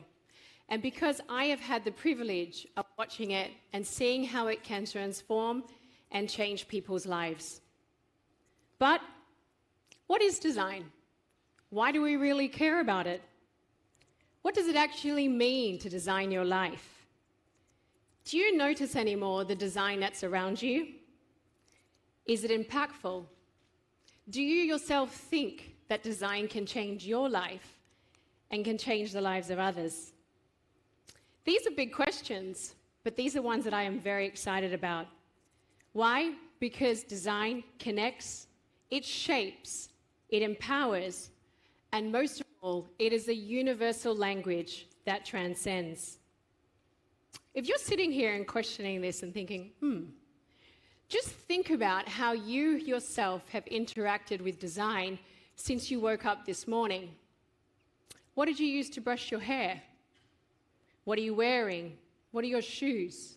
What toothbrush did you use? Why did you actually choose these products out of hundreds and hundreds of choices out there? What was your preference for breakfast in this very hotel if you're staying here? Were you led by your hunger pangs? Or were you actually led by the fact that you liked the way it was presented? That's design. There is no doubt in my mind that design has the power to take us on a transformative journey, to evoke emotions, to communicate, to take us across borders, and to set moods. This is why I choose to live my life by design. So based on that, we know design can transform, it can transcend. But why? Well, the answer lies in the fact that the human brain can actually process images 60,000 times faster than it can process words. And 90% of information is transmitted to the brain is actually visual. Anyone wondering why TikTok is such a sensation and it's one of the most popular apps on the planet at the moment? That's because images, pictures, and graphics can overcome the communication barrier universally, irrespective of age and culture. Academic studies actually show that we consistently use less words per sentence, and visual learning improves 400%. Our brains are a visual processor, not a word processor. So that is why design is such a remarkable language. It's a language of images that we can share universally. So now that I've touched on the scientific stuff, what about the actual examples that showcase the power of design? Looking at the screen behind me, we can see that images can be, or design can be, a marker of history. In the 1980s, objects started to defy convention. They became colorful, they became oddly shaped, clearly symbolizing that the 80s had arrived. In 1992, the Disability Act was passed. This started to change the exterior of buildings. It disrupted the urban landscape and transformed it forever. Interior spaces opened up to accommodate living rooms, connecting, human connection, wheelchair access, living, bathrooms, and public spaces changed. Here's a fun example of the power of design. Let's turn to Netflix. Who's heard of the TV series Mad Men? I'm sure almost everybody in this room. Now, this show was not just successful because of the actors. It was successful because of the interior design sets. The sets were so authentic that they polarized mid-century modern aesthetic and set the world into a purchasing and remodeling frenzy. So much so that it drove consumer behavior. It created new brands, it created new products, and it even moved, or promoted, or prompted the Museum of the Moving Image, this is a bit of a mouthful, Museum of the Moving Image in New York to organize an exhibition to showcase these interiors so people could actually go and experience them. Now, this is an interesting one. You're probably wondering why I'm showing you this image. Does design transcend? Does it evoke emotion? Does it evoke emotion? Does it really speak to a wider audience? I think these days we're always hearing all this information and we think, is it real? Is it authentic? Does it really make a difference? Well, absolutely. This Vogue cover was one of the most important and impactful designs in 2023. This design was so transformative, it sparked significant change. It influenced conversations about beauty, challenging ageism, and shaping cultural perspectives. It became a journey that not only evoked emotion, but also stands as a living testament to a woman who lives her life by design. How authentic is that? Wang Od, this lady, is a remarkable 106-year-old tattoo artist who designs and narrates her body and tells her own story through her tattoos. This cover basically had such a remarkable effect that people make pilgrimages to her village to go and experience her artistry and the cultural significance of her designs. Life-changing? Transcending? I think that kind of says it all. Moving now back to architecture and interior design. We know for a fact that design is aesthetic. We know for a fact that design is visual. But design needs to be crafted with a human-centered approach, irrespective of the method of conceptualization. For example, AI. In the words of Professor Jason Pomeroy last night, the goal is to turn space into place, infused with people, with heart and life. Spaces, homes, products should not only be visually appealing, but also resonate with our senses, drawing us in and creating a meaningful connection. This chapel in South Africa exudes a magical aesthetic. The belief that aesthetics and functionality are mutually exclusive is a myth. A successful design should seek a harmonious balance between the two. A product or space needs to be both beautiful and functional, not only capturing the eye, but also fulfilling the needs of the user and the inhabitant. Modern design is being generated and created to transcend its original purpose. It goes beyond mere functionality and aesthetics. In the same way that architecture must consider human-centered design, so too should interiors. The impact of COVID accelerated the appreciation of how a lived-in space can genuinely transform and heal. And the word genuinely is something that I want to highlight.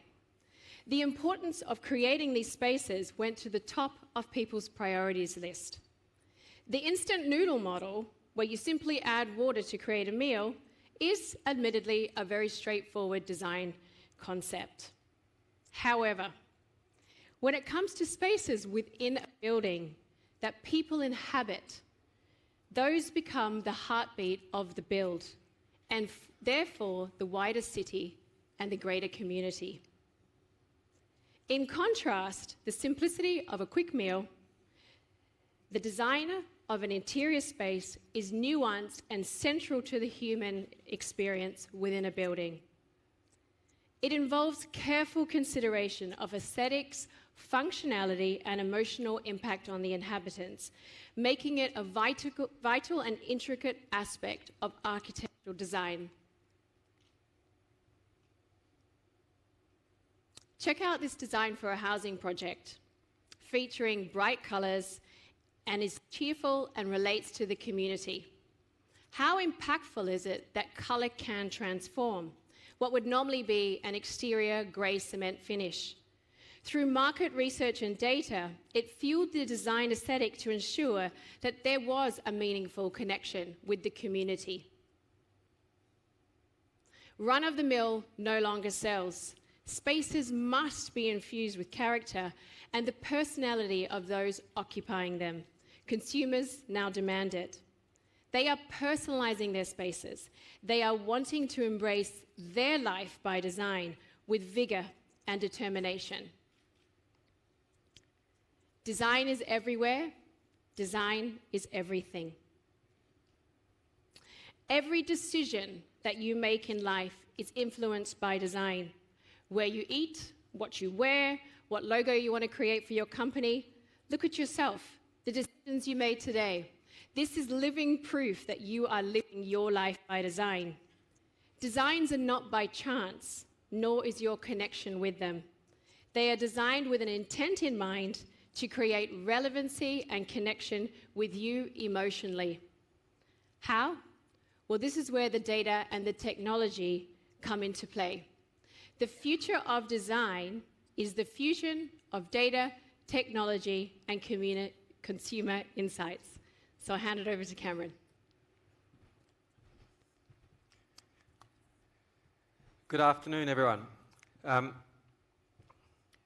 Once upon a time, where business as usual was often good enough, is no more. Tech, data, digital, and design needs to be embraced. Where we are going, good enough is dead. Why would we settle for anything less? Success today is about getting the right people in the right seats on the right bus. Last year, the plan for the property industry was quite simple. Ride out the current risks and reposition the business for a period of sustained growth and improved returns. Shockwave. They no longer expect a U-turn the way things were before the pandemic.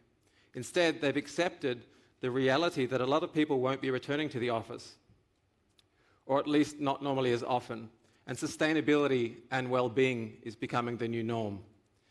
This has profound implications, not only for office owners, architects, designers, managers, brokers, but for the property sector overall.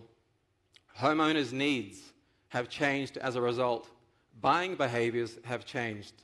Design is now even more important than ever, both personally and professionally. Right now, you're at a central point of a raging tornado of change, fueled by digitization, mobilization, augmentation, disintermediation, and automation. The list goes on. Science fiction is becoming science fact. Think about self-driving cars or computers that can learn and think. Digital twins, we've been talking about that for the last 2 days. Virtual models of the physical state. The way we work will never be the same. The skills that you need to be successful and that your team needs will be dramatically different. 3D is now 4D. 4G is now 5G and soon to become 6G. So what is your response? What is our response? How will you discover new opportunities in one of the most transformational times in human history? Disruption has become the new norm. There's also a reluctant acceptance in the industry that interest rates will remain high for at least the next year and possibly even longer. Despite the economic headwinds and the challenges of obtaining credit, there are opportunities available for high-quality properties that meet the needs of today's consumers. Understanding the consumer will be core. Successful firms must learn to adapt growth strategies. We need to double down on using data to be your compass for strategy and also design, and using technology as an enabler. Change. Let's face it, I think 90% of the people in this room would be confronted by it, and we don't like it. Now, do you trust me? I don't know any of you, but just say yes. Okay, I would like you to stand up. All of you, come on. You've been sitting down for long enough. It's good to stretch the legs. Okay, in the count of 3, it's a very simple instruction, don't worry. I'm not going to pick anyone out individually. In the count of 3, I want you to cross your arms. You're already crossing your arms. Okay, on the count of 3, 1, 2, 3, cross your arms. Look at the arm that's on top. Keep your arms crossed. Do you all feel comfortable? Yes? Yes or no? Good, okay. Uncross your arms. Now, I want you to cross your arms again, but with the opposite arm. The opposite arm. I'm seeing a few people looking like getting stuck like a pretzel. Do you feel a little bit uncomfortable? Exactly. So it's simple. You can sit down now. It's okay. Thank you. So the question is, are you driving change or are you being driven by it?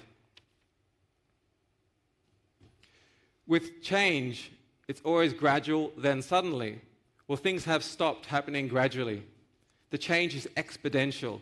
Everything that used to be dumb and disconnected is now wired and intelligent. Cars, cities, properties, farms, our bodies will be wired with sensors and will talk to each other. Scary, but true. The only thing that will stop progress is government, policies, or potentially politicians. They're too scared typically to embrace change, and the private sector will drive change and will be the first movers. These game changers will amplify each other, creating a perfect storm for change in the property industry.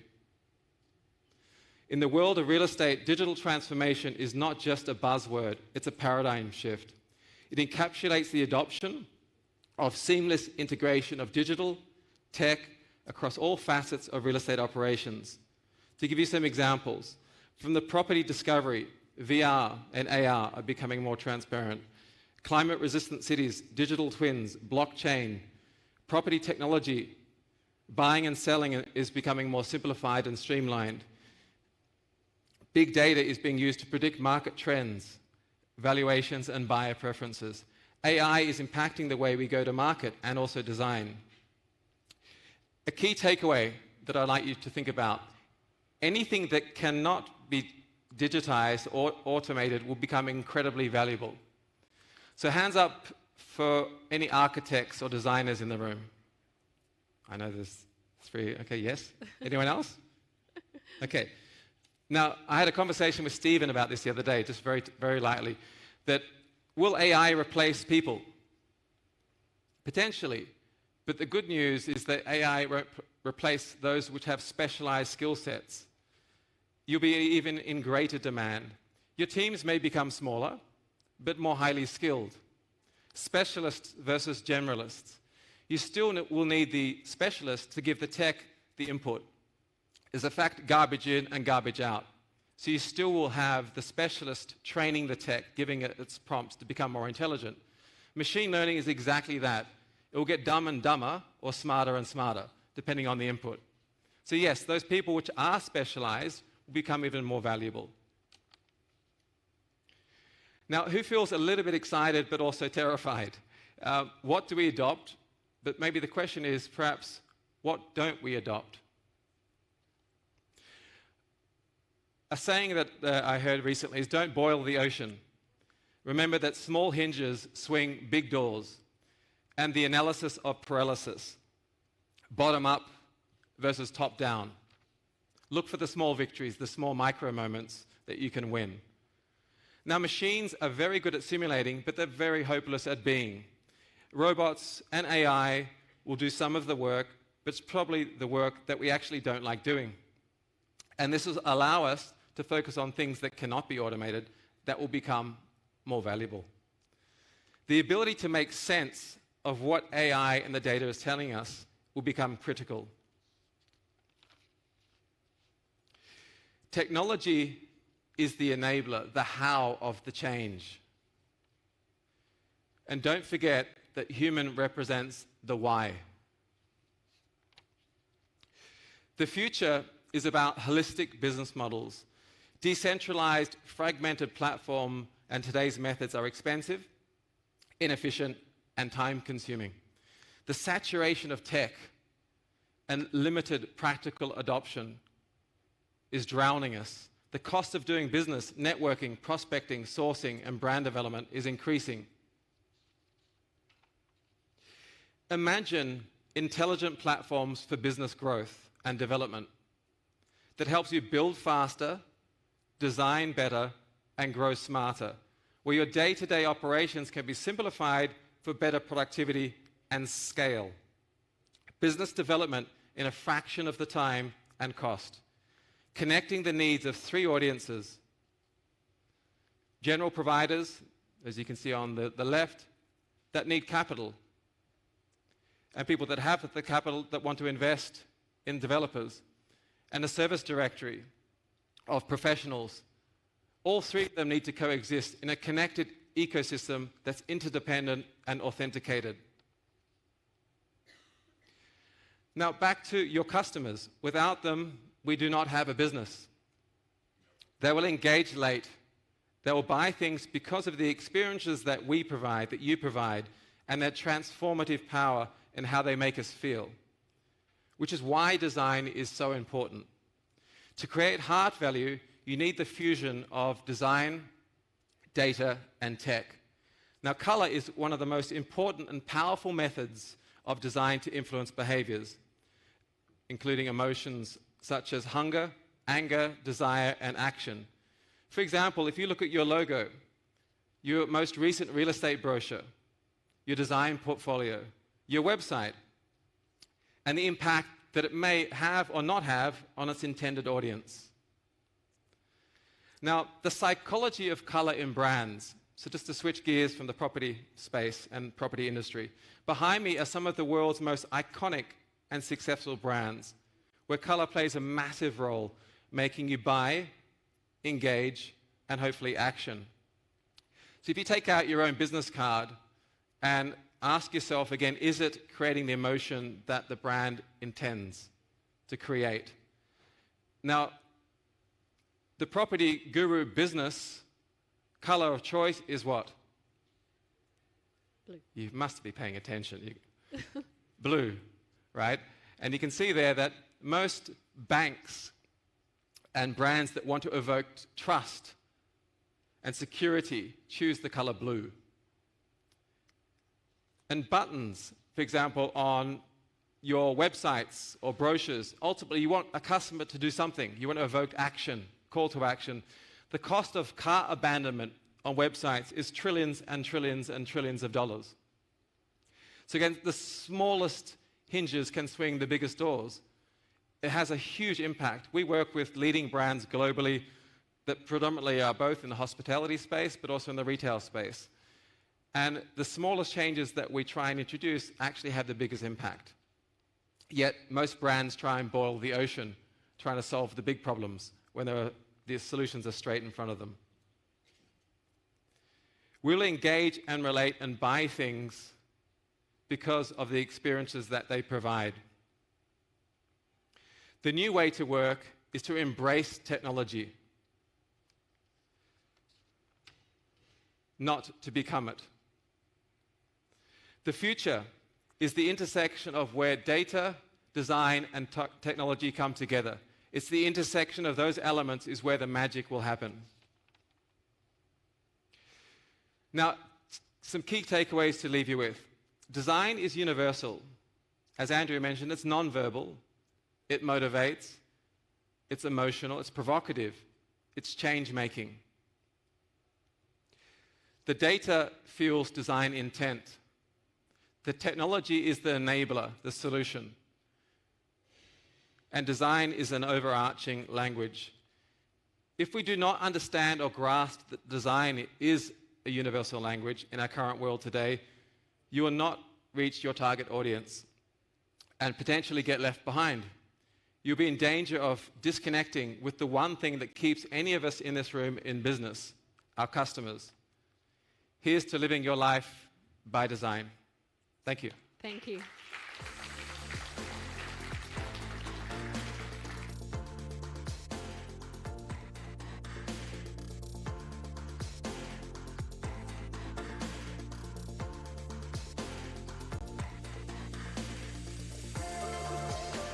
Thank you so much, Andrea and Cameron. You look so good together. And girl, those boots. Oh, did you see? You like them too, huh? They're really adorable. I'm going to have to ask you where you got them out. Okay, so has everyone checked out the boots outside? We have such a big space, foyer 1 and foyer 2. Please do check out our partner boots. Also, Chef Dan is offering vouchers for both Cadence and Caper. Make sure to get some. Now, I also want to remind everyone that we are streaming live on YouTube. You can get connected on our social media pages, also on Twitter, Facebook, LinkedIn, and Instagram. Don't forget to tag us and use the hashtags Guru Summit and Inspire Innovators. Our next discussion is very close to my heart, being a pet parent myself. Our next panel speakers will talk about pet culture in our cities and urban neighborhoods. Let's welcome to the stage our moderator, Pipa Woodhead, head of podcasts, Tiger Hall. Colin Chi, creator and creative director, Never Too Small. Didi Almeida, Indonesia's animal whisperer. And Jessica Safra Polanco, winning author, journalist, and animal welfare advocate.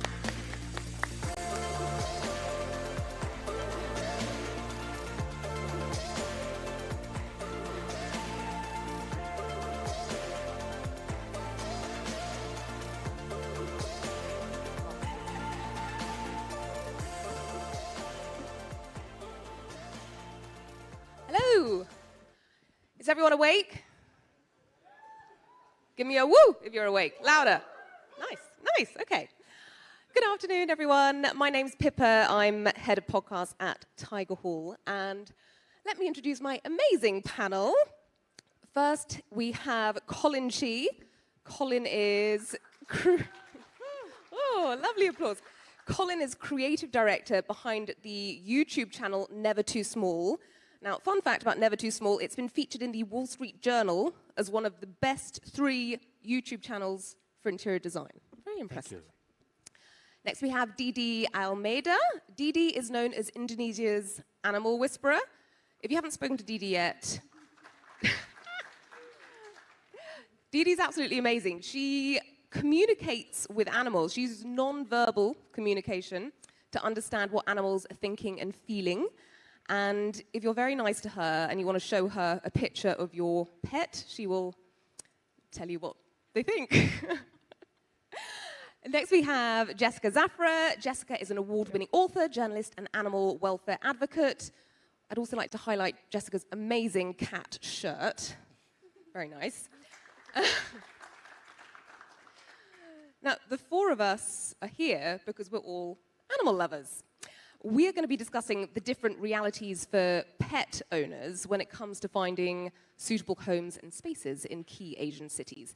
And why this is relevant to all of you in this room is because in recent years in particular, more and more people have pets. Especially COVID. I'm sure a few of you here either got a pet during COVID or you certainly know someone who did. A couple of quick stats before we dive in. Approximately half of Hong Kong's major developments now cater to pets, which is a 40% jump from 2018. In Sydney, Australia, this is almost funny, but probably shouldn't laugh, a new development with Sotheby's International Realty initially had 29 inquiries. This dropped to just 3 when the prospects found out that pets were off limits. So the remaining 26 were all dogs. Looking more globally, Forbes has said that dog-centric real estate is among the top trend, is one of the top trends to watch in 2023. So, to warm us up, everybody, I have some very quick fire questions. Are you up for it? Yes. Yeah. Okay, Colin, Labrador or Golden Retriever? Labrador, of course. Of course. Didi, what's cuter, kittens or puppies? Kittens, absolutely. Oh, that's the wrong answer, I'm afraid. Jessica, tabby cat or Bengal cat? Tabby. Nice. Okay. So now we're all warmed up. I'm going to go on to my first sensible question. Oh. Smooth. So earlier this year, we saw a pet-friendly cinema being announced. What are your thoughts on this? Pet cinemas. Colin? Obviously, I'm welcome to ideas because I can take my dogs for a movie with my partner together. That would be awesome. Yeah. Would your dog watch? Sorry? Would your dog watch the movie? Probably not. He used to when he was a little puppy, Yeah? but ever since he's more behaved like a cat now. So my dog is 50% cat, unfortunately, so he doesn't like cuddle. 20 minutes max, and that's it, yeah. Okay. Didi? Okay, that's actually a very good idea, but this is just my personal opinion. I don't think my cats will enjoy watch the movie for too long in cinema because they have to be inside of the carriers all the time, and I think it can make them stress. And as my experience, cats are more introverts than dogs, right? And they don't really like to go outside. So yeah, maybe that's a good idea, but it's not for me. Jessica? I think my cats would be bored. They can stand up to 10 minutes of tennis on TV, but whole movies, other than Elf, they probably will not go for it. What about yourself? Oh, thank you so much, turning a question on me. I mean, I initially thought, wow, I love the idea, but my dog would, if there are other dogs there, my dog would want to play. My dog wouldn't sit still, so I'm not sure it's for us. So, Colin, looking for your amazing design insights. Homes are getting smaller, especially in big cities. What are we seeing in terms of design, and how can design be used to make our homes more comfortable, both for us, but also for our pets? I think if we live in the small footprint homes, we really need to be careful with which breed of dogs or cats we have as well. And I have seen some, oh, that's my dog there. Hello, Shira. Oh. Sorry, I'm just like, showing the butt. I guess I live in the apartment for the last decade now, and I have seen some people who has the wrong breed of dogs in the apartment living, like husky or working dogs. When we choose the animal, we have to be choosing the breeds that's more docile and more suitable for small space. But in terms of design, it's very much, as a pet owner, I kind of listen to my dog. I live in a small studio apartment, and we bought some pet beds, and then we bought some pet crates, but my dog never liked it. His favorite space is actually under the sink in the bathroom. And then I figure out, because it's quiet and then it's got a sort of good temperature, it doesn't get too hot or too cold, and then it's a bit dim. And I found out that that's his favorite space, and that's where I put an old towel for him instead of a pet bed. That's where I can wash it constantly. And in terms of design, there's a lot you can do nowadays. There are so many products in the market for small spaces, especially have pets. Is that multifunctional pet furniture that you can get online, or you can make it yourself. There are a lot of instruction online these days. And yeah, in terms of interior design or from the developers, if you want to ask me that question later, or should I answer it now? I think that's on my list for later. But Okay, sure. Yeah. We can skip ahead if you like. It's funny you say bathroom floor. Whenever we can't find our dog, she's always in the bathroom because the floor's nice and cold. Okay, Didi, just on the point that homes are getting smaller, when we're thinking about our homes, we obviously want our animals to be happy and feel comfortable in their home. What should pet owners be thinking about? Okay, first of all, when we adopt a pet, there is a lifetime commitment, right? And having a pet is having a new family member for us. Even some pet lovers also call their pets as fury kids. Do you call your pets as fury kids or not? Oh yeah. Yeah, so I always say that I am a proud mom of 4 cats, and they are our kids. So it is important when I choose a home, I make sure they have a special space for them. Although the cats and dogs are domesticated animals, so they always love to follow us everywhere, but make sure they still have their own special space, just in case they want to have a me time. And also they need some activities at home, so you can use anything at home, like my cats usually climb a tree in my yard, but you can use anything in your home. Just make sure they have the space to have their activities, so they will be happy every time. And I know, Didi, one thing that you've witnessed a lot in your work is stress in pets, which deals to a variety of health issues. How does the home environment play a role in this? I think home environment is very important in related to stress in pets, because when pets get stressed, they can get some disease, and when they are happy, also they absolutely will be more healthy. And I think one of animal right is to have a right to express their natural behavior, right? So make sure the cats or dogs can go around and express their natural behavior. Don't lock them every day in a cage or in a crate or in a room. So and we can also take dog for a walk. And also when we take dog for a walk, the dogs can release their stress, and also the owners can release their stress. So it's be beneficial for the both of us. Yes, I definitely get more exercise since I got the dog. Better for my stress levels as well. And Jessica, as an advocate for animals, how do you see the role of property developers in creating communities that are not just pet-friendly within our individual homes, but also in the broader neighborhood context? Well, I'd like to go to a more basic question, as in there are developments in the Philippines that don't allow pets at all. It happens. Yeah, so maybe a more respectful attitude and recognition that we now have animal welfare laws. And so people can keep pets because, as Didi pointed out, a lot of people treat their cats and dogs as their children, as family members. So, it's not something that people have a choice in. Oh, I want to live in this building, but I have a dog, so I will just rehome my dog. You cannot do that. So it's a simple matter of respect. So, and also changing this primitive belief that somehow having animals within a real estate development lowers the value of the real estate, which I find just bizarre. But I think a lot of people still think that. So. You mentioned that to me before, that if there are lots of cats around a development, people tend to... Well, I can't remember what you said. Well, yes, because starting with the pandemic, I started taking long walks to keep from running amok. And then I noticed there were a lot of stray cats. And then I noticed that there were volunteers who set up groups so that they can take turns feeding the cats, having them spayed and neutered, taking care of their medical needs, etc.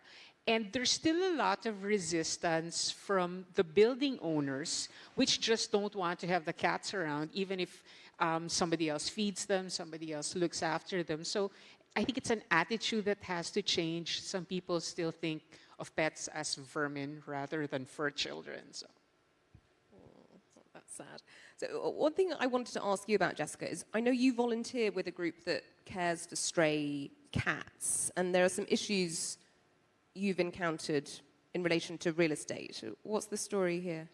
Oh yeah, I have a horror story. Sorry, trigger warning to people, but there was a hotel, fairly posh, next to a park, which had plenty of community cats, which were cared for by a volunteer group.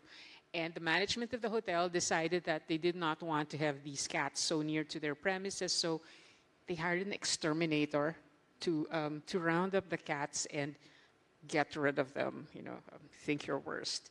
And the reaction was community outrage. As in, everyone went to Google and caused the rating of the hotel to drop to 1, for which they have only recently recovered. But then community outrage is something that we can't channel every week, when a cat is maltreated. So we need more systems in place to be able to take care of stray animals. Agree. So I've got a question for all of you. We'll go down the chain. How can communities make sure they're being inclusive to all? So to strike a balance between accommodating people with pets and also respecting the rights and preferences of non-pet owners.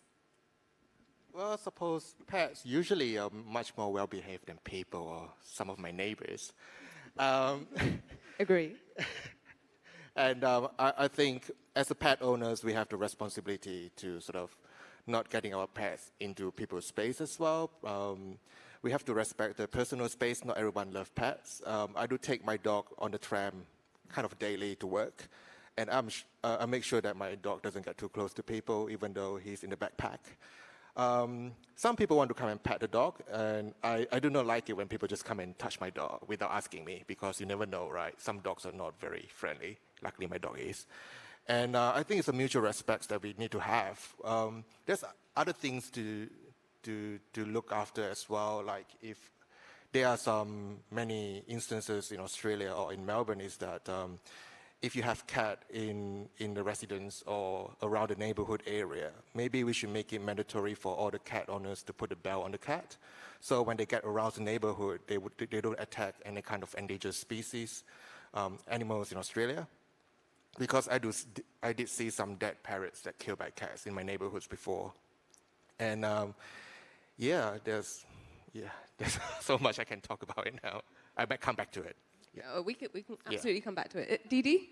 Okay, I think a strict rule have to be followed every time, because we have to be responsible to our own pets, like Colin said, and like, for example, we have to make sure we take care of our pets and make sure the dogs, we walk the dogs with the leash every time. And I think it is important that the owners take the responsibility, because after all, they are just animal, right? And we cannot control them every time. So just make sure the owner of every pet have the same responsibility.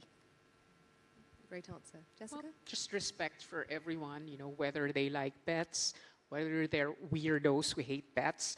But, you know, clean up after your dog. You know, not every place is Paris, the dog poop capital of the world. Sorry if there are French people Agree. here. And you know, if people are clearly uncomfortable with pets, you know, do not say, no, you have to play with my husky. You know, it's just a matter of recognizing people's, what people can take, and, you know, boundaries. I'm kind of curious to know if this is the first time poop has been said on the Ares stage. I said that last year. Really? Damn. Okay, so the four of us, we all live in different cities. We've got Singapore, Melbourne, Jakarta, Manila. I'd love to hear a bit more about your localized experiences. So, Colin, you're in Melbourne, which is one of the most livable cities in the region. Can you tell us a bit about your experience living in a studio in Melbourne with a dog, and any key realizations you've had about having a pet? Are we in Melbourne? talking about the apartment first, or are we talking about the city? Start with the apartment, then go bigger. All right, so I live in this development, which is about 2,500 units out of 4 blocks. And within the blocks, there's a pretty big what do you call it, like a public space where kids and animals all play together, which I do not agree, because even though we kind of create a community, you know, dog owners tend to hang out with the dog owners, and the parents tend to hang out with the parents. But the way it was designed, that playground with all the animals and children run together, you got animal poops and pees, and then children roll over on the grass, which I find it pretty disgusting. And occasionally there were some near mishap about, you know, children nearly got bitten by other dogs because they just go and touch other dogs. We submit a couple applications, a few dog owners, and trying to get the management, the body corporates, to put on some fence for us so the dog can play safely and the children can play safely. Of course, it got rejected, not just because they don't give us any reason, it just say they're not allowed to. So if any one of you guys want to develop some kind of a pet-friendly apartment building in the future, maybe put that in mind or on your notepad now. In terms of Melbourne City, people like to think that it's a pet-friendly place. I don't really agree with that. I mean, you can walk your dogs everywhere. You can't take your dogs to inside a shopping center. Usually you get kicked out. Apart from that, we are allowed to take the dogs on the tram or train. On the train, you have to put a leash. On the tram, you have to put them in a crate or a backpack. Yeah, in the city, it's actually quite clean. Unlike Paris, it's really landmines everywhere with poops. In Melbourne, because cities, there are so many people, if your dog poop, you just have to pick it up because people are just going to watch you. It's a very nanny state. And a couple of times I forgot to take my poop back, so I had to use the name card in my wallet. I don't know belongs to whom. I just have to pick it up, the poop, and chuck it in the bin. But I have to admit that sometimes I didn't pick it up when no one's watching me, when I forgot to poop. Colin, I'm shocked. Oh, well, I'm being honest here. Some people do that. Yeah, so, yeah. Okay, Colin doesn't always pick up. I always do. Sometimes it's just run out of poop bag. Okay. Okay, Didi, you live in Indonesia. What are you seeing change in terms of pet-friendly developments and facilities? Okay, I run an animal clinic in Indonesia, so I know that the number of pet ownership in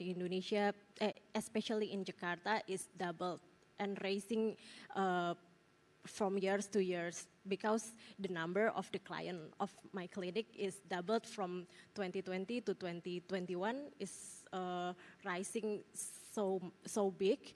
And of course, every clients need a new home because they usually adopt just stray cats or stray dogs in Jakarta. And I also cooperate with some community, and we usually do some charity event for the stray cat and stray animal. So the concern is already high in Jakarta, and it is a very good initiative.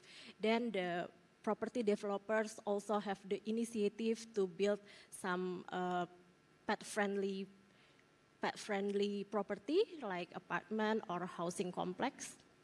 And for example, there is an area in Kemang where there is a pet-friendly apartment with a jogging track around the apartment and a mall, that a pet-friendly mall with pet-friendly cafe. And all the pet lovers love to hang around with our cats, right? Or our dogs. So the initiative is already good. That already a good start in some place in Indonesia. Okay, and Jessica, do you feel like having pets in Manila limits people's choice on housing and recreation options? Well, I think that in recent years, property developments have realized that this is a war they cannot win. More and more people are having pets, so they're just going to have to find a way to make to develop more pet-friendly properties. For instance, malls, of which we have plenty in Metro Manila, have come to recognize the sheer retail possibility of having cats and dogs on the premises. They realize that pet owners spend millions on food, toys, and other pet necessities, and so they welcome them into the mall. Although in my neighborhood mall, your pet has to have something called a pet passport, so that, and you know, when they go to the mall, they can't walk on the floor. They have to be carried or placed in a stroller. So there are some weird instances where you go to the mall on a Sunday, and there are more dogs in strollers than babies. So I think things are changing. What an image. Okay, so we've already discussed poop, but on a sort of city council level, what are you guys seeing in terms of how inclusive the public spaces are for those with pets? We've already discussed a little bit. Anything else to say?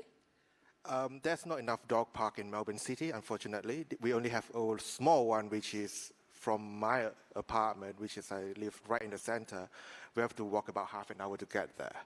And there's another closer park, which is more dog owners bring their dogs there, but there's no fence. We meant to put our dog on leash, but all the dog owners, they get frustrated. They just let their dogs run free. And occasionally people get fined.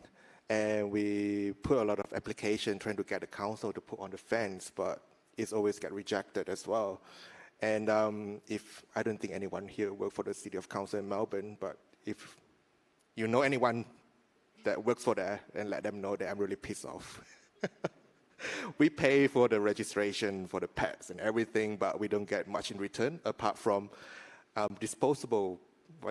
All the poop bags disposable, but you know they give you free poop bags in the park to pick up after your dog. But apart from that, there's no other things that the city offer for pet owners. It's important, right? Because for dogs to be happy, they need to run around. I think we're trying to create a safe community, an inclusive one, because I can understand why certain malls doesn't get allow pets to go in because of insurance purposes. If the dog attack anyone, and then the company got to be responsible for it. And it's the same level of, you know, if you walk in the street with your dogs, even though how much you know your dog, you never know how the dog going to behave, you know, out of the blue. So yeah, trying to create a safe fence dog park is essential for any kind of community, because if we look at how, you know, any kind of marketing about how livable the city is, on the poster there's always a dog or a cat. It sort of brings the sense of neighborhood, and this is how we know how a lot of us growing up with pets around us.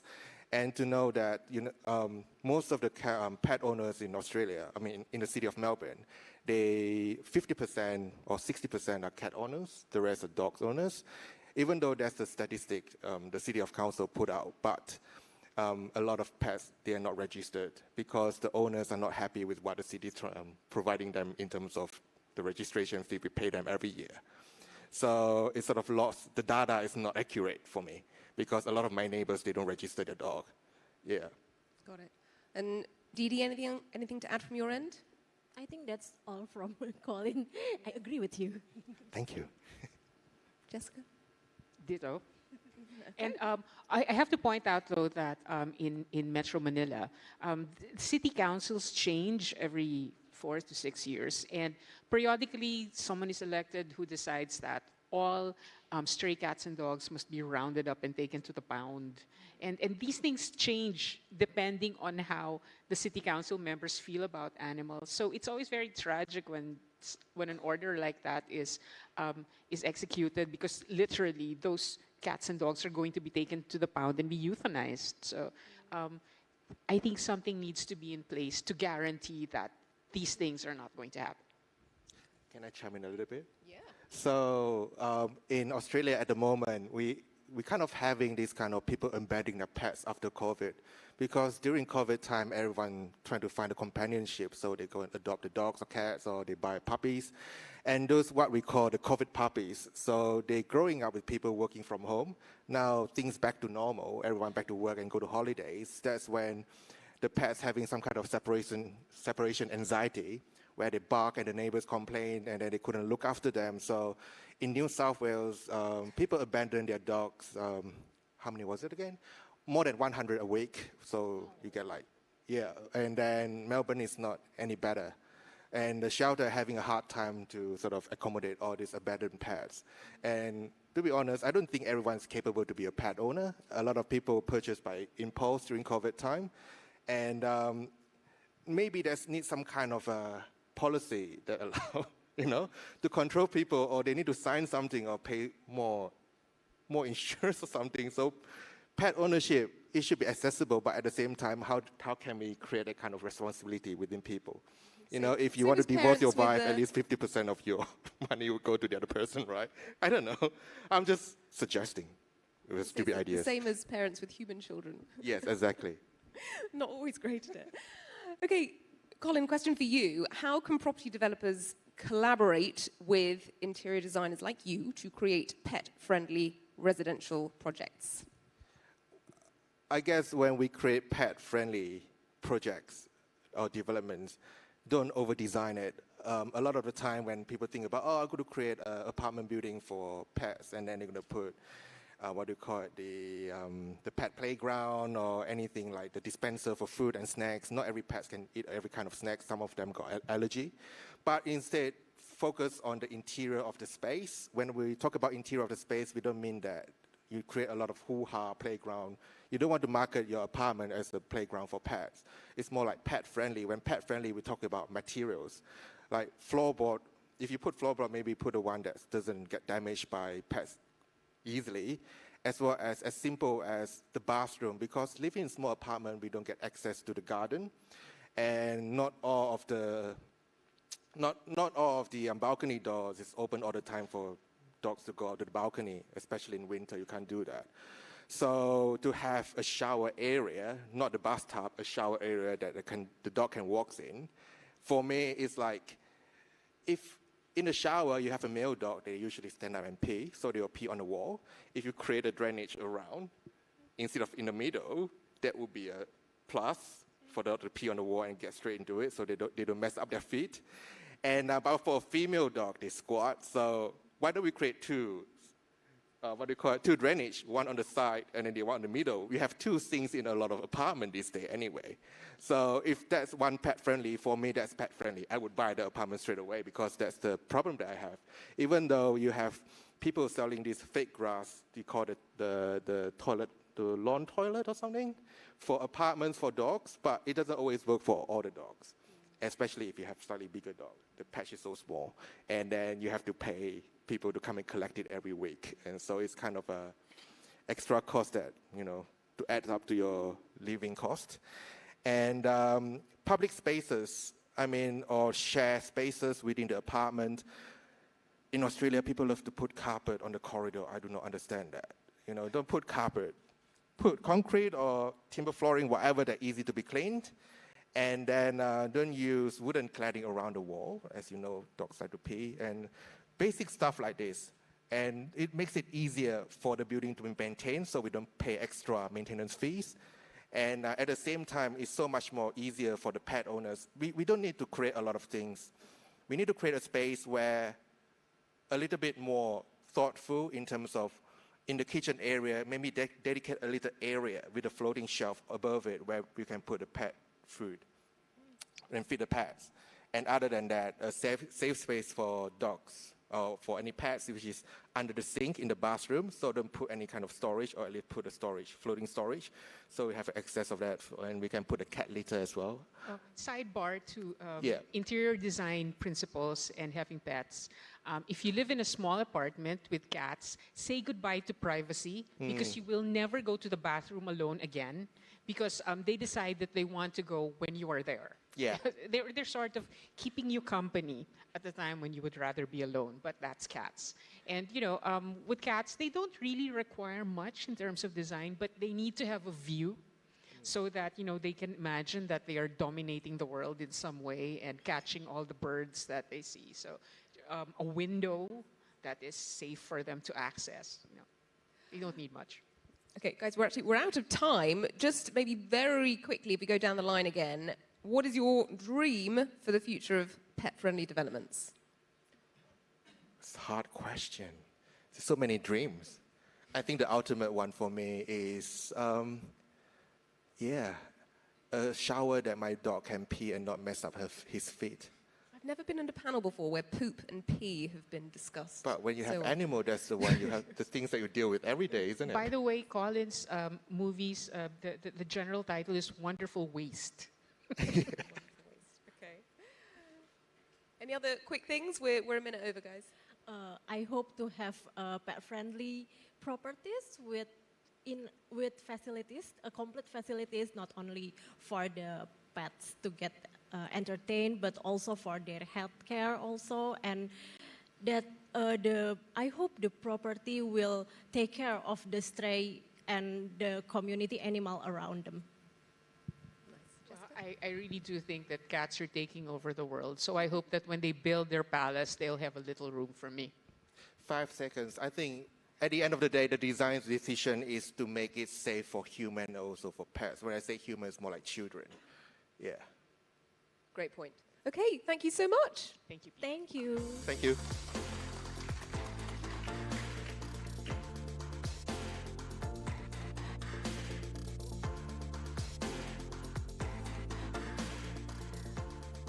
Bill Murray once said, I'm suspicious of people who don't like dogs, but I trust a dog who doesn't like a person. The things we do for our pets. Thank you so much, panelists. Now, our communities and cities evolve, so this next panel is very apt. What are the demographic changes that reshape our property markets, and how they are transforming the needs of consumers and investors?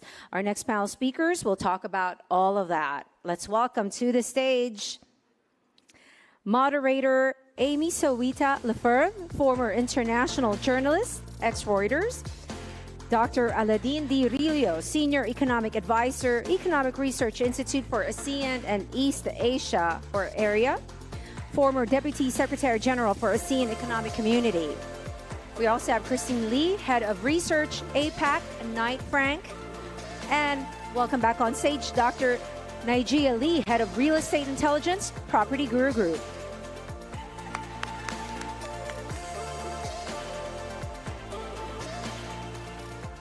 Okay. Hi, everyone. Thanks so much. We're in the home stretch now, so hopefully we'll have a great discussion on demographic changes in Asia. But just for posterity, let's introduce our panelists again. So we have Dr. Aladin Rillo, a Senior Economic Advisor for ASEAN; Christine Lee, Head of Research for Asia at Knight Frank, thank you so much; and Naija Lee, Head of Real Estate Intelligence at PropertyGuru Group. Thanks again, everyone. So we'll be covering a lot of trends today, demographic changes, including aging populations, multi-generational households. But let's start with a very obvious trend, I think something that's top of mind for a lot of us, with aging parents, etc. In many parts of Asia, we are seeing aging populations. And what does that mean for property trends in our region, and specifically in Southeast Asia, as well as in other parts of the region? Okay, I think I better start since I think that I'm the only senior in the panel here. But I think, Amy, you highlighted the importance of aging population. I think it is a very critical mega trend in the region, and it will continue to become more intense in the coming years, the way I see it. For example, if you look at the evidence, it's a very, very strong evidence that 2/3 of the world's older people are in Asia, in the Pacific. And the number is expected to increase by to around 2.5 billion older people by 2050, from around 500 million in 2015. So I think the numbers are there to suggest that this is a very important mega trend. But I think, but the way I see it, this mega trend will definitely change the way we house, the older generation. But beyond that, it is not actually a threat, the way I see it, but it is more of an opportunity, okay, in terms of, for example, how the developers and realtors can rethink, okay, housing as well as elderly care. And for me, there are three possibilities here, the way I see it, One is that in terms of aging population as actually providing an opportunity to look at how this new market will impact on the economy. It is not actually, again, a threat, but something that will provide more opportunities. Okay. Secondly, I think we also look at the aging population in terms of how it can generate a growth cluster, okay, of new opportunities or business opportunities. I'm not only talking here of business opportunity in terms of increase in demand for healthcare. I think beyond that, aging population, the way I see it, will provide opportunity in terms of other sectors, right? For example, the nursing consumer markets for the elderly. Another example here in terms of age-specific requirements or appropriate housing and infrastructure. And also, I think there is also an impact in terms of asset management and wealth. So that's second. Thirdly, we have to also recognize the fact, realtors and developers here, that aging population is going to intensify in the coming years. Therefore, they have to be ready to respond to the changing needs of this aging population. One estimate suggests, for example, that if you look at the size of the aging market, it's quite huge. It's around $3.3 trillion US. And therefore, I think the challenge here for the developers and realtors is to be able how to leverage on that huge market, right? The way I see it, it is important that developers, to be able to become successful in this kind of market, to partner with other investors, just to make sure that they're able to deliver the right products, okay? Not only housing accommodation, but something that would also relate to how we can improve the quality of life of these old people in terms of healthcare, for example. I better stop here. No, that's a wonderful way to get us into the conversation. And you mentioned there are opportunities, and I fully agree with that. Christine, in terms of the actual opportunities for realtors, what can be done, what more can be done to make cities more livable for our aging populations in Asia? What are you seeing? What are the trends? Sure. It's a really challenge for not just the realtors and developers, but also for the city planners, because our urban core is actually not designed to house aged population. For instance, most of the public flats probably don't come with elevators, And this will be a huge challenge going forward because most governments will have to retrofit these old buildings. And just to put things in perspective, we are looking at a very fast aging population in Asia Pacific. People are saying, you know, China is growing old before it gets rich. Because if you fast forward to 2080, the population in the United States is actually higher than population in China, which is very scary because of the one-child policy, they basically wiped out 400 million babies. And the Chinese government will have to do something to overcome that. And then they realized, actually, in most of the Southeast Asian nations, China, Japan included, you can see that actually our core centers will have to be redeveloped, retrofitted, and that's going to cost huge amount of budget. And governments are not ready to come up with a solution. And also we have a different family value here. You cannot just build a retirement village somewhere in the suburbs and expect people to move there and fill up. It's not possible because parents still want to be with the children and they want to have the multi-generation living. So when developers will have to think of a product, they have to think of a community where the young supports the old and the old supports the grandchildren. You hit on a really good point there about cultural norms in Asia, in most Asian countries, right? It's not like in Europe where you can just send your parents packing to a retirement home, they just won't go, and you still have, you know, parents living with their kids for many, many years. But in terms of the livability of cities, I don't think we're there yet in most of our Asian capitals. So Christine, are you seeing, from Knight Frank's point of view, a shift to suburbia once consumers reach a certain age? What's happening there? This is a very tricky question because I think in Asia we are not really prepared to move to the countryside yet because opportunities are still in the cities. So we are still seeing these rural-urban migrations happening in major part of Asia Pacific. I mean, maybe in Australia people can actually go back to the farms, have agricultural, you know, jobs, products, and they can still sustain the income. But in many countries, this is not happening. I mean, Southeast Asia, you can see because of the China Plus One strategy, people are moving to cities to look for better opportunities. And that trend is going to continue for the foreseeable future. So we are not going to see people actually moving to bigger homes because it's very affordable in the suburbs. But in the reality is that people will start to cram in smaller and smaller homes, just like Tokyo, just like Hong Kong, South Korea. I mean, we have seen, you know, Asia developing in different phases. And Japan is a very prime example of where Asia is headed. That's fascinating. Naijio, do you have anything to add to this? Yeah. One of the things that when we were looking at aging population and the impact on the real estate market or residential market is there's always this debate will it cause a housing bust because suddenly all the demand, you know, there's when the people most of the aging population as they grow old or move on, there will be a gap between the existing demand. And interestingly, they don't see that in some of the countries. Although in Japan, a lot of people are alluding to that.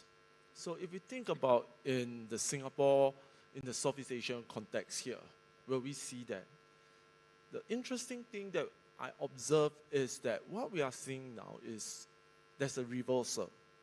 In a way that these parents, which are baby boomers, they have experienced a very significant kind of growth in their assets, you know, over time.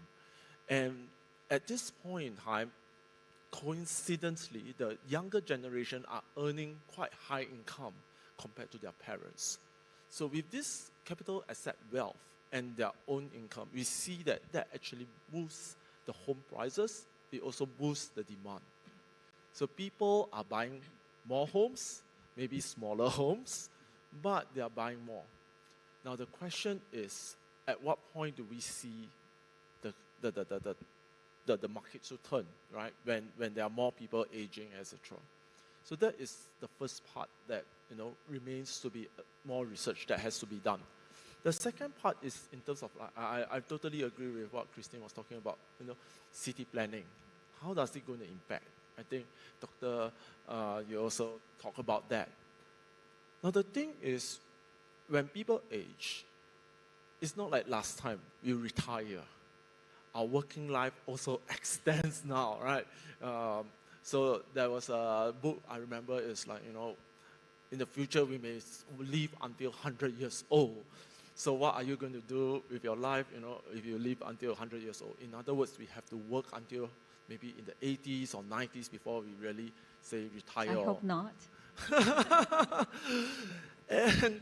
And that means that how we travel to work, how we travel to leisure, it can't go very far away. It has to be within that neighborhood. And that's why I think what we're going to see in the future is very self-contained communities coming up. Yeah. Thank you. That brings me to another question, I think. It's just very related to this. Multi-generational households, it's a very Asian thing to generalize a little bit. There are still, including here in Thailand, actually my neighbors live, 3 generations under one rather large house.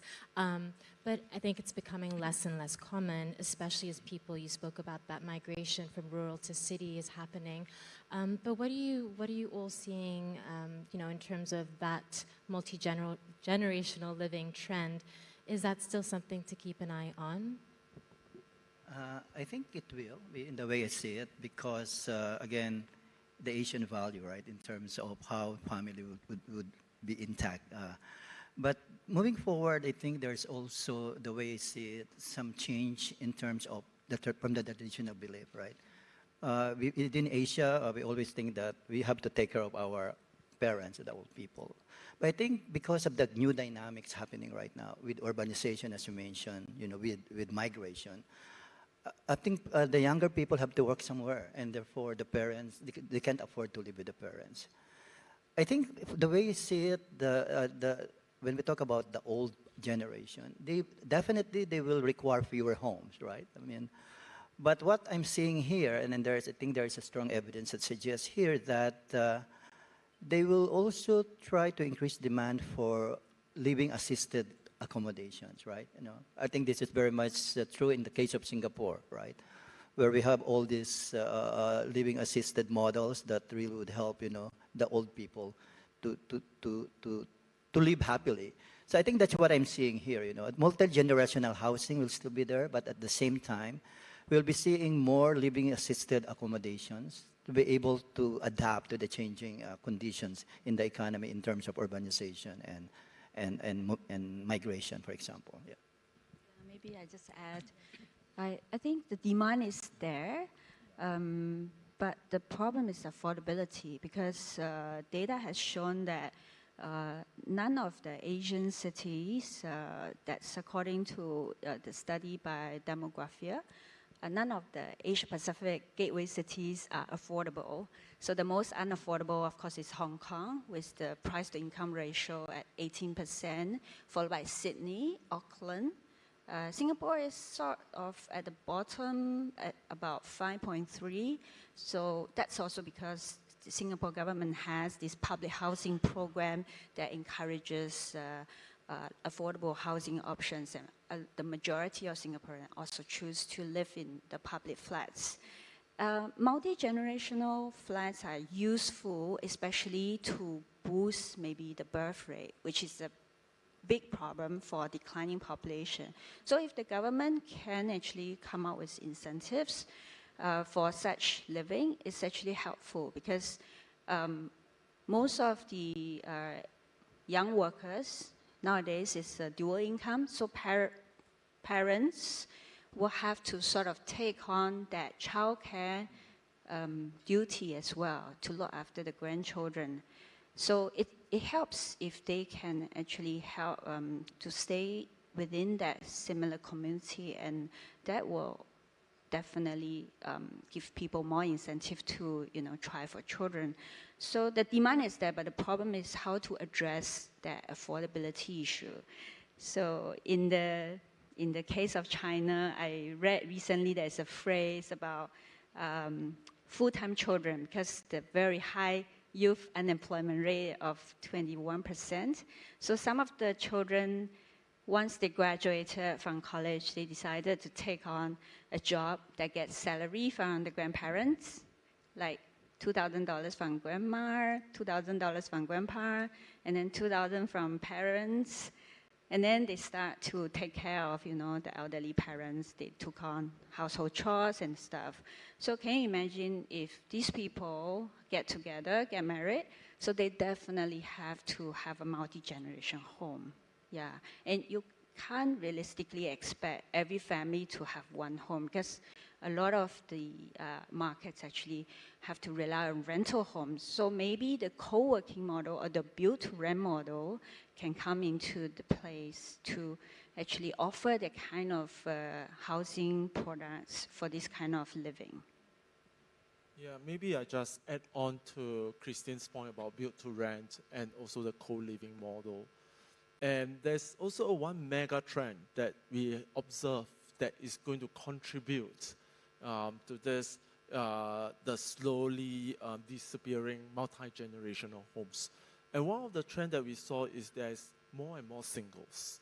There are fewer and fewer people getting married.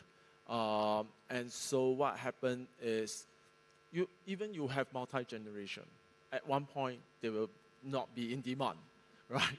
So then that also brings back to the problem. What are we going to do when there's a large growing group of single elderly? And how do we engage them meaningfully? How do they have a meaningful life? And that is very challenging, because the elderly that we are going to see in the future, they come from very diverse background. They have very diverse interests. Unlike, in the baby boomers or pre-baby boomers, they undergo similar kind of life experiences. Now some of them travel more, some of them travel less, some of them are professionals in different ways. So in other words, from a planning perspective, you need to curate an environment for all these different needs. And not to forget that you also have other opposing needs from the young, from the workers, from the Gen Zs. So it's going to be a very complicated situation in the future. Thank you.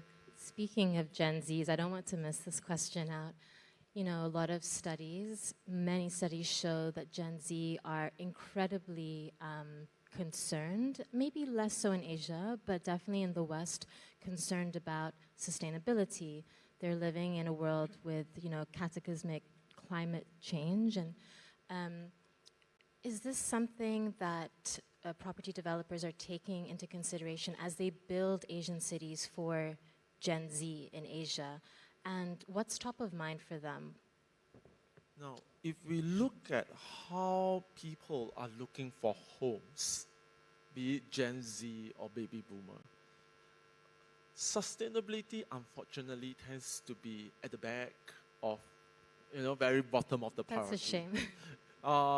And the reason is this. First, I think what Christine was talking about, affordability, that was something missing. So to them, it's like, as long as the pricing is right, I get a house. That comes first. As long as it's accessible, that comes first.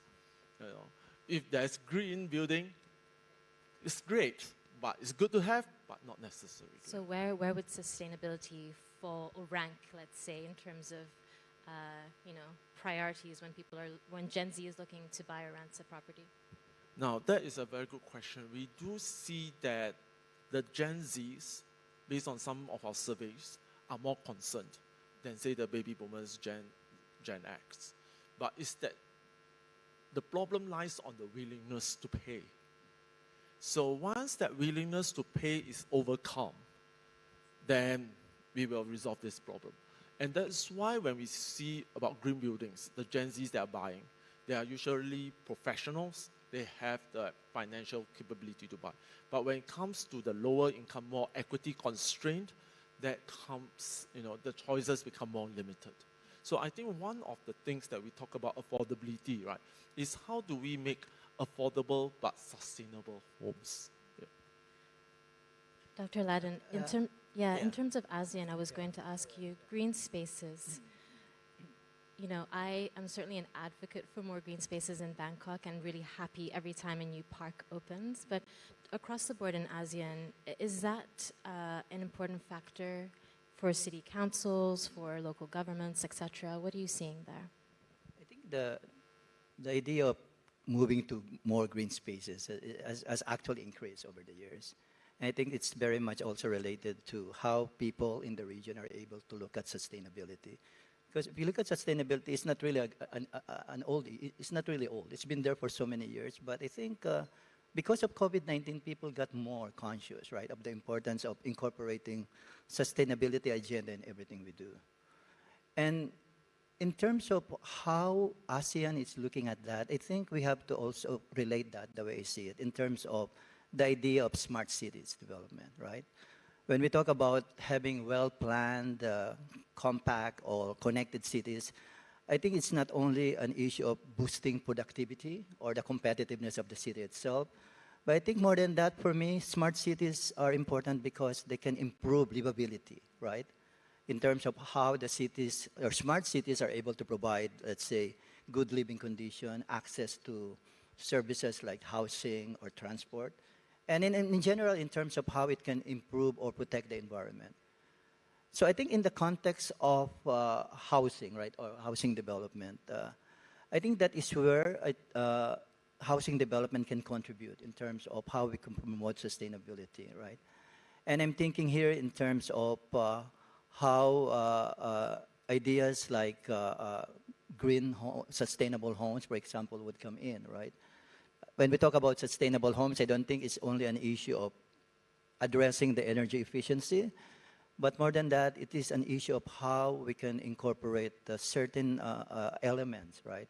In terms of whether we're using the right sustainable materials, right? In terms of whether the right conditions are there to support. So what I'm saying here is that sustainability, which is an important mega trend, along with urbanization, has actually forced different players in the housing market to think more, right? How can we make sure that we're not only building the houses or the accommodation, but make sure that people are able to live comfortably? So when we talk about the new generations, right? I think for me, they're also very much aware of the importance of sustainability, but of course in a different context. But we have to make sure that we provide them the right policy environment, okay, to make sure that all these issues about sustainability and housing development are well understood. Yeah. Thank you. Well, we've all touched upon affordability, I think, is sort of very top of mind for many buyers and renters. Christine, I want to ask you specifically about Asia's growing middle class and what their, purchasing trends are, and rental as well. And also, I'm very curious to know, what are the wealthy or ultra-wealthy in Asia, pumping for? And what does it mean to be ultra-wealthy in Asia these days?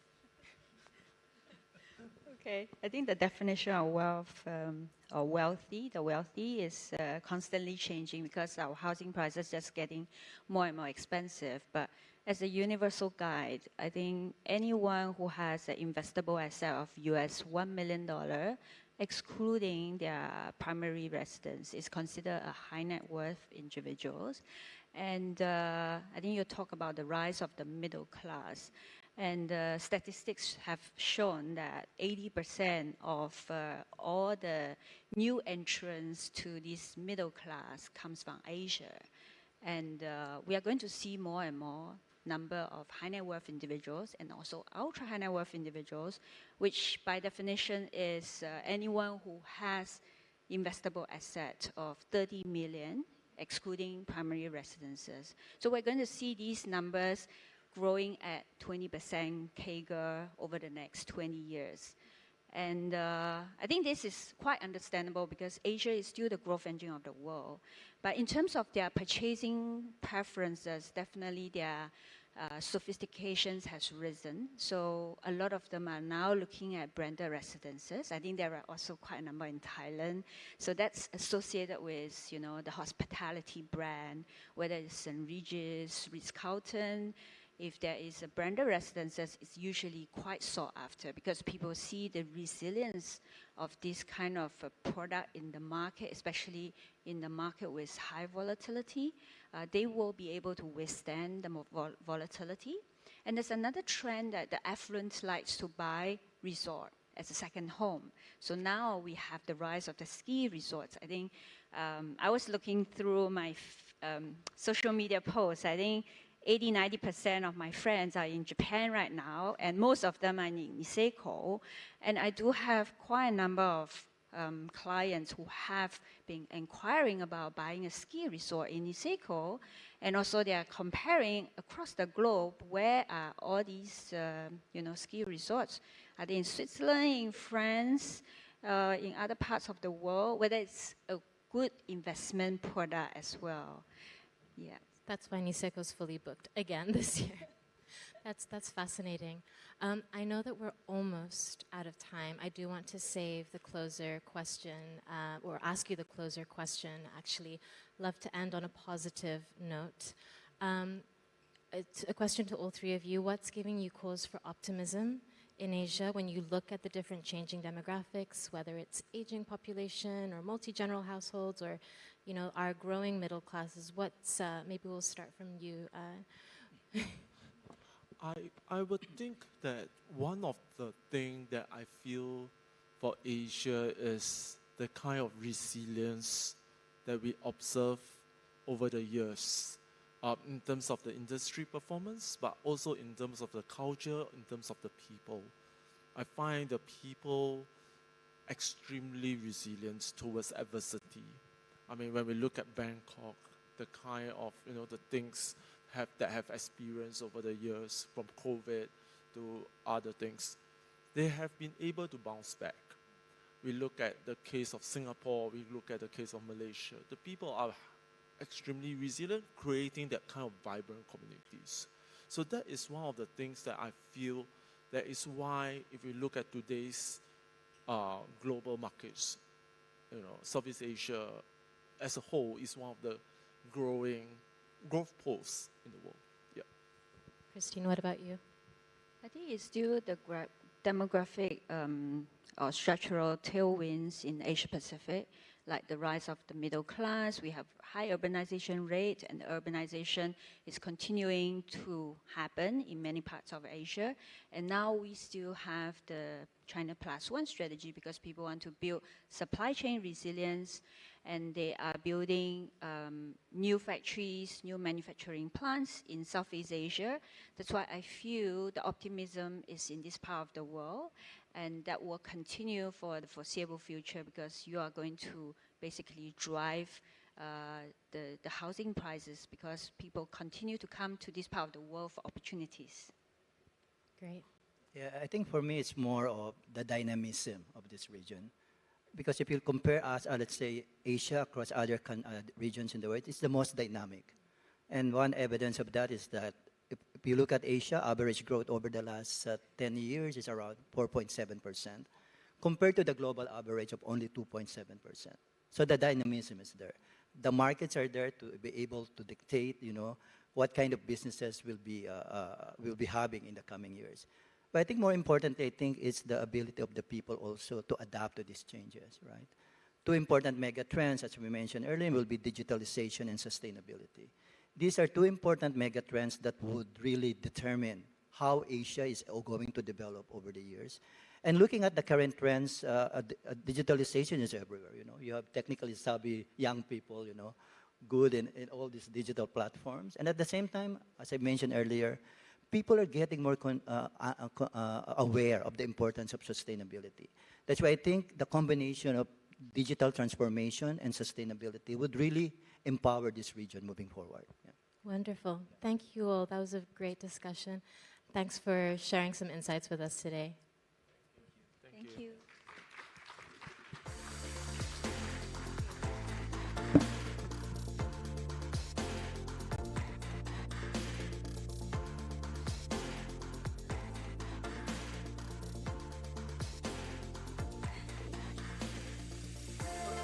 Thank you very much, dear panelists. I am actually wealthy.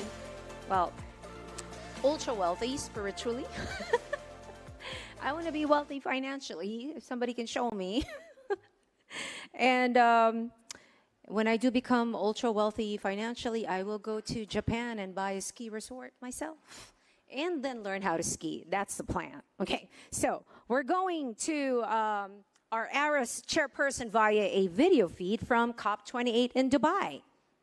Please welcome Value Management Specialist and Sustainability Advocate, Managing Director, Quantum, Stephen Ohm.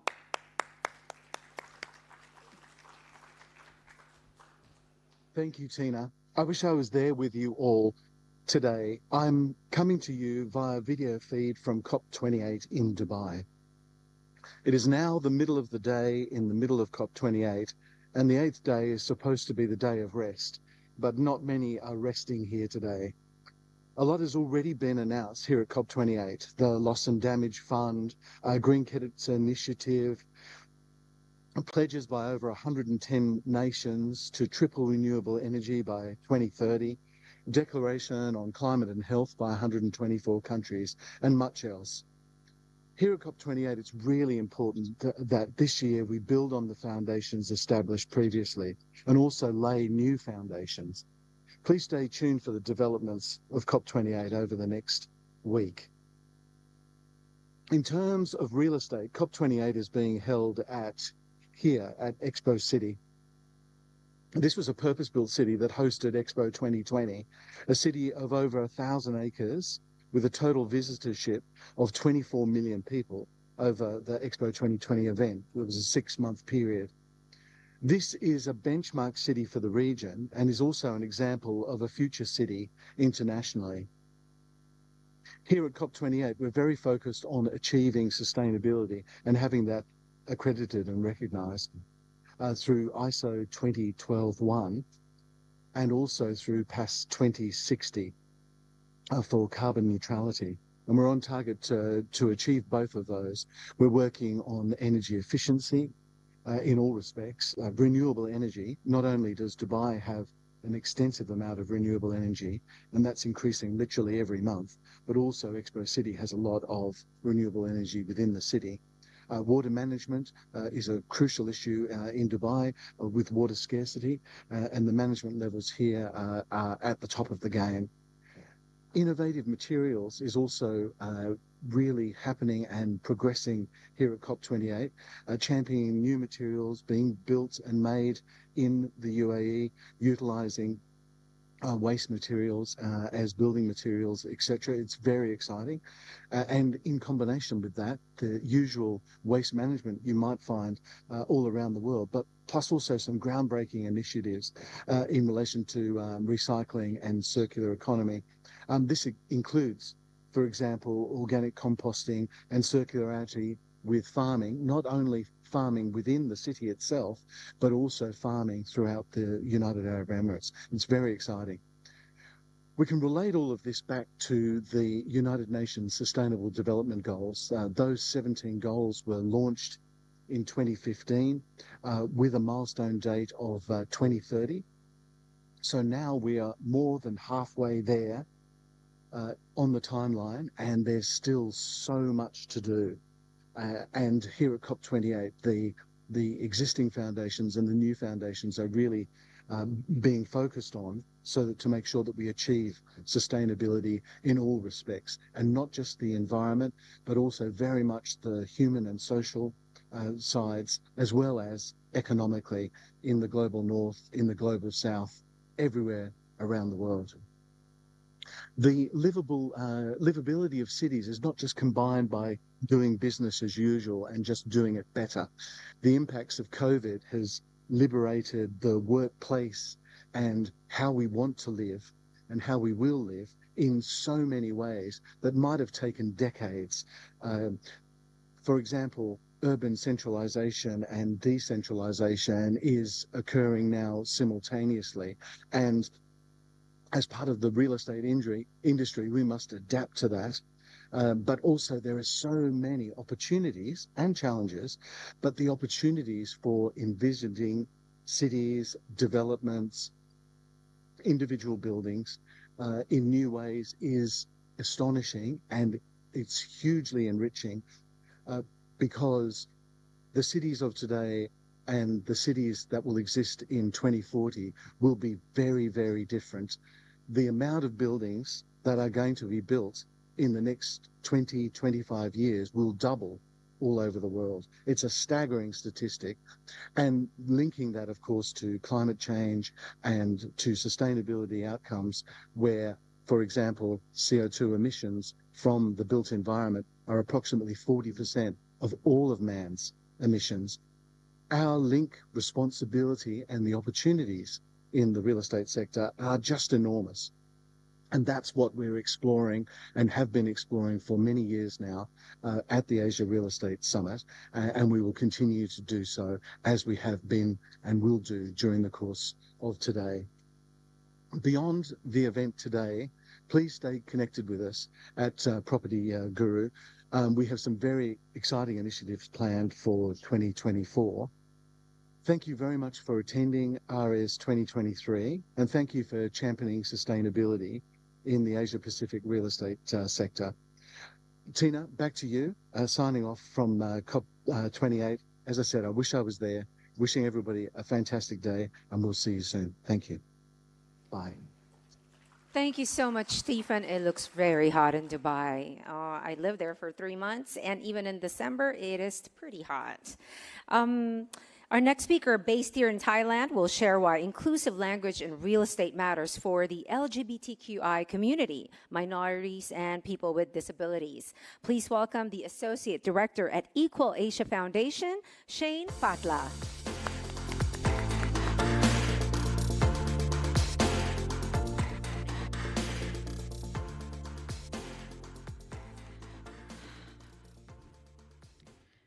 Hello, everyone. My name is Shane, and I use he, they pronouns. Today, we're going to be discussing about why inclusive language actually matters in real estate, whether it's for LGBTIQ people, for any minorities, or for disabled people. As you can see, I'm disabled myself, and I am a transgender and non-binary person myself. I just want to bring your attention to the 2 listings that I have on the slides right now. On the left, you'll see a listing that I took directly from Facebook. And I've only changed the name of the property itself.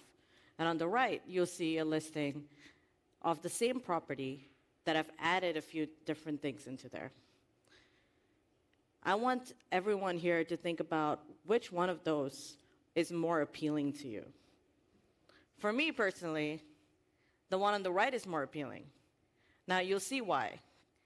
It has accessibility information. It has all the information that I require and I need to make a decision. Not only that, it has information about the neighborhood. Is it a multicultural neighborhood? Is it a neighborhood that will accept me for who I am or will be welcoming to someone like me? I'm also an immigrant. So being in a country like Thailand, which is known for its very subtle and covert racism, it is also a very difficult situation to find property. So let's talk about inclusive languages. And before we go into what inclusive language looks like, I want to bring about why it is helpful and the benefits of it. The 2 very easy benefits of it is that it has already been proven that there are higher sales because of it in the property market, but also higher internal productivity of people who are working in the property market. So agents, homeowners, anyone. So what does inclusive language actually look like? And this is about what non-inclusive languages that we already use currently, and what are the alternatives that are inclusive and the more inclusive, right? So for example, you might have heard that a lot of folks, when they call you, they're automatically assuming your gender, and they're saying, dear sir, dear madam, or using honorifics like Mr. or Miss. This doesn't always work for everyone. So the best way to come over this is to refer to your clients by their first name and their last name, but also not assuming what honorifics they prefer. There are more honorifics than just Mr., Miss, Mrs. Obviously, doctor and professor is not gendered. Another thing that is not gendered is mix, MX. Now, this is something new that you might see in the coming years. This is also something new that is also being approved by the Thai government during the Gen Act. Another thing that we've seen in contracts and leases that is more appropriate to what I've seen in my contracts and leases is she and he. One of those pronouns kind of fit with what I do, but the other one, not so much. I prefer they, them, which is what we should be seeing in most of the leases anyway. Gender-neutral language is so, so important. Another thing that I have obviously seen is his and hers. I've been to a lot of property viewings, and I've talked to a lot of agents. His and hers, bachelor pad, master bedroom. See, I look masculine. So when people are trying to sell me a property, this is what they go for. They're trying to see if it's good for families, if it's good for a young individual like me. That doesn't always work, and that always is a turn off for me. Dual closets, though, for a single individual, primary bedroom, so much better. The connotations that we use in our words right now, at the moment, stems from a lot of sexism, ableism, colonized language, and also racism. In order for us to move to a decolonial conversation and how we use our language, we have to implement all of these. But not just these. We've got things like perfect for newlyweds or perfect to start a family. But what if my family looks like me with a cat? Or what if I never want to get married? Or what if my marriage looks like just promise rings with two of my partners? See, now this is where we have to think about this. So to not exclude individuals who don't want kids or don't want children or who cannot have children. Instead say, comfortable for 3 household members. Include pets. Another thing that we've seen is ballpark figures, good as gold. Now that also comes from a very, very grave background. Instead use figure estimate, high value property. The last thing that I have noticed is, in Thailand especially, it's very popular to say no pets allowed. Now, my best friend in this whole wide world is my service animal.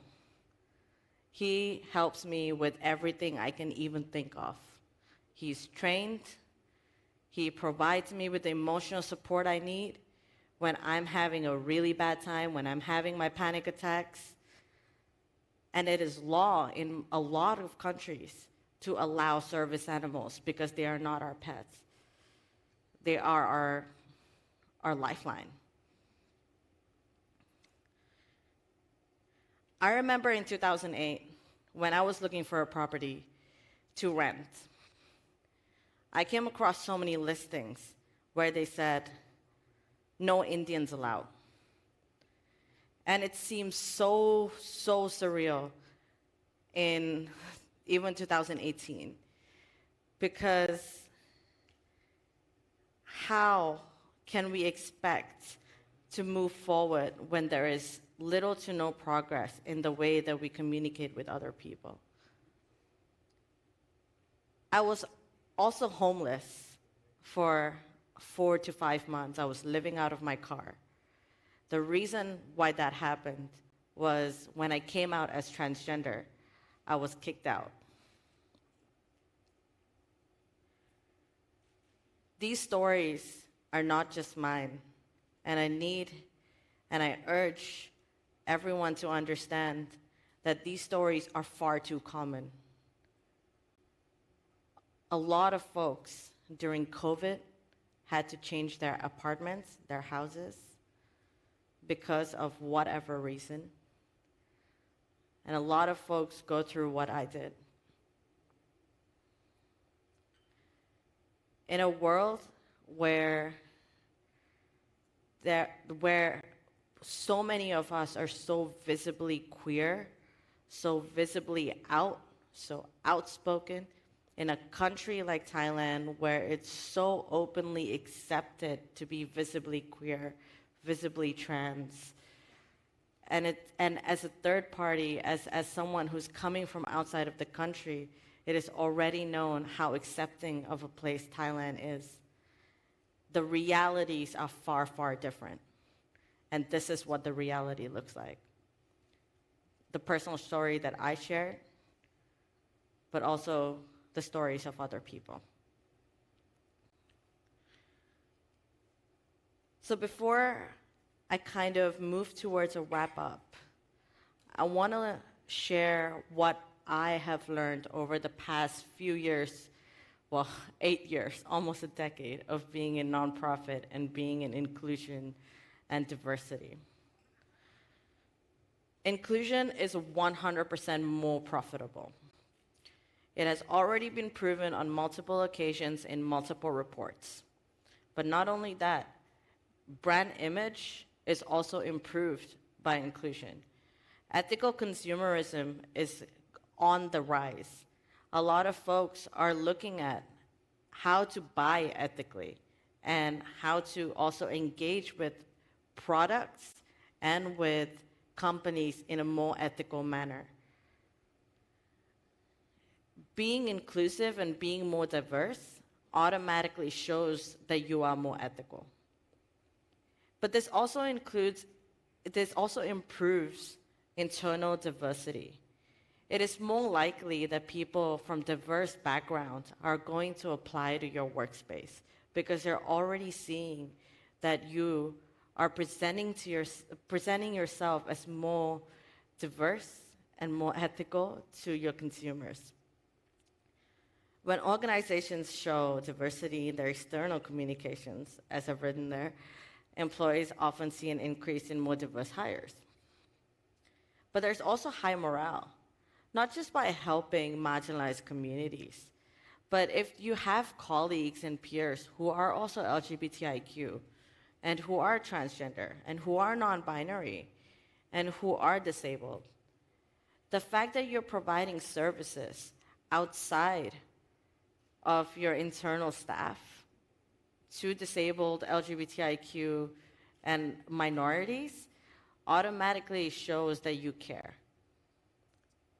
And if you're providing benefits that specifically cater to LGBTIQ staff in countries where there aren't legal protections, for example, giving same-sex spouses healthcare insurance, which is already being given to heterosexual spouses. That is also a benefit. What are other inclusive practices that we've seen? You recognize how I came out here, and the first thing I said was, "Hi, my name is Shane, and these are my pronouns." This is how we should be introducing ourselves to everyone. But not only that, in your email signature, in your business cards. I have a business card on me right now, which actually has my pronouns on there. Unfortunately, it's not updated, but it's right here. But you can come see it if you like. Another thing is asking your clients about their accessibility needs. And this should just come as a first thought. Third thing is vetting your homeowners, vetting your vendors, service providers. And the fourth thing, and I feel like the most important thing, is educating yourself and educating the peers around you.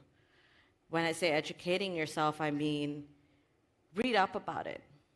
Do a quick Google search, look for unbiased and and trustworthy sources and try to read up about the things that you're working on, right? But you don't have to be from the communities that you are defending. You don't have to be from the communities to defend them, essentially. It is a really, really good opportunity for you to use your privilege, which is why if you see something, you say something. Your clients rely on you very heavily to be their biggest advocates.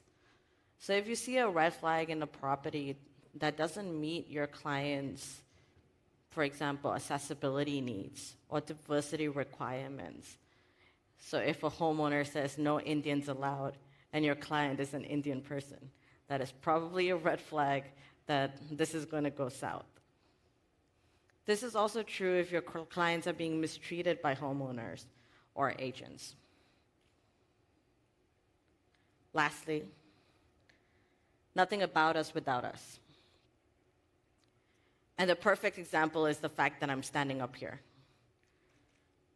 Remember, when in doubt, empathize, speak to someone in the community about it, and don't forget to compensate them for emotional labor.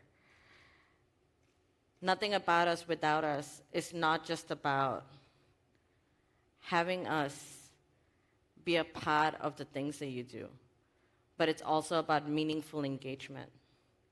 Meaningful engagement shows up in data, in putting us on managerial levels where we can actually make impacts, having in-organization groups for diversity and inclusion, unionizing, and a lot more. Thank you so much.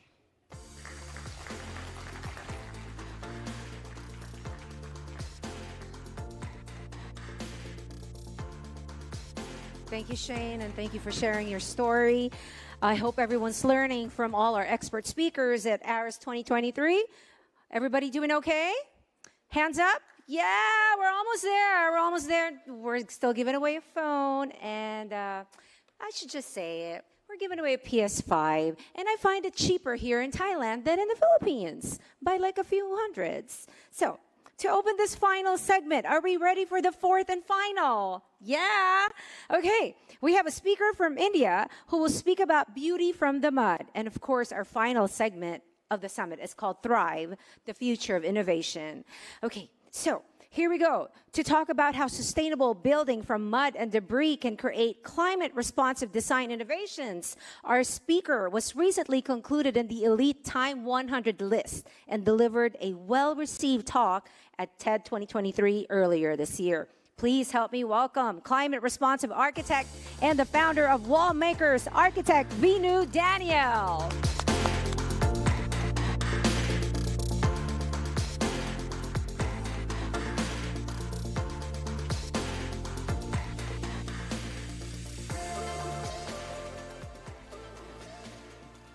Hi.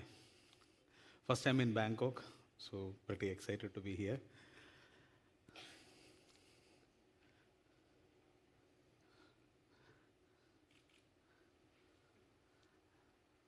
Oh, okay.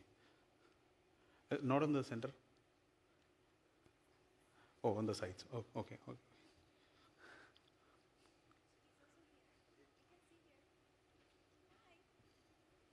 Oh, okay. Thank you.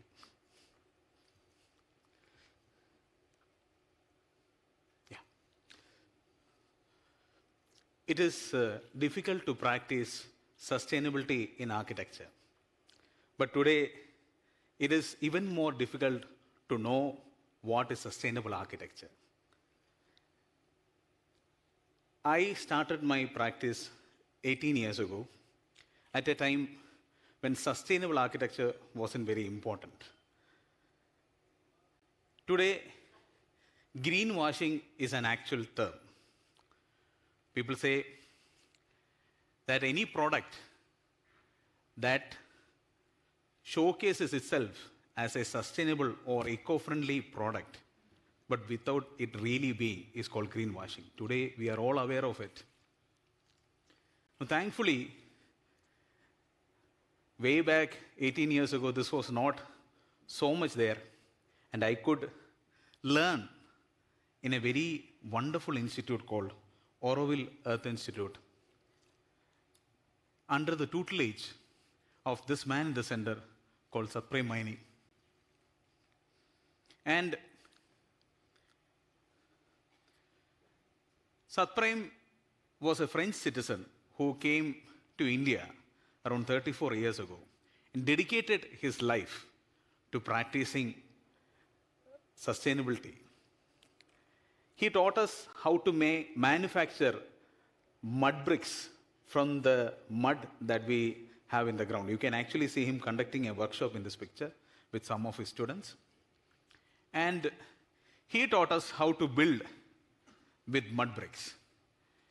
And the data actually shows how eco-friendly building with mud bricks is. This is the data released by Auroville Earth Institute, and it actually shows that the first building made with mud bricks is 1/10 of the energy. Yeah, you can see around 134 megajoules per meter square of mud brick wall as compared to 1,300 or 1,200 megajoules per meter square of a conventional fabric house or even a concrete house. And nowadays, many people talk about doing sustainable ways, sustainable steel, something like that, and all I hear here and there. But the fact is, an aluminum piece has 676,000 megajoules per meter cube. Whereas the mud which we are talking about is a simple 572 megajoules. Can you compare it? No, you can't. Even the normal country fabric is 6,100 megajoules. I'm saying all these technical data just so that you are aware of this. Don't take it.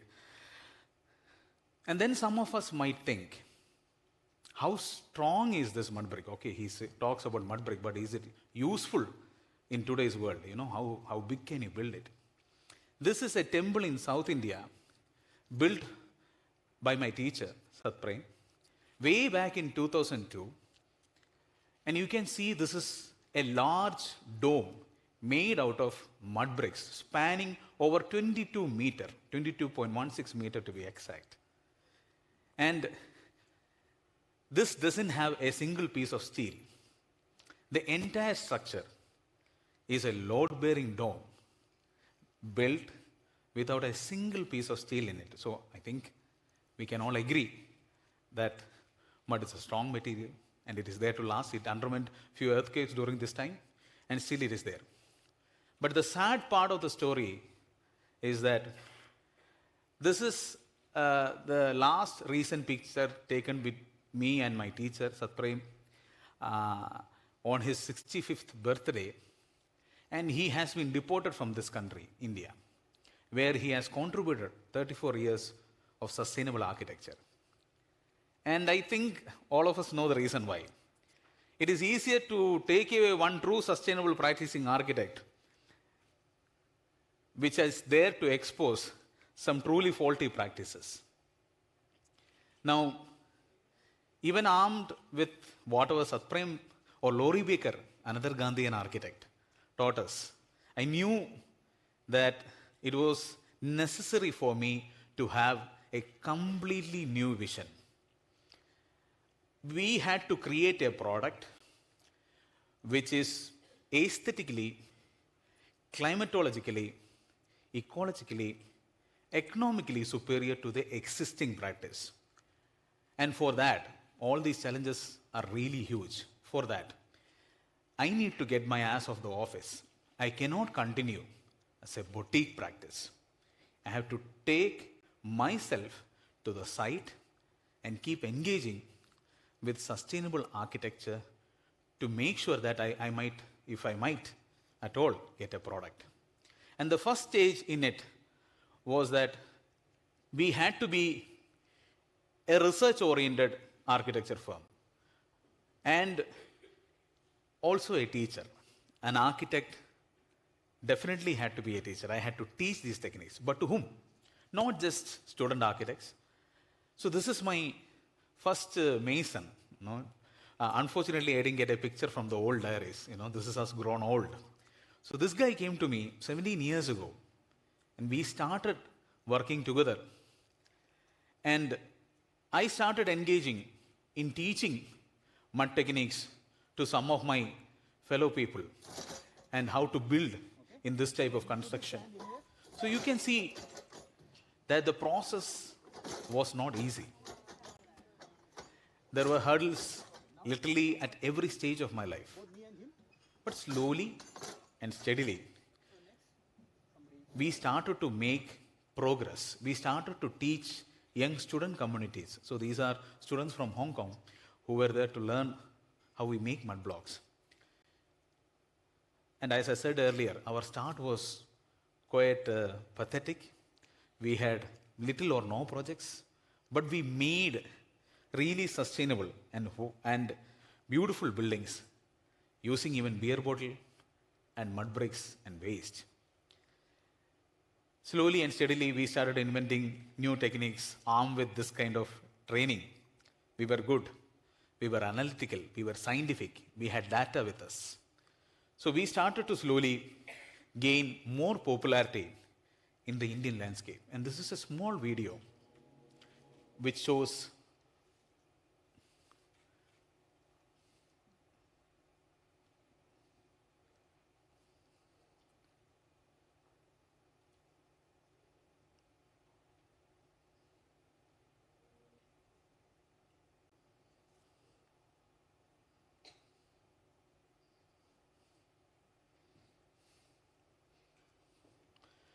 us building a residence with discarded casuarinas. Casuarina is like bamboo scaffolding which we use.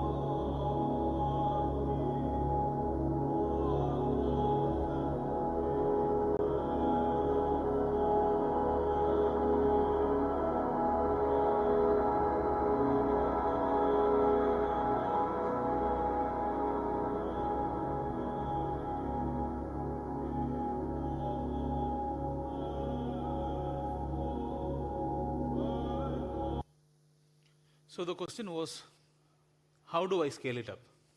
how do I create more and bigger? So this is again another mason who started working with me. His name is Suresh. And we started building small, again, mud buildings. And soon enough, he brought his brothers, he brought his cousins. They were also builders. We all started building together.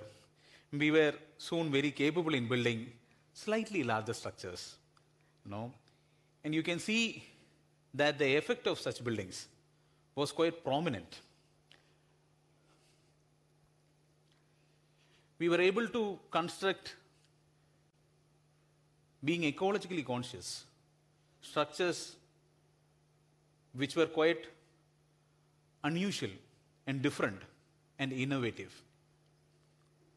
But our struggle to create things in more scale, which I myself thought, might be kind of difficult. But we found out that the bigger scale we went, in some sense, it became more easier. But I was in need of allies. I needed more partners. So this is my partner, Roshin. She's here. And she started working with us 5 years ago as an intern. And these allies actually contribute to your work. Alone, your life is difficult. But together, it becomes better. And training young architects and making them go out in the field and making them build passionately with the working communities helped us to build different forms and different styles, still keeping in mind how eco-friendly we can get. And very soon, we found out that working alone with mud is not good enough. We need to expand more. We need to do more. Even working with mud, we thought that, how do I create more with this? What else do I use? We soon found out that there is a lot of debris dumped in our cities. Now, if the city corporation is clean enough, they would dump it elsewhere so that you guys don't see it. But every city generates a lot of waste. You can see some waste being utilized. In India, however, every waste is right in your face, and it is not dumped elsewhere. This prompted us to take action, and we combined this with mud and a bit of cement, keeping in fact that the embodied energy of this meter cube of wall would be just around 476 megajoules, which is the lowest I have ever seen. We were able to create bigger structures, multi-level structures. You can see this is almost 3 stories up. With structural engineers and contributions from architects, we hit upon this idea for a rural house, rural musical hub, which they wanted to call, for a family of musicians. Now, this is the traditional way Indian Kerala architecture generally makes the houses. And very soon, the concrete houses started replacing that. So we had an idea. Because this was a place that a lot of the traditional housing is getting demolished, making way for new construction, we thought we will reutilize the wasted roofing tiles and make a nice house for this couple. And while we were doing this, we hit upon this small idea that along with the roofing of the house, why not make the grills also from waste? So we started procuring these waste cages. We still don't know what it is really used for. But we started procuring these waste materials. And the couple actually asked us whether you can create a musical hub for us. And we had no space left. And in our hope, we thought that maybe some cracks, some holes which we put in the roof, maybe can be converted into an amphitheater. So this is Nisarga, a house created for a musical family with a rooftop amphitheater. Let's just see.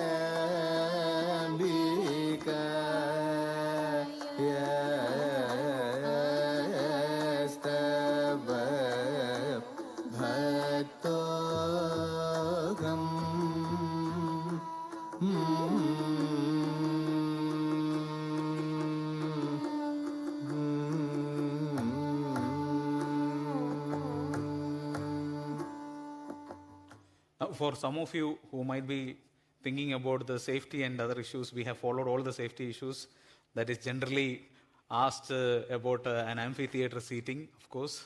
And what started as an experiment today has become a full-fledged venue with events being conducted every fortnight or so. And so thankfully, an idea can lead to something very new and innovative. Now, as I said earlier, we needed more people who would come more into this ideology of building large and regularly with mud and maybe waste. And we started to create workshops and classes where more and more students come and join with us and learn these kind of techniques in some sense. People from various communities, various countries started joining us in trying to understand how we can upgrade the existing traditional techniques into something unique so that the modern man can further develop their housing and their settlements. Our architects, new generation of architects are now becoming teachers irrespective of gender, irrespective of origin. They have become now new teachers who are teaching more and more, and the scale, as you can see, multi-storied mud buildings which were quite unthinkable few years ago has now become norms with us. And we are now building, this is a 4-storied mud-walled building. And now the question has come whether you can do this outside the country. And for few years we have been slowly building these kind of constructions outside. And we were asked to build the Sharjah Architecture Triennale Pavilion. And as I told earlier, to build locally is to build with local materials. And of course, a place like Sharjah or Dubai has full of desert soil. What else can you find? And they're so used to the concept of importing materials from all over the world that they are okay with us importing materials or mud materials from India. And we didn't find any sense in that. And the best part of it is, Gulf countries are unfortunate brokers of leading tire problems, tire waste problems, and they dump it into developing countries who also take their fair share of money, and my country especially becomes a big dump yard after that. So we thought, we did some preliminary studies and a basic understanding of how to work with the desert soil, which traditionally is considered as a no-go for any sort of construction. But we combine techniques. We combine the technique of utilizing tires and desert soil. And slowly we found out, we started doing it in our country. We found out that in Jaisalmer, there is enough and more of desert soil available. So we combined the concept of making tire and tire dome concepts with just desert soil. And sure enough, the SAT board literally rejected this proposal. They said, we know, we like you, but unfortunately, this is not going to stand. This is a huge risk. I said, see, it's an architecture triennale pavilion. It stays for 3 months. If I fail, I fail. At least I fail trying to do something innovative. Thankfully, I got a partner.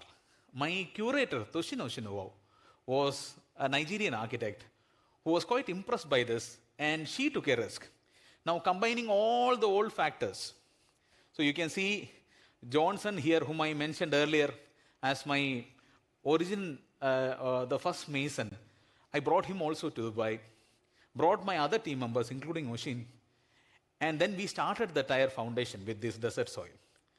Now, the question of creating an entirely new, innovative mud concept in a foreign country comes with its own challenges. And you can see me again starting to work on the site and literally showcasing the new labor group how to work with this. And we had to start from the very first, showcasing how to literally pour mud over tires and ramp it again and make sure that this becomes a stable foundation.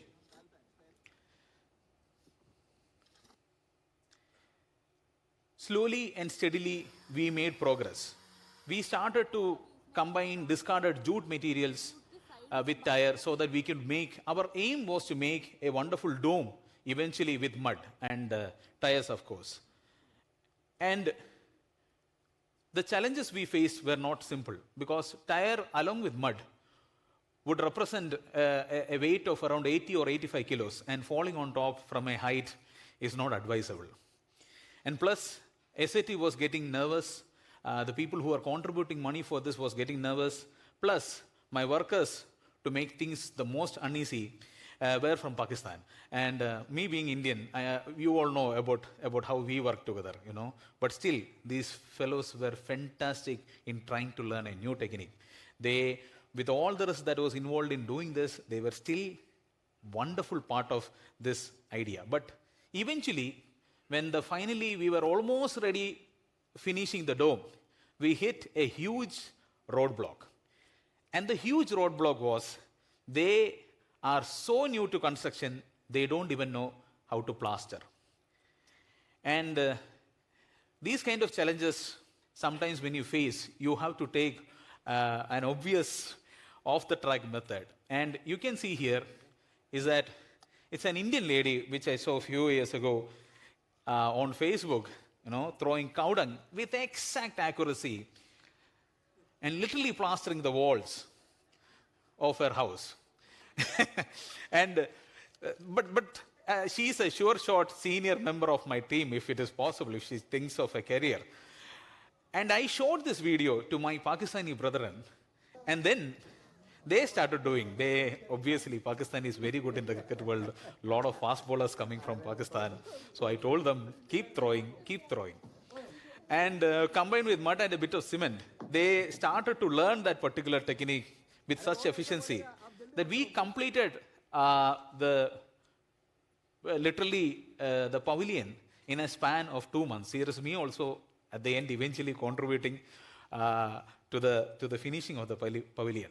And we wanted to do this with a staggering message. We wanted to do it with a strong message. We wanted to showcase that another 20 tons of soil I'm going to put on top of this tire pavilion and camouflage it, making it look like a sand dune, so that I can show two things. One is camouflage architecture, which we are working on right now. And the second part is these tire domes can actually take huge loads. So eventually the tire pavilion was completed, and this is how it looks inside. The temperature is a staggering difference of 8 to 9 degrees Celsius during the days, and in the night even more. And to make a complete new, first of its kind dome with tires and desert soil was not only unheard of, was unseen, or even the concept was not exactly explored before. And slowly that success has led us to being the star pavilion at this point of time in the SAT, and the people, including my child, were having a fun time being a part of this, and eventually share the success.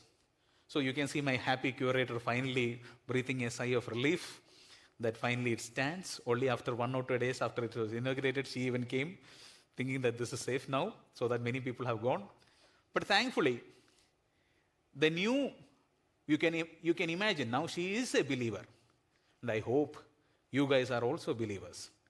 And then time to share it with my Pakistani brethren. These are the guys who were helping me to build this on the day we finished it. And the final success was shared with the rest of my crew members. We brought them all into Dubai to enjoy that fantastic pavilion. Today, thanks to PropertyGuru, I'm here talking to you guys.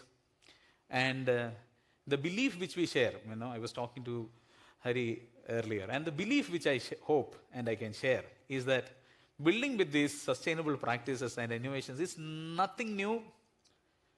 It's nothing difficult. It's just that you are adopting a change. And I hope this group also hopes to change their outlook and their ways. Thank you so much.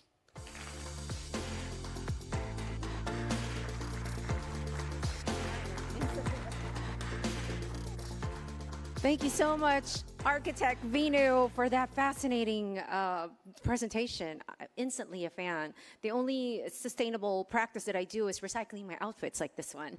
So the next speaker returns from last year.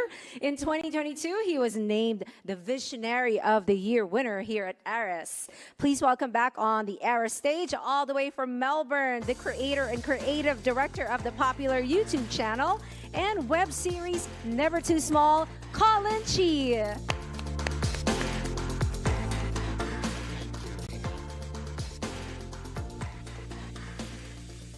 Thank you, thank you.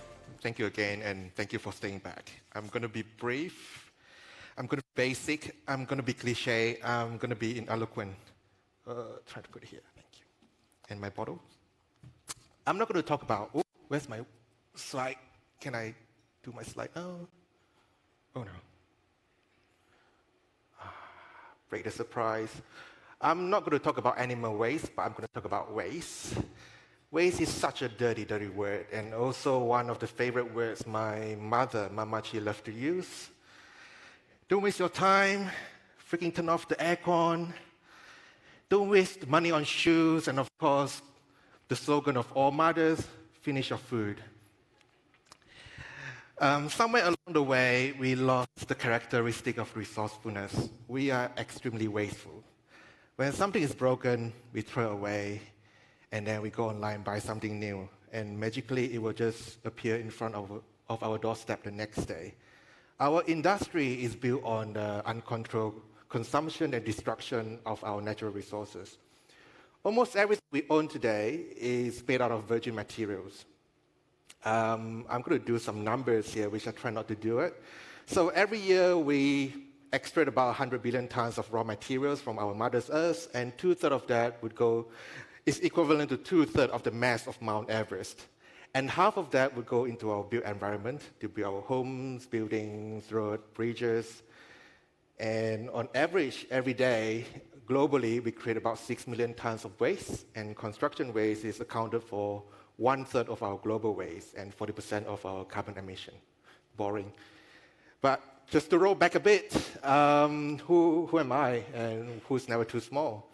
So Never Too Small, we are made out of a team of creative people. We call ourselves a dynamic media company, even though we started as a YouTube channel.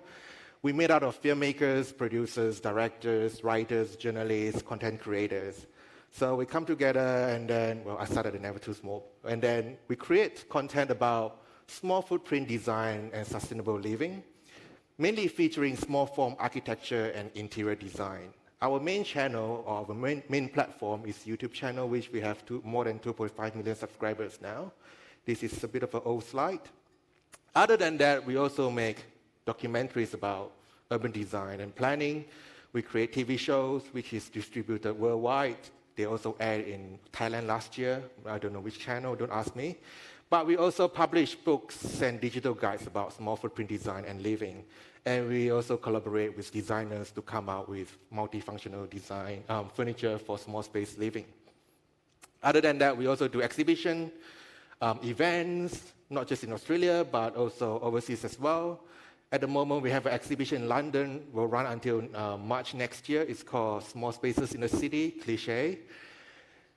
Yeah, since I started, I have hundreds and hundreds of conversations with architects, designers, urban planners, thinkers all over the world. One of the things that we always talk about is how can we build our future city more sustainably? Most of the projects we feature on Never Too Small is all about retrofitting, adaptive reuse of older buildings, and how do we turn them into modern homes. Sorry about the puffing sound. But then during the process, we create a lot of construction waste, which normally we don't talk about it, and then people don't want to see it. And what happened to these plasterboards, timbers, glass, metals that come out from the construction? They are really still in a good shape of materials just because we don't like the design. We simply just knock them off and chuck them in the bin, and they'll just go to the landfill most of the time. But how much get recycled? I don't have the numbers. But if you look at, that's my mom again, Mama Chi, but I use her as a statistic. 1 in 4 of our audience are people from the design industry. It is a very high number for YouTube audience to have industry people watching our YouTube channel, which is normally not a platform for that. They are made out of architects, interior designers, urban planners, people in the construction, developers, or even students. People come to our channel to look for ideas for designing small spaces. And then they come here to look for ideas and inspirations, and then we know that we have an important platform to show a more important topics with them. Typically, we see designer as the artists who create new product. But nowadays, with knowledge and accessibility to more sustainable materials and new way of design, together, designer can really change the whole system. So last year or the year before, I decided maybe we can create a documentary series about waste and make it accessible, put it on YouTube. Everyone can watch it. You don't have to own a Netflix. You don't have to own a pay TV or pay channel or anything. Just go to YouTube and watch it. So we went to Screen Australia, which is a funding body in Australia, and said, give us the money. We want to make a documentary about waste. And they say, okay. I'm trying to explain. So we made a documentary series called Wonderful Waste. Wonderful Waste is a documentary series following 6 groups of designers and innovators who are finding new purpose in our waste. Could it be our plastic waste, construction waste, any type of furniture waste, and turn them into beautiful, sustainable built materials to build our future homes. So let's watch the trailer for it so I can stop talking for a bit. How much time have you spent thinking about what your home is made from? The concrete, the glass, the steel, the wood, and what about the things that fill it? In this 6-episode series, meet the radical designers transforming our waste into the materials building our cities and filling our homes. When something is broken, it's cheaper to go and buy something new. Not every designer sees that they're an important part of the solution. In 30 years' time, there will be another 2 billion people in the world. They too will need homes and things. It's high time we rethink the materials we use, where they come from, and where they will end up. We do often see waste as something that just needs to be thrown away. Well, actually, there's no such thing as away. Come with us and see the beginnings of a revolution that's building us a better world. A world where waste can be wonderful. Oh, I was expecting some hand claps. No, just kidding.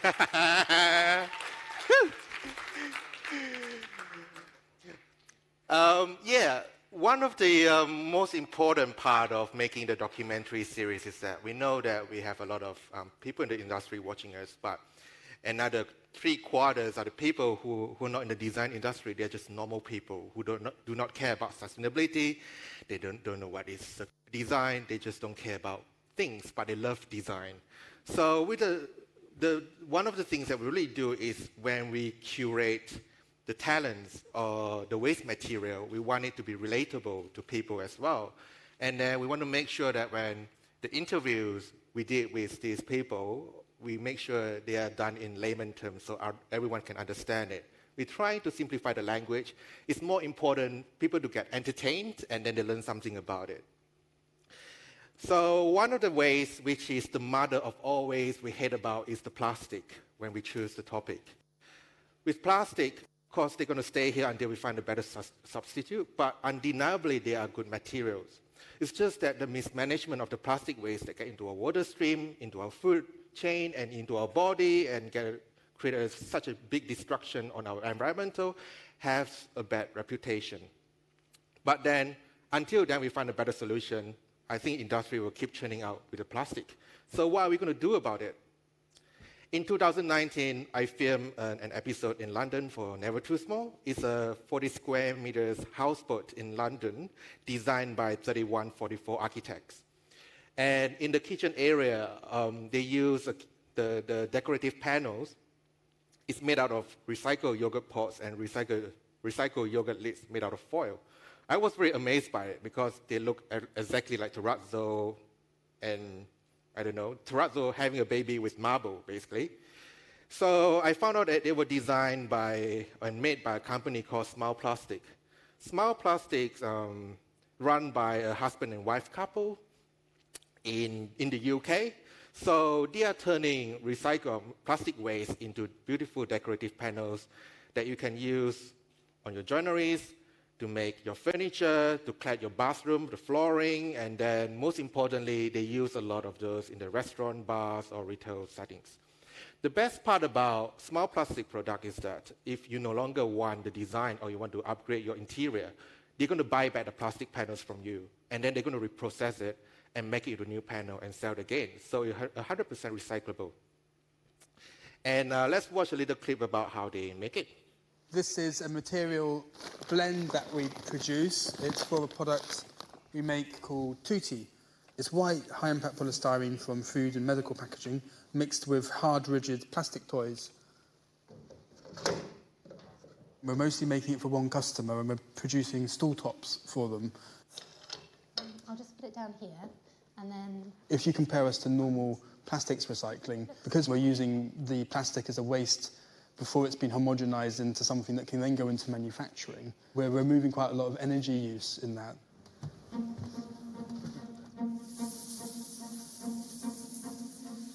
The manufacturing process that we've developed actually uses about 40% less energy than other moulding processes for plastics. So in that sense, we're quite low energy. Certainly in comparison with ceramic tiles that might get used in the bathroom, environmental footprint is much lower. We use renewable energy to manufacture our products, so they're essentially carbon neutral. Because we're not taking our plastics to really super high temperatures, you know, the plastics aren't getting denatured in the process of production, which does mean that in theory we can recycle them infinitely.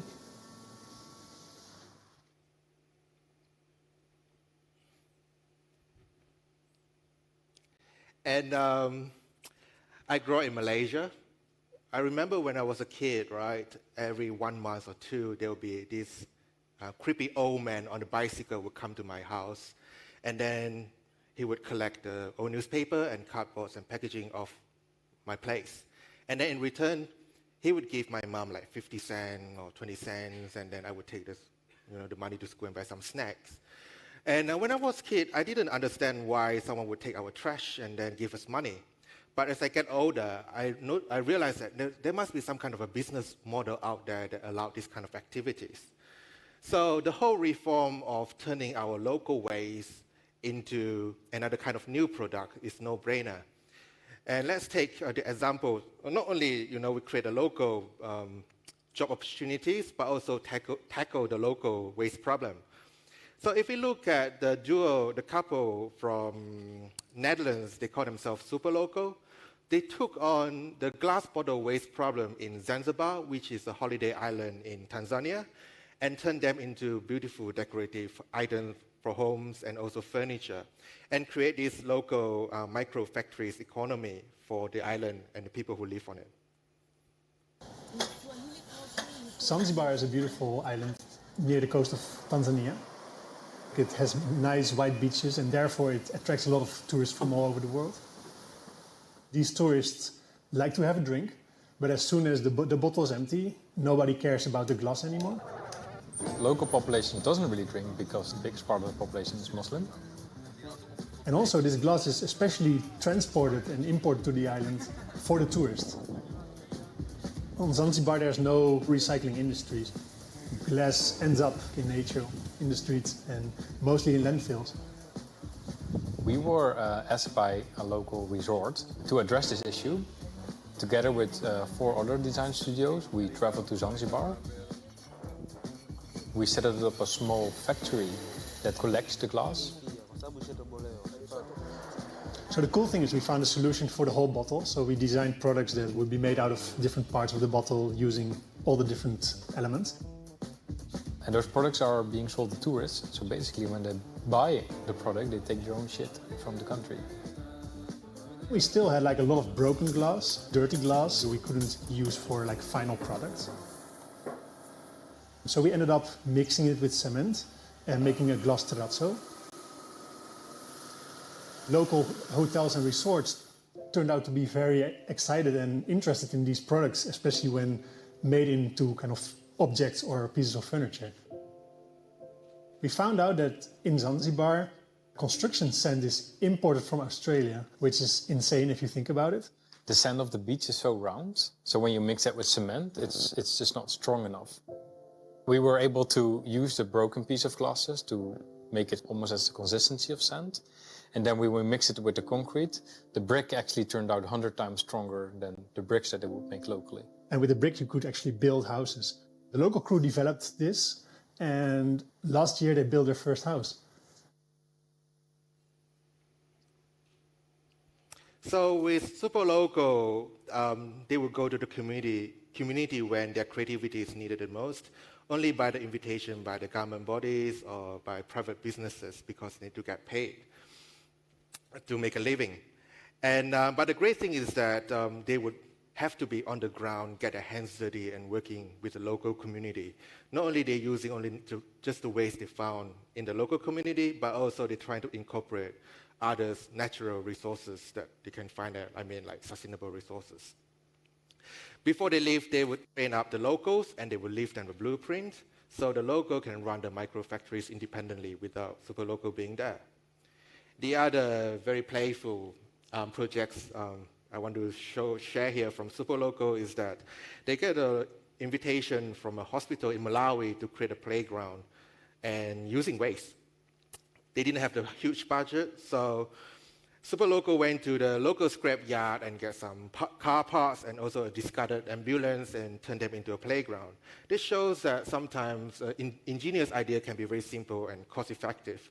This, if any kind of developers or architect here is trying to incorporate sustainable solutions for your projects, but you don't want to do it on on your main projects. Maybe you can invite some local designer and give them a challenge, and you can use it in your development playground or share spaces.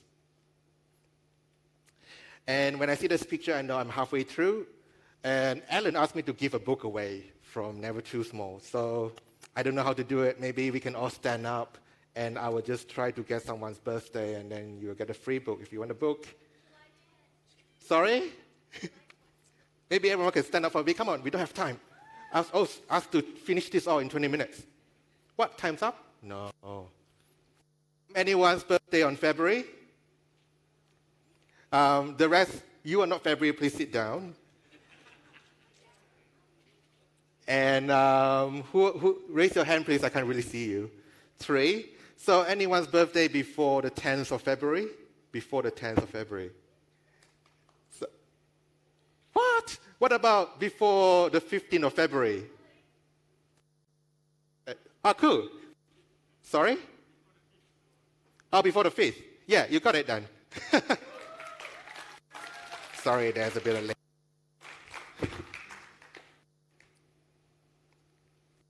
Thank you.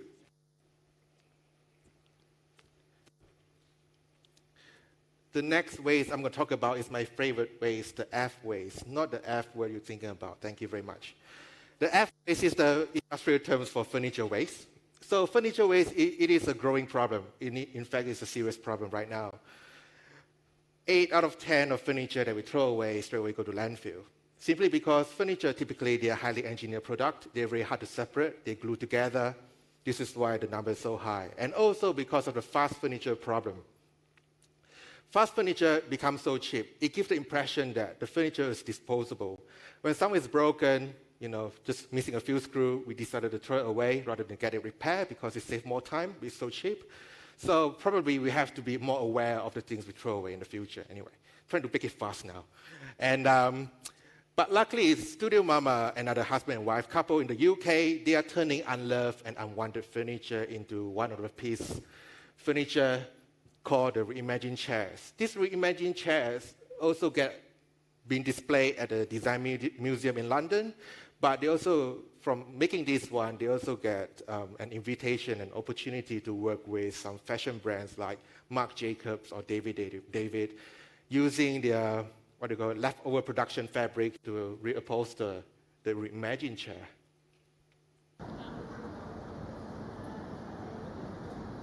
The Imagine chairs came out of an interior project we were doing. Wanted to do something that was special for the space, not some off-the-shelf piece of furniture. I went to a local kind of what I call the furniture graveyard. We had a really scruffy warehouse somewhere where they were selling old furniture. I came home with some chairs and said to Jack, we're going to do something with these chairs. They're just really simple box section frames. The minute we stripped it back and we saw this really fantastic frame, we thought, oh my God, you can do so much with this. I took the seats in the back off and tried to play around with the different shapes on the metal frame. Out of that came what was the start of the Reimagine range. They're playful and fun, and they're a bit exaggerated. A lot of our work is like that. Not intentionally, but it just comes out like that.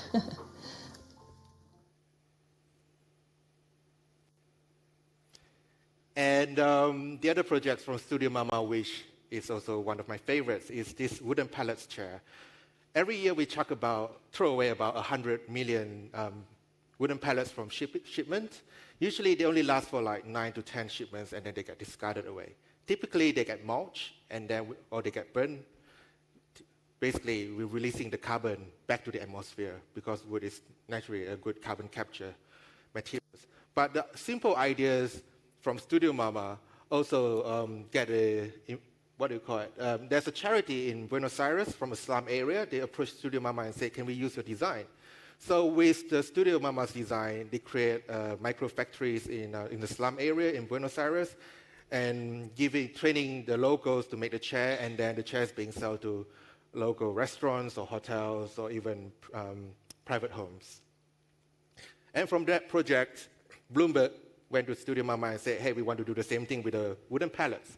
So Studio Mama created 7 chairs, a table, and the parquet floor using wooden pallet waste for Bloomberg's headquarters in London. And with the offcut, they turned it into the offcut animal series, which is one of their most popular ones so far. So you can see how all these offcut animals, they are not cheap. They are about $400 or $500 if you want to buy, 400 or 500 pounds if you want to buy it. That shows that waste might not have the value if we see it, but with a bit of design, we can really increase the values to out of control, I would say. Being a filmmaker, one of the perks that we can have is we get to live people's life for a few days, especially when we make documentaries, sometimes last to 2 weeks. And then we get access to places where normally off-limit to people. And one of the most emotional trips that we have is actually to visit a landfill in New South Wales in Australia. And the city council, the Shoalhaven City Council, they service around 500,000 people around the area, but to see the amount of waste created by 500,000 people is just unbelievable as far as the eyes can see. And what really struck me the most is that when I stood under the pile of mattress, it's about 2 or 3 stories high. And I found out that if we're going to do nothing with this mattress, they will go to the landfill and get buried away.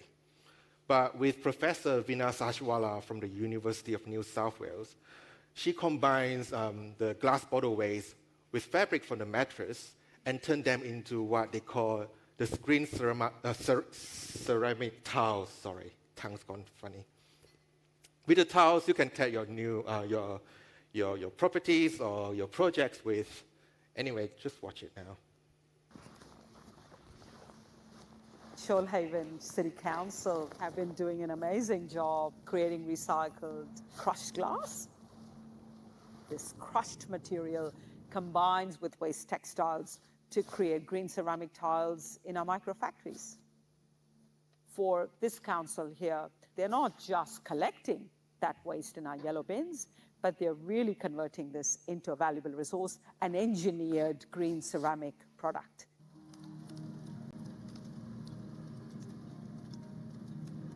The mattress is, even though it looks on surface very simple, it's actually a complex product. It needs to have strength, so it's got metal inside. It's obviously got a lot of nice fabric. So what we are looking at is basically taking some metallics and textile waste and using that textile waste as a feedstock for our green ceramics. We can actually set up these distributed microfactories close to where our waste resources are located already, and you've got these supplies of different kinds of raw materials that we might have considered as waste now suddenly becoming resources for manufacturing. These kinds of microfactories, if they are actually set up where waste is available, we're also creating local jobs. We're actually enabling capacity building so we can manufacture these kinds of ceramic products, for instance, in our communities, in our small businesses. And that's exactly what we are doing. It can go right back into doing the refurb, the retrofit, and the rebuild. Imagine if in the future, when we look at our buildings, our homes, our offices, imagine if we can see them made from our waste textiles and our waste glass.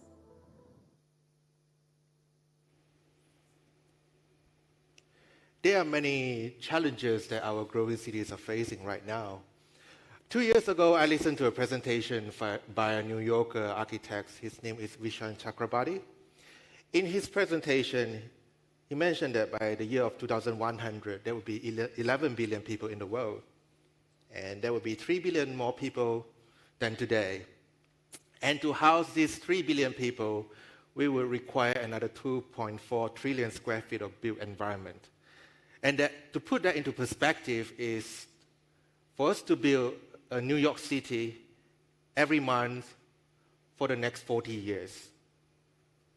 So the way we want to design or build our future cities has to be really rethink carefully and more critically. I envision a future where circular economy would take over and also circular design approach. In the 4 billion years of life on Earth, we are the first species to comprehend what's going on in the world right now, and we are the first to understand what needs to be done to get it right again.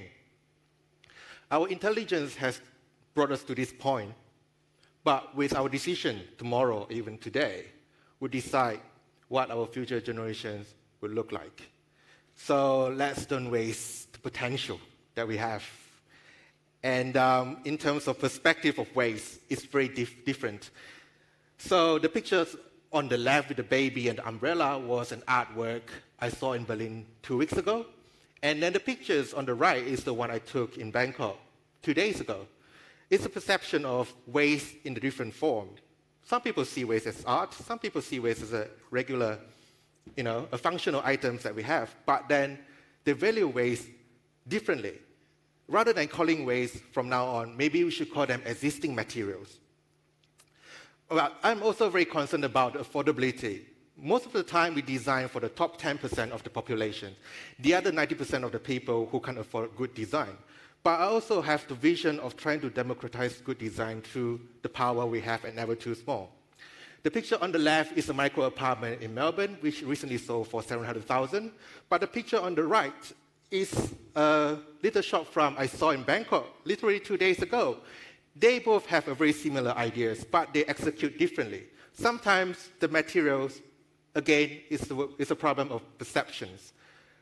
Good design shouldn't be expensive, and good design should be accessible for many people. And recently, I'm trying to prove my points by creating a little multifunctional pet house using whatever resources I found in my office and also in the urban waste in Melbourne where I live in.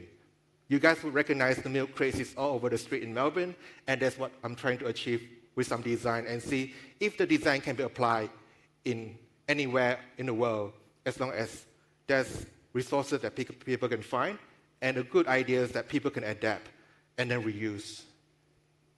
This is a very easy DIY multifunctional pet house where your pet can sleep, and it can also be used as a coffee table or even a chair. This design idea came from Squeeze Box, a customizable multifunctional chair designed by Ben Edwards and Nancy Bika from Studio Edwards for our Never Too Small, a chair for colon exhibition during Melbourne Design Week. I found this sexy neon green milk crate in a landway, and I loved the front opening, so I took it home, gave it a shower it deserved. I found 2 spare wooden panels in our studio to use for this project as well. I asked our producer Luke to help me cutting the panels to fit the top and bottom of the crate since he has a fancy table saw. You can use a hand saw, but I can't be bothered with it. To make this, you will need 16 pieces of mending plates, 14 washers, 2 hexagon bolts, 4 long screws, 10 wing nuts, and 8 little bolts. I decided to spray the mending plates with leftover yellow spray because I can, and yellow is such a happy color. Start by measuring, marking the center part of the panel, and screw the mending plates together with a washer. Once you are done, you need to create an X with these mending plates using the longer hexagon bolt. So we can stack 4 mending plates here and secure them with a washer and wing nut. Make 2 of them. Then using the smaller bolts, connect these mending plates together and repeat this somewhat tedious task. Do the same on the other side as well. I got 4 of those clear casters with brakes, so when your pet gets into the squeeze box, it wouldn't roll away. To create the bed inside the crate, I use an old towel. You can also use an old t-shirt to make the cover, but since I like a fancy touch, I use a pillowcase, a blue one. You can always wash them as needed, especially if your pet has an accident in the bed. Since I don't have a cat or a dog in the studio, I will just use our studio's lucky cat as a model. And there you have it, a clever yet straightforward design idea that's entirely customizable. The great thing is, a good design doesn't have to be expensive. And I hope I'm not wasting your time today. Thank you.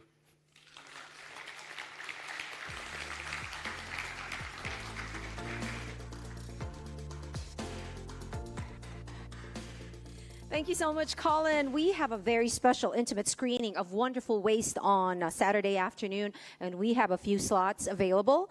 If you want to join us, kindly approach me after the summit so I can take down your names. And yes, thank you for that presentation. Our next session is our last panel discussion of the day, featuring industry leaders from different countries and markets. They are here to discuss multi-sector real estate, industry resilience, and challenges in sustainable development, rather. Please give a round of applause to our speakers, our moderator, Marco Lobregat, Asia Editor, Bridges, International Director, Synergy Media Specialist. We President of Tahara Leisure and Hospitality Group, the lovely Miss Cindy Tan Harabata. We have the Managing Director of CBRE Vietnam, Hang Dan. The Founder and Chief Business Officer of Sunshine PR, Ms. Rita Chow. And the Founding Partner and Director, Spark Architect, Stephen Pimley.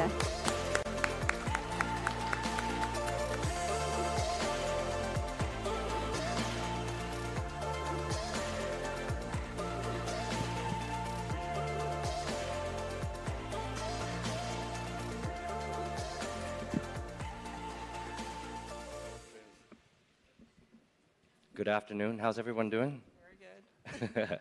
We're going to keep this brief and peppy, as this is the last panel discussion that we have for this afternoon, and I'm sure we've all learned a lot already. So I'm going to keep it simple.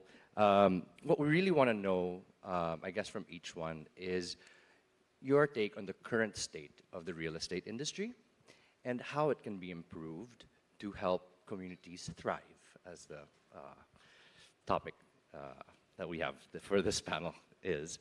So I'm going to start with Stephen. On a design perspective, how and in your industry where you are now, what's the current state of the real estate industry and how can it be improved? Can I just say I want my full 40 minutes, having listened to all that, the graveyard slot. I'm from Wales. For those of you who don't know where Wales is, it's in the west of the UK. Welsh people are naturally cynics. The only thing they like are sheep and rugby. So I've sort of been a 60-plus year work in progress to sort of try and understand where I fit in the world emotionally. And, well, it's challenging, of course, for all of us who are working in the real estate sector.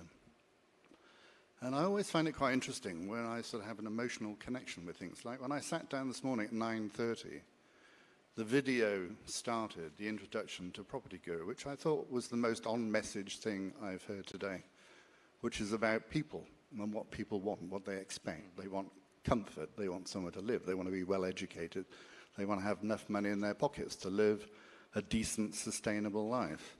And unfortunately, the industry that we work in is not sustainable. Actually, I hate the word sustainable. It's just one of those stupid buzzwords like ESG and smart cities. We should not use them because nobody really knows what sustainability is about.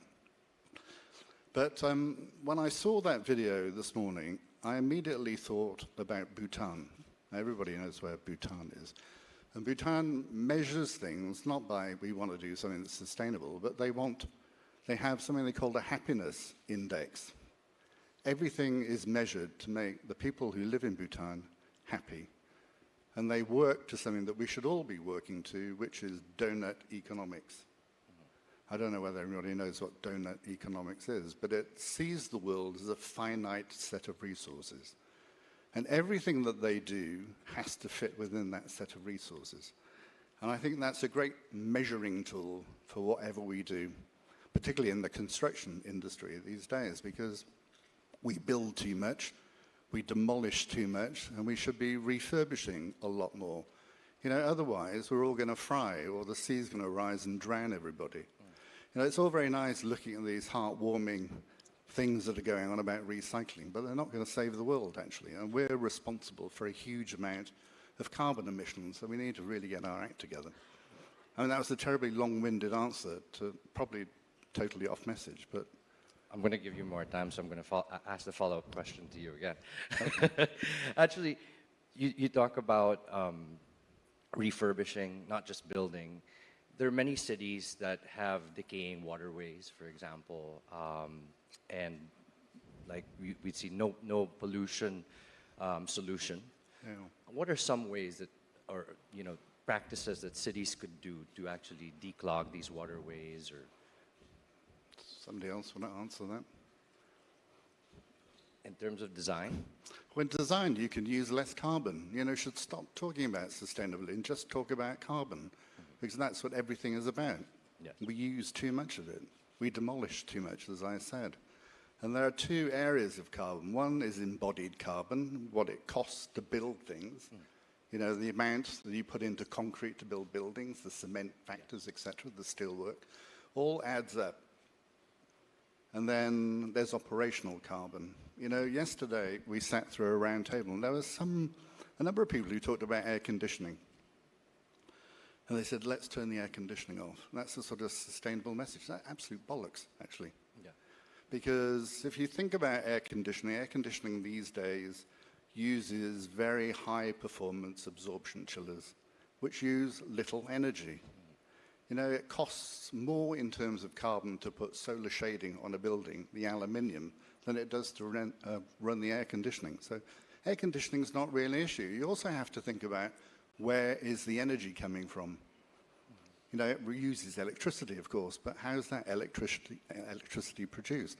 Is it sustainable electricity? Or is it from fossil fuels? You know, if it's from sustainable sources, what's the problem, really? It's carbon sort of neutral, and that's what we really need to focus on. Embodied energy and operational energy. You know, it costs more to run lifts in buildings than it does to run air conditioning or escalators. That's the problem. Thank you, Stephen. Now I just want to jump into hospitality and tourism, asking Cindy, in your perspective, what's the current state of the real estate industry? And maybe you can jump into some of the threats when it comes to climate change and external factors. Well, in tourism or specifically in hospitality, there's actually two types that you normally build. One would be building in an existing development. So let's say in built environments. So you have to consider, say, communities around already. You do have to follow, of course, a local ordinance. Unfortunately, the local ordinance is actually more built to having more cars. I mean, when you go to the city office, normally even if you have transient guests, they would like X number of parkings to be built and so on. So they don't consider the dwellers in the hotel. Yeah. If you look at, let's say, building in resort destinations, the first question you ask is that, is the island even sustainable to begin with? So which means, where do you get water? Where do you get electricity? Where do you throw, the waste? These are basics. How do you get there? I mean, I would always say you can't build there unless you can, unless you can get there. But one thing good also with hotels is that a lot of the developments, depending on location and maybe the type of hotels you want to build, it's also zeroed in on people.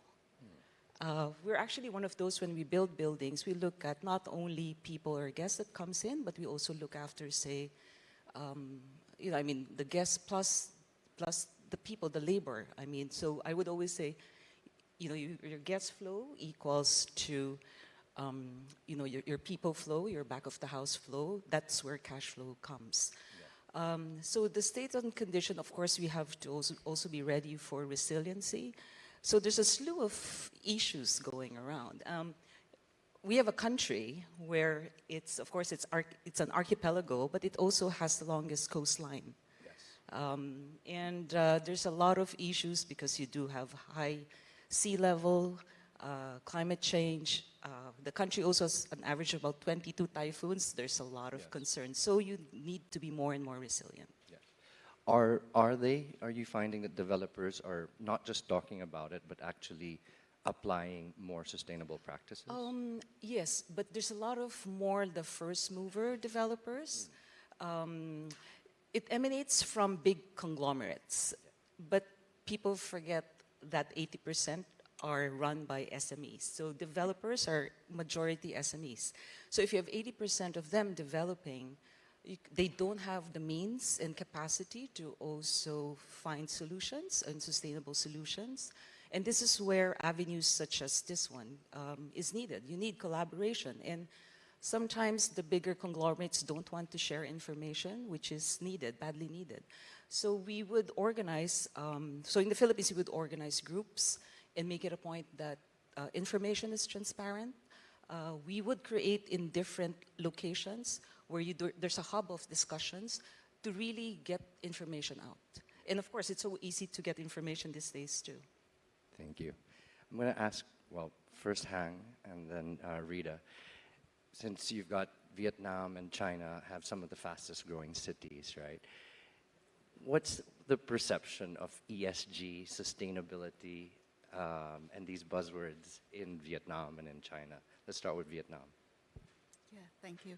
I think Vietnam is, as in the last few years, the real estate market growing very quick in the last few years. Of course, this year it's slowed down because many reasons. But in the whole market, I think sustainability, ESG, is a priority for all developers, and the government also pay a lot of attention, and we have recently have regulation as well as encouragement from the government to encourage all investor and developer to follow the ESG, the requirement. And we have statistics from mainly for the commercial, especially for the office building. So in Vietnam at the moment, in both Hanoi and Ho Chi Minh City, two biggest cities there, we have about 30% of the office building has ESG features. It's not too bad because comparing with Shanghai or Beijing, about 44 or 45%. And now I think most of the building is try to either for the old building do the improve, or for the new building will be ESG will be their priority for most of the developers now. So I think the whole market and all the developers, as well as the occupier, tenant, also consider ESG is one of the priority for their investment, as well as their option for relocation. So yeah, I think that's. Thank you so much, Anne. Rita? Hi, everyone. First, I need to apologize that I can't speak without my script. No problem. Because for such a professional topic, it's difficult. My English is not that good enough to talk about this such professional topics. So I'm sorry and apologize. So I will read I did some homework. Sorry. Thank you. Firstly, on mainland China, I think ESG reporting is not just a marketing fad. According to JLL's research in China, here are some reasons why should real estate companies pay attention to ESG in the current environment, and perhaps they will be gradually widely used in the future. First, in the past few years, ESG has become more and more important and influential in the eyes of investment institutions. Second, as an important part of the ESG ecosystem, ESG's major ratings are equivalent to referees in the,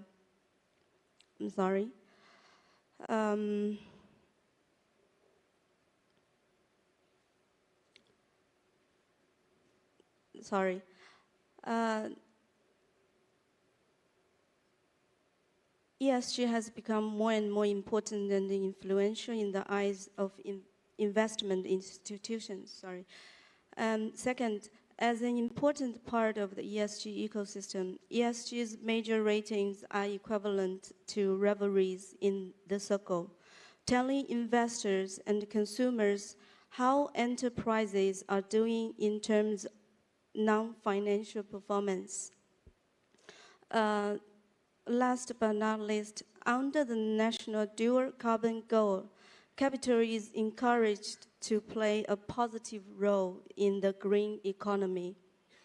Enterprises increase the use of green buildings and green materials to promote the construction of a green economy, improve their own ESG rating and performance and sustainable development capabilities, and fulfill their contributions to social responsibility.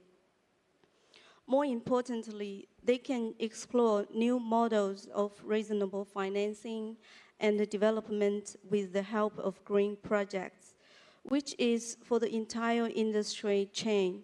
Fundamental benefits are one of the essential sources of funds for real estate developers to operate. Therefore, in the past 2 years, we have seen many real estate enterprises have some unified business themes, green buildings. Because the operation of real estate enterprises needs to rely on financing on one hand, and the current policy is very unfavorable to traditional financing. And the operating costs of enterprises will also be greatly increased. So the vast majority of real estate companies have begun to choose green financing and expanding the annual scale of green assets that meet the standards in their own ESG reports, showing their transformation ambitions. Thank you. Thank you so much, Rita. Sorry. All right, so pretty much wrapping up on our last question, I just want to go on to what are some, for each one, best practices in the industry or some practices that can be improved? Stop building. Stop building. Exactly. It's a great practice. You know, our industry is full of so many ironies. I was in London a couple of weeks ago, walking around King's Cross area. Wonderful public space, fantastic architecture. And you're not allowed to build car parking in the centre of London any longer. But, you know, some bright spark at this developer put huge areas underground to store bicycles. This is an end of... Sounds fantastic. Yeah. But there's total irony. You've got all these poor buggers cycling to work every day. You know, great. But then you're committing huge amounts of carbon building a basement to store bicycles. For me, that's a total irony. Why? It's totally unsustainable. You know, you asked our friend here, are developers, of course they're not sustainable. Totally unsustainable. And in 45 years of practicing, I've worked with one developer who's sustainable, and he was the former director of Greenpeace in the UK. And he was terribly rigorous about what he expected from his design team, understanding all the embodied energy in all the materials that were used. So he had to, this was like 30 years ago, it was unheard of then, but very rigorous in the process of putting buildings together. And that's the only way that we can really survive, I think. And that's where AI, we've been talking a lot about AI, that's where AI can help people like me. There's carbon tables out there, all the materials, whether it's shopping, you're buying a can of baked beans or something else, you understand the inherent carbon in it. Otherwise, forget about VAT, we're all going to be paying personal carbon tax in 20 years. You know, and it'll force manufacturers to think more sustainably, how they manufacture their products, how they manufacture concrete, reinforcement, all those sorts of things. Because they'll have to pay and pay and pay. And if you want to fly business class to KL or whatever, you have to pay a higher price because it's carbon levied. That's the only way we're going to cut the greenhouse gas. Pay, yeah. Thanks, Stephen. You want to answer, Cindy? I'm not going to go there, but I'd say I think it's also time to smarten up existing buildings instead of always looking at the smart cities and developing smart cities, to also look at what we have now. We're doing actually a lot of renovation work. There's a lot of the preservation that we also help educate our clients. There is value to it as well. I like all designs, but also how to put technology into it. We have to actually also start thinking, of course, when you look about resiliency, you're also looking at building for the future. But let's also look at affordability because it's also getting very expensive. The other part is, of course, even if you build for the future, don't forget that you still have current generations living with you. So don't forget about the baby boomers. So it has to be more like a multi-general type of community to build. Thanks, Cindy. Han?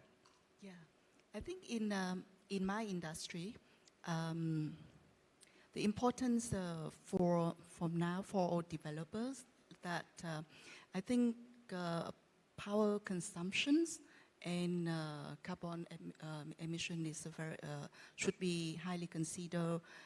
Of course, it will add the value for the property, but I think the investors and occupiers, clients are willing to pay premium for on the building with this feature. And I think from nowadays, we're talking about sustainability.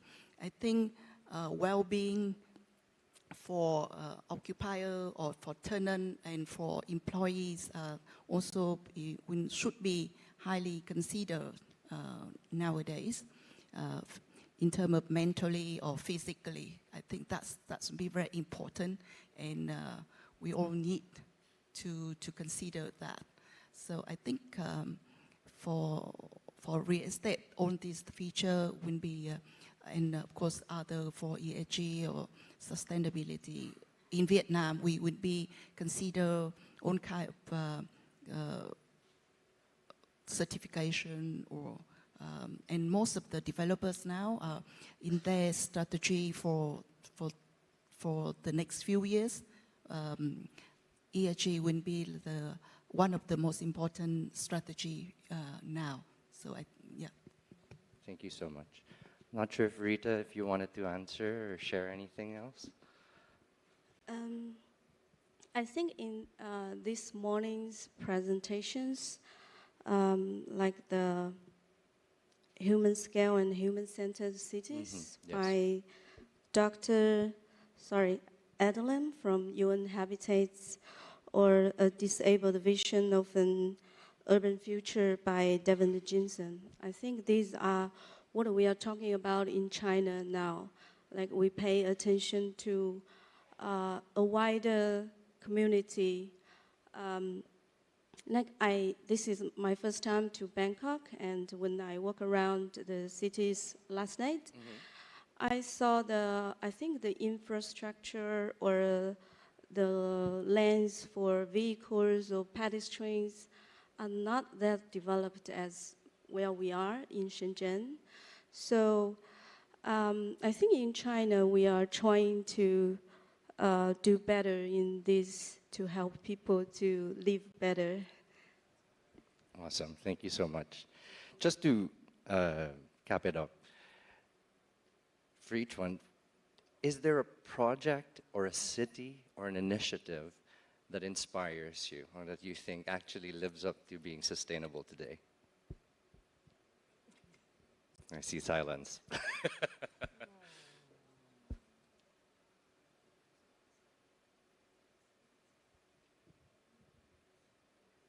Just live in the ocean and dive every day. That's all I can think of. Yeah. Build a small resort and I don't know. So, but yeah, I mean, there are sustainable areas, islands. But, you know, I mean, you have to get everything. You know, I like El Nido at one point. Yeah. But there's still a lot to do. There's still a lot to do. It's harder to think, I think, in a larger perspective. But maybe if we go to some initiatives or projects, you might think of something.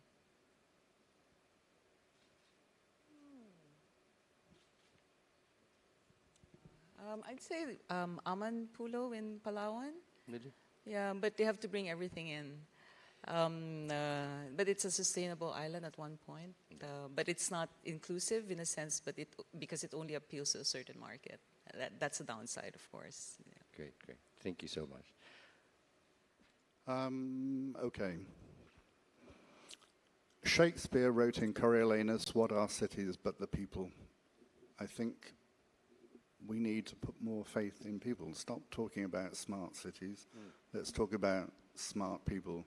Somebody this morning was talking about Jane Jacobs. Everybody likes to talk about Jane Jacobs, who has an inkling of what urban planning is. Nobody ever builds cities like Jane Jacobs.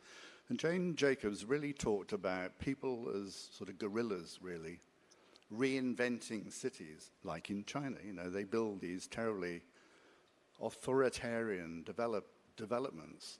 You know, like Topayo in Singapore. Topayo these days is beautiful. You know, it's not like the French city, the nice streets. And it's more like Corbusier's Ville Radieuse, which was shown this morning as being old cities, great. Modern movement, terrible. And that's nonsense, actually, total nonsense. Topayo is a great example in Singapore of modern movement architecture that's been occupied over decades by people and made it very human, great experience. So put faith in people and what they can do to cities and the community that they bring, rather than saying modern movement is bad, old cities were great. Can't we make human scale spaces? It's about the people who inhabit those. You know, they corrupt what the architects are building, and that's what I really like, actually, how they corrupt the work that we do. They make it their own. They make it their own, yeah. Put faith in people. Stop thinking about smart cities. It's nonsense, actually. All right, I think we're good. Does anyone else want to add anything? Nothing that inspires us. So hopefully next year when we come back, we've got more examples of projects that... But everything inspires architects and designers, not just cities. Well, thank you again for... I think the Never Too Small project, the presentation just before us. Yeah. Exactly. I like it very much, and I think it's not common in China, and we should pay attention to the waste to be recycled or redesigned to make it valuable. I think that is a great inspiration for me, or we should bring that to China, that concept. Thank you. Thank you. Thank you so much, Cindy, Stephen, Han, and Rita, for sharing your insights today. Cheers. Thank you. Thank you.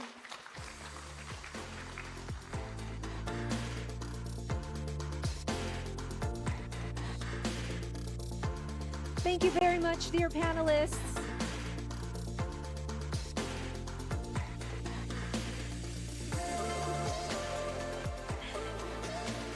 Our final speaker is from Thailand, who will talk about the future of digital innovation. Please welcome the Senior Industry Manager for Travel, Real Estate, and E-Commerce at Google Thailand, Ornpaka Tong Wutikosit.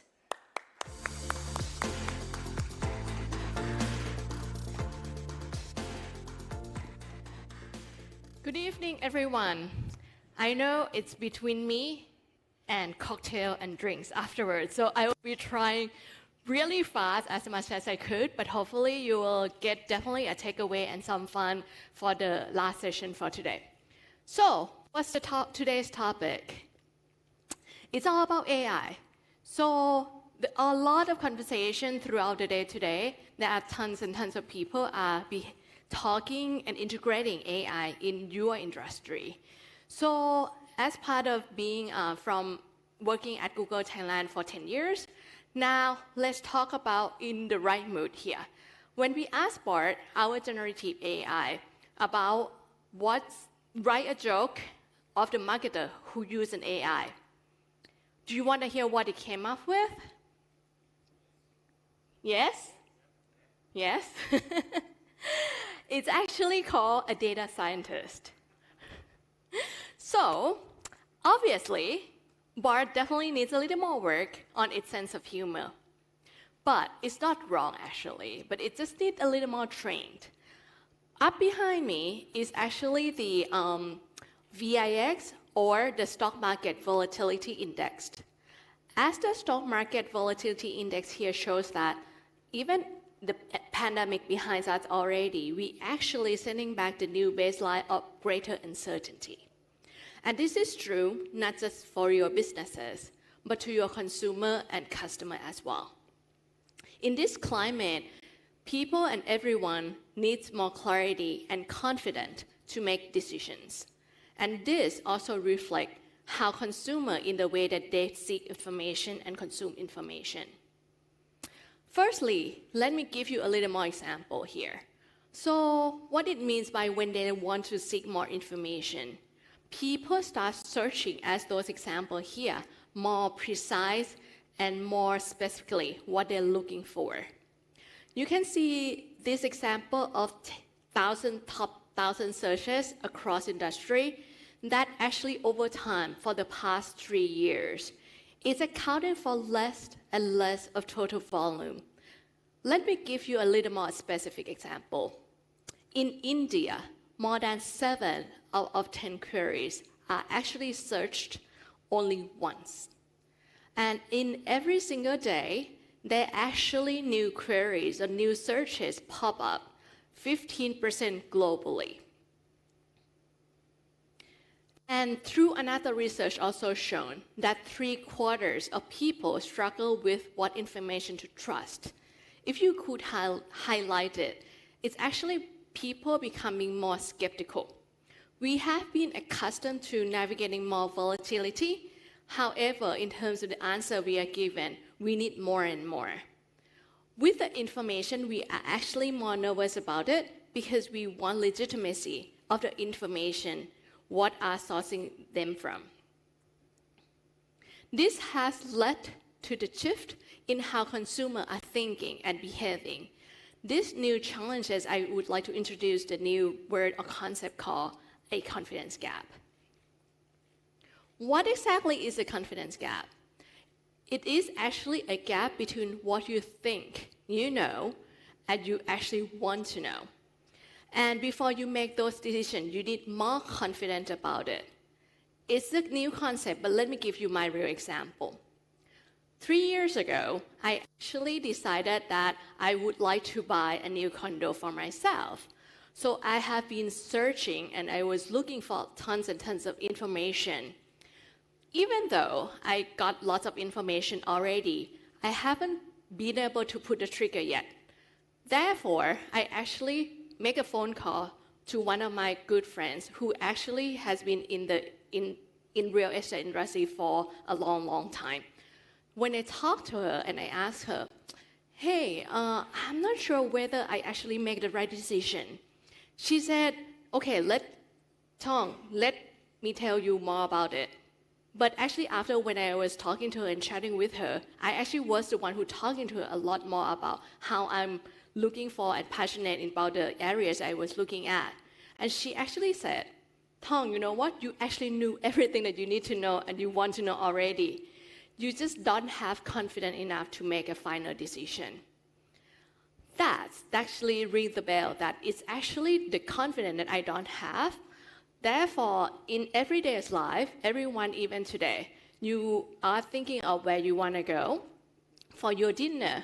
Are you actually thinking of buying a new car? You're still kind of debating whether it's an EV or it's a gasoline or it's a hybrid. This is actually called your confidence gap because you want to make your own decision with the final decision that you want to be confident in. In confidence gap also affects your customer journey and your client's journey.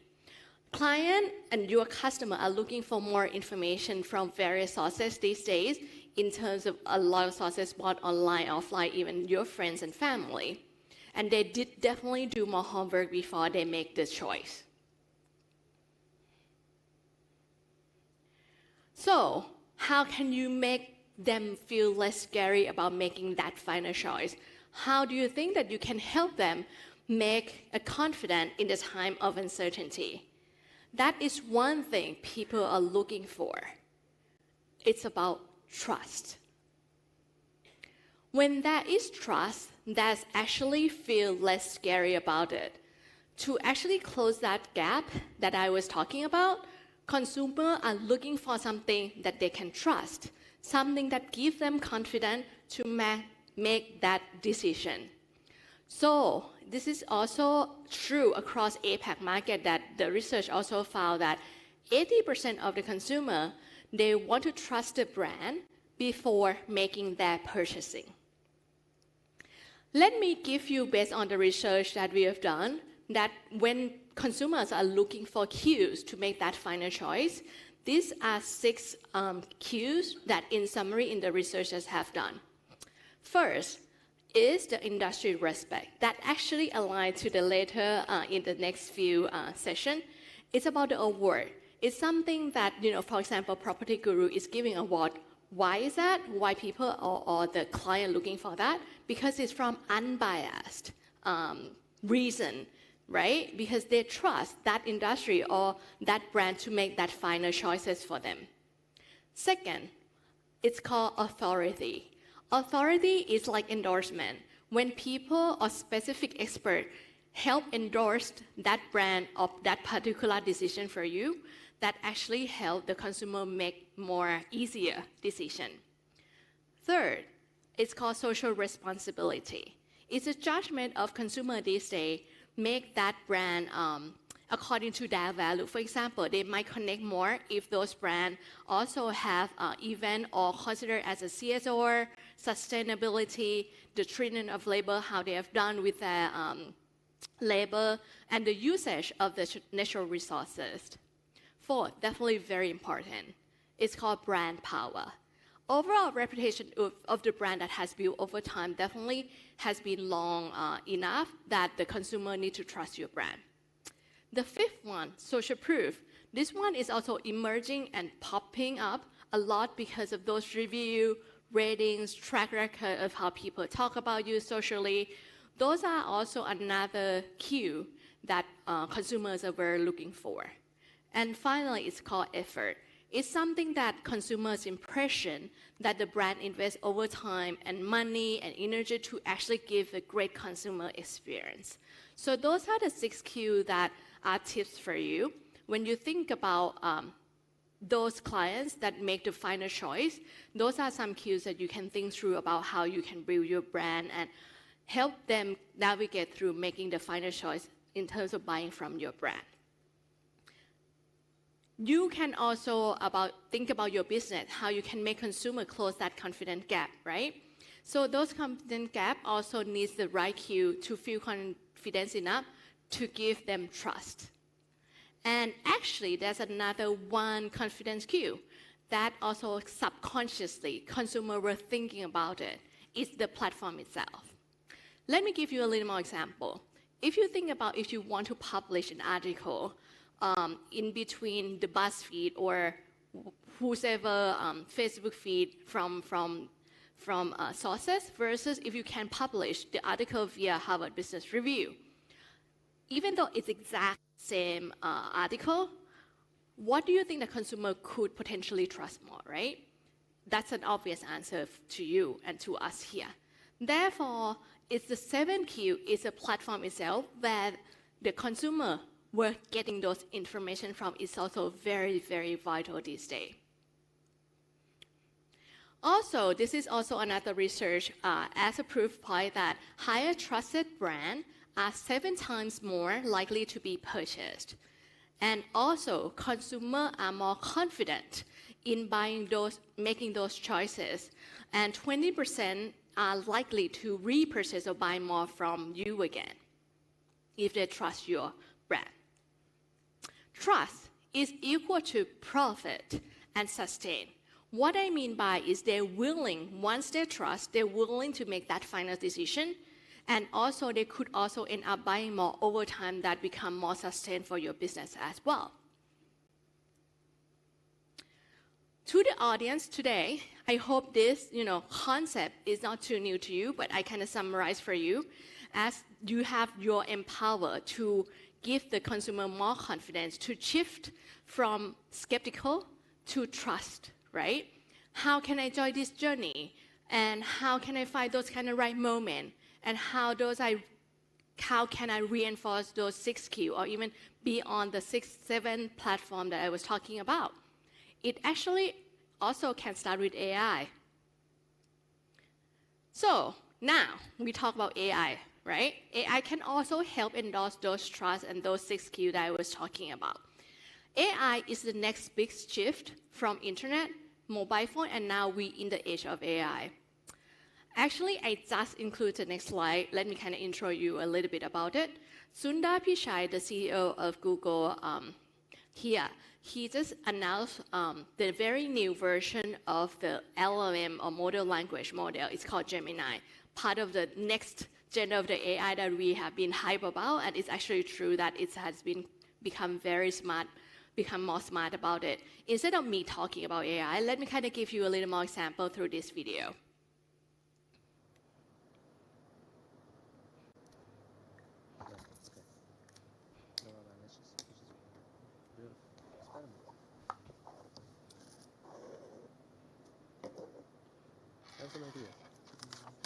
Let's start. All right, testing Gemini. Here we go. Tell me what you see. I see you placing a piece of paper on the table. I see a squiggly line. What about now? The contour lines are smooth and flowing, with no sharp angles or jagged edges. It looks like a bird to me. What if I add this? The bird is swimming in the water. It has a long neck and beak. It is a duck. Yes. A duck is a type of waterfowl in the family Anatidae. Ducks are closely related to geese and swans. The duck appears to be blue. This is not a common color for ducks. However, there are some breeds of blue ducks. These are typically not as common as other duck breeds. It is more common for ducks to be brown, black, or white. Are you sure? What the quack? I was just talking about a blue duck, and now you're holding one. It looks like blue ducks are more common than I thought. Would this float? I'm not sure what material it's made of, but it looks like it might be rubber or plastic. What if I tell you it's making a squeaking sound? Oh, If it's squeaking, it's definitely going to float. Nice. It is a rubber duck. It is made of a material that is less dense than water. Can you teach me how to say this in a different language? And give me a few options. Okay, so that's a teaser about that video. You can actually find now in YouTube. You can just type in Gemini AI, that it will pop up for the full video because it's a 6-minute long. So I don't think we have enough time today, but you get a glimpse of what it is about. So it's like something that it got trained over time and it gets smarter and smarter every day. So now we kind of see example how AI can do, and that's actually 4 concepts that I would like to conclude with you today, how we can make AI helpful for everyone. First is to help improve the knowledge and learning. Second, to boost activity and creativity. Third, enabling others to innovate and grow. And lastly, build and deploy responsibly. For this first one, also, there's so many knowledge and learning you can get from AI. Let me give you one example through the video as well.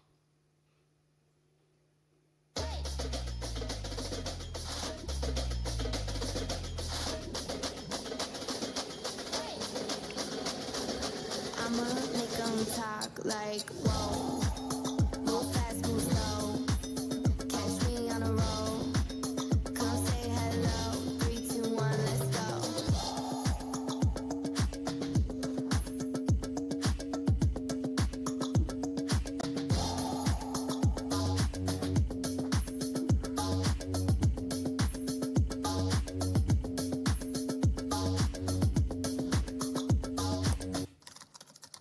Yes, yes, yes.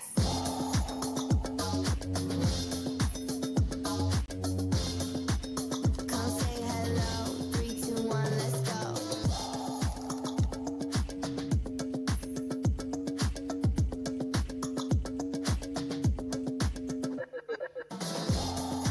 Okay. So that's also a glimpse of how search could evolve. Right now, it's just only type of voice search, right? But in the near future, AI will integrate as an overview and easily kind of ask follow-up as well, kind of conversational type integrated directly with Google Search. So that's also the knowledge and training that is available to everyone. So the next topic, how AI can help and available for everyone, is to boost creativity and productivity.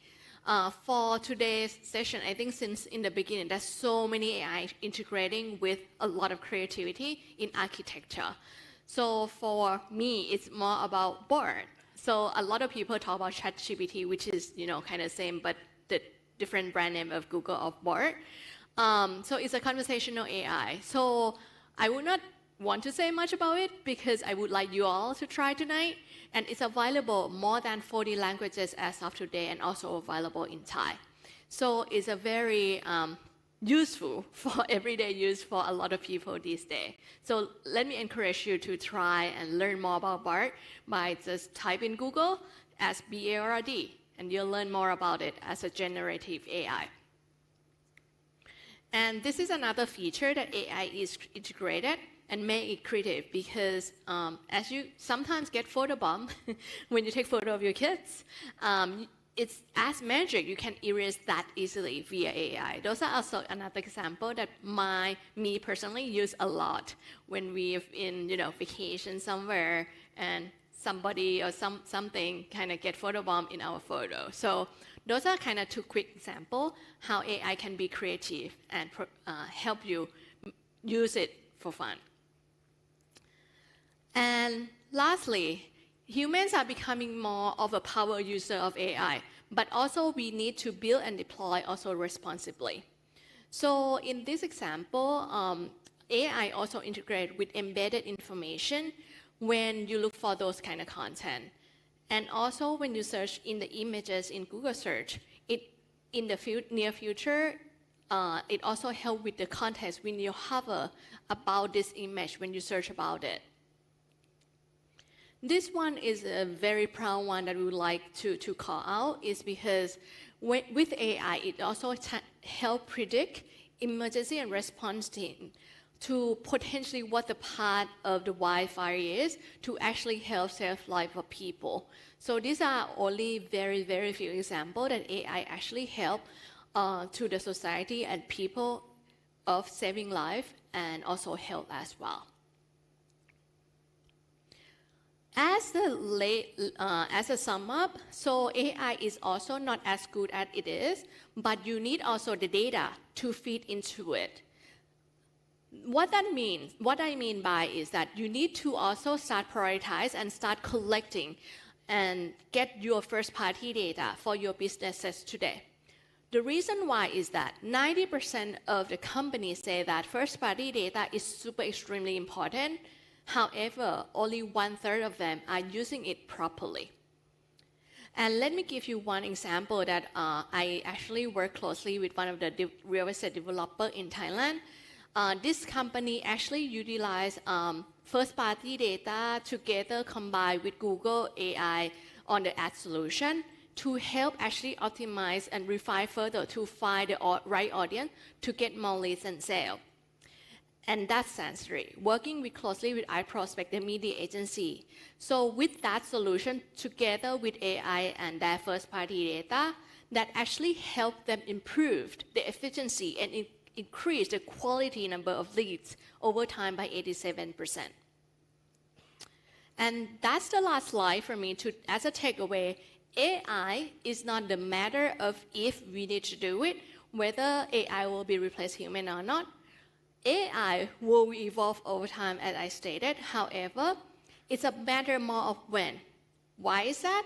Because people and businesses are starting to get AI to integrate it more and more. If you're not using it today, maybe your other competitor or other people will use it before you, and those are more scary. Therefore, let me leave it with it that AI is important, but as good as you start using it and integrating it with your today's business.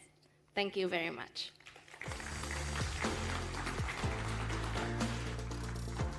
Thank you, Kun Tong. And thank you, everyone, for listening to our expert speakers at ARIS 2023. We hope you learned something useful like I have. I sure did. Now it's time to announce a special award. This year, PropertyGuru Asia Real Estate Summit will present the Visionary Award to an innovator and leader in the field of design and architecture. Presenting this honor is the GM of PropertyGuru Asia Property Awards and Events. Let's make some noise for Mr. Jules K.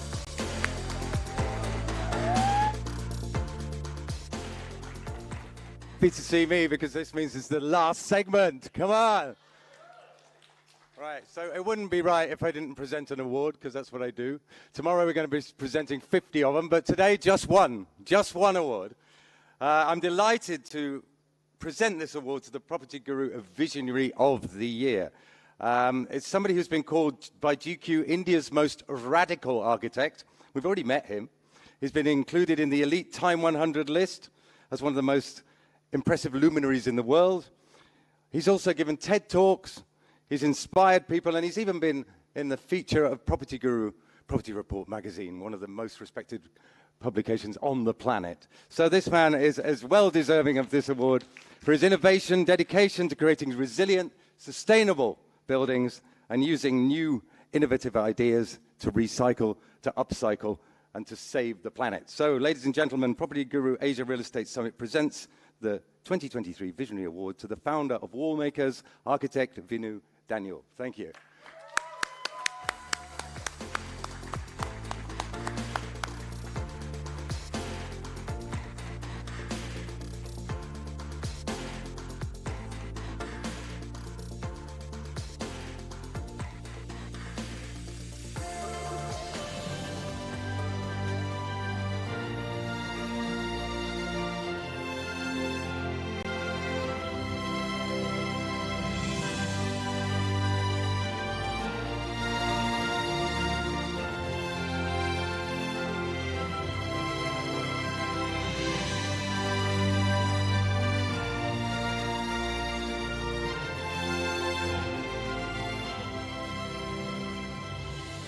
Okay, it's been a long day, but we only do this once a year. And the ideas and the innovations and the sharing that's gone on this stage today has been nothing short of incredible. I think you'll all agree.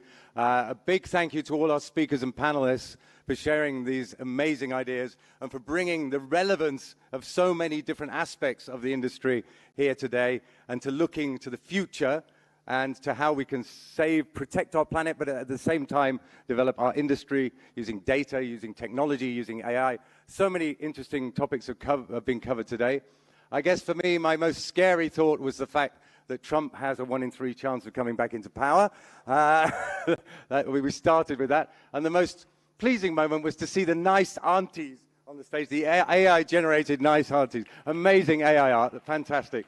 But we've also learned so many other things today. So another big thank you to the speakers and panelists. Also a big thank you to the PropertyGuru team, PropertyGuru for Business, and the Aris team for putting this all together. It's been a great day, a long but inspiring one. So thank you all for joining us, and we'll see you again next year. Thank you.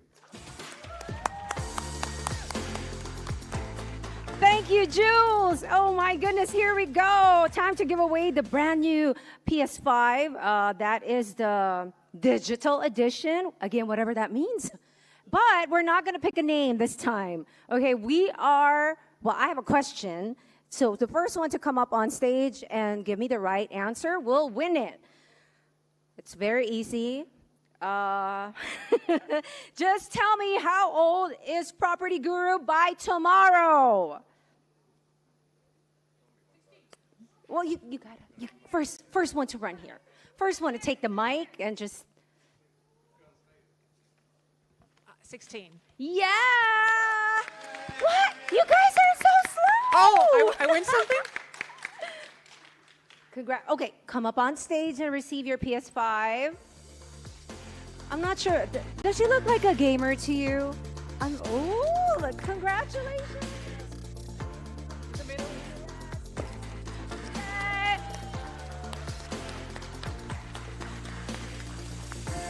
FYI, it's cheaper here in Bangkok.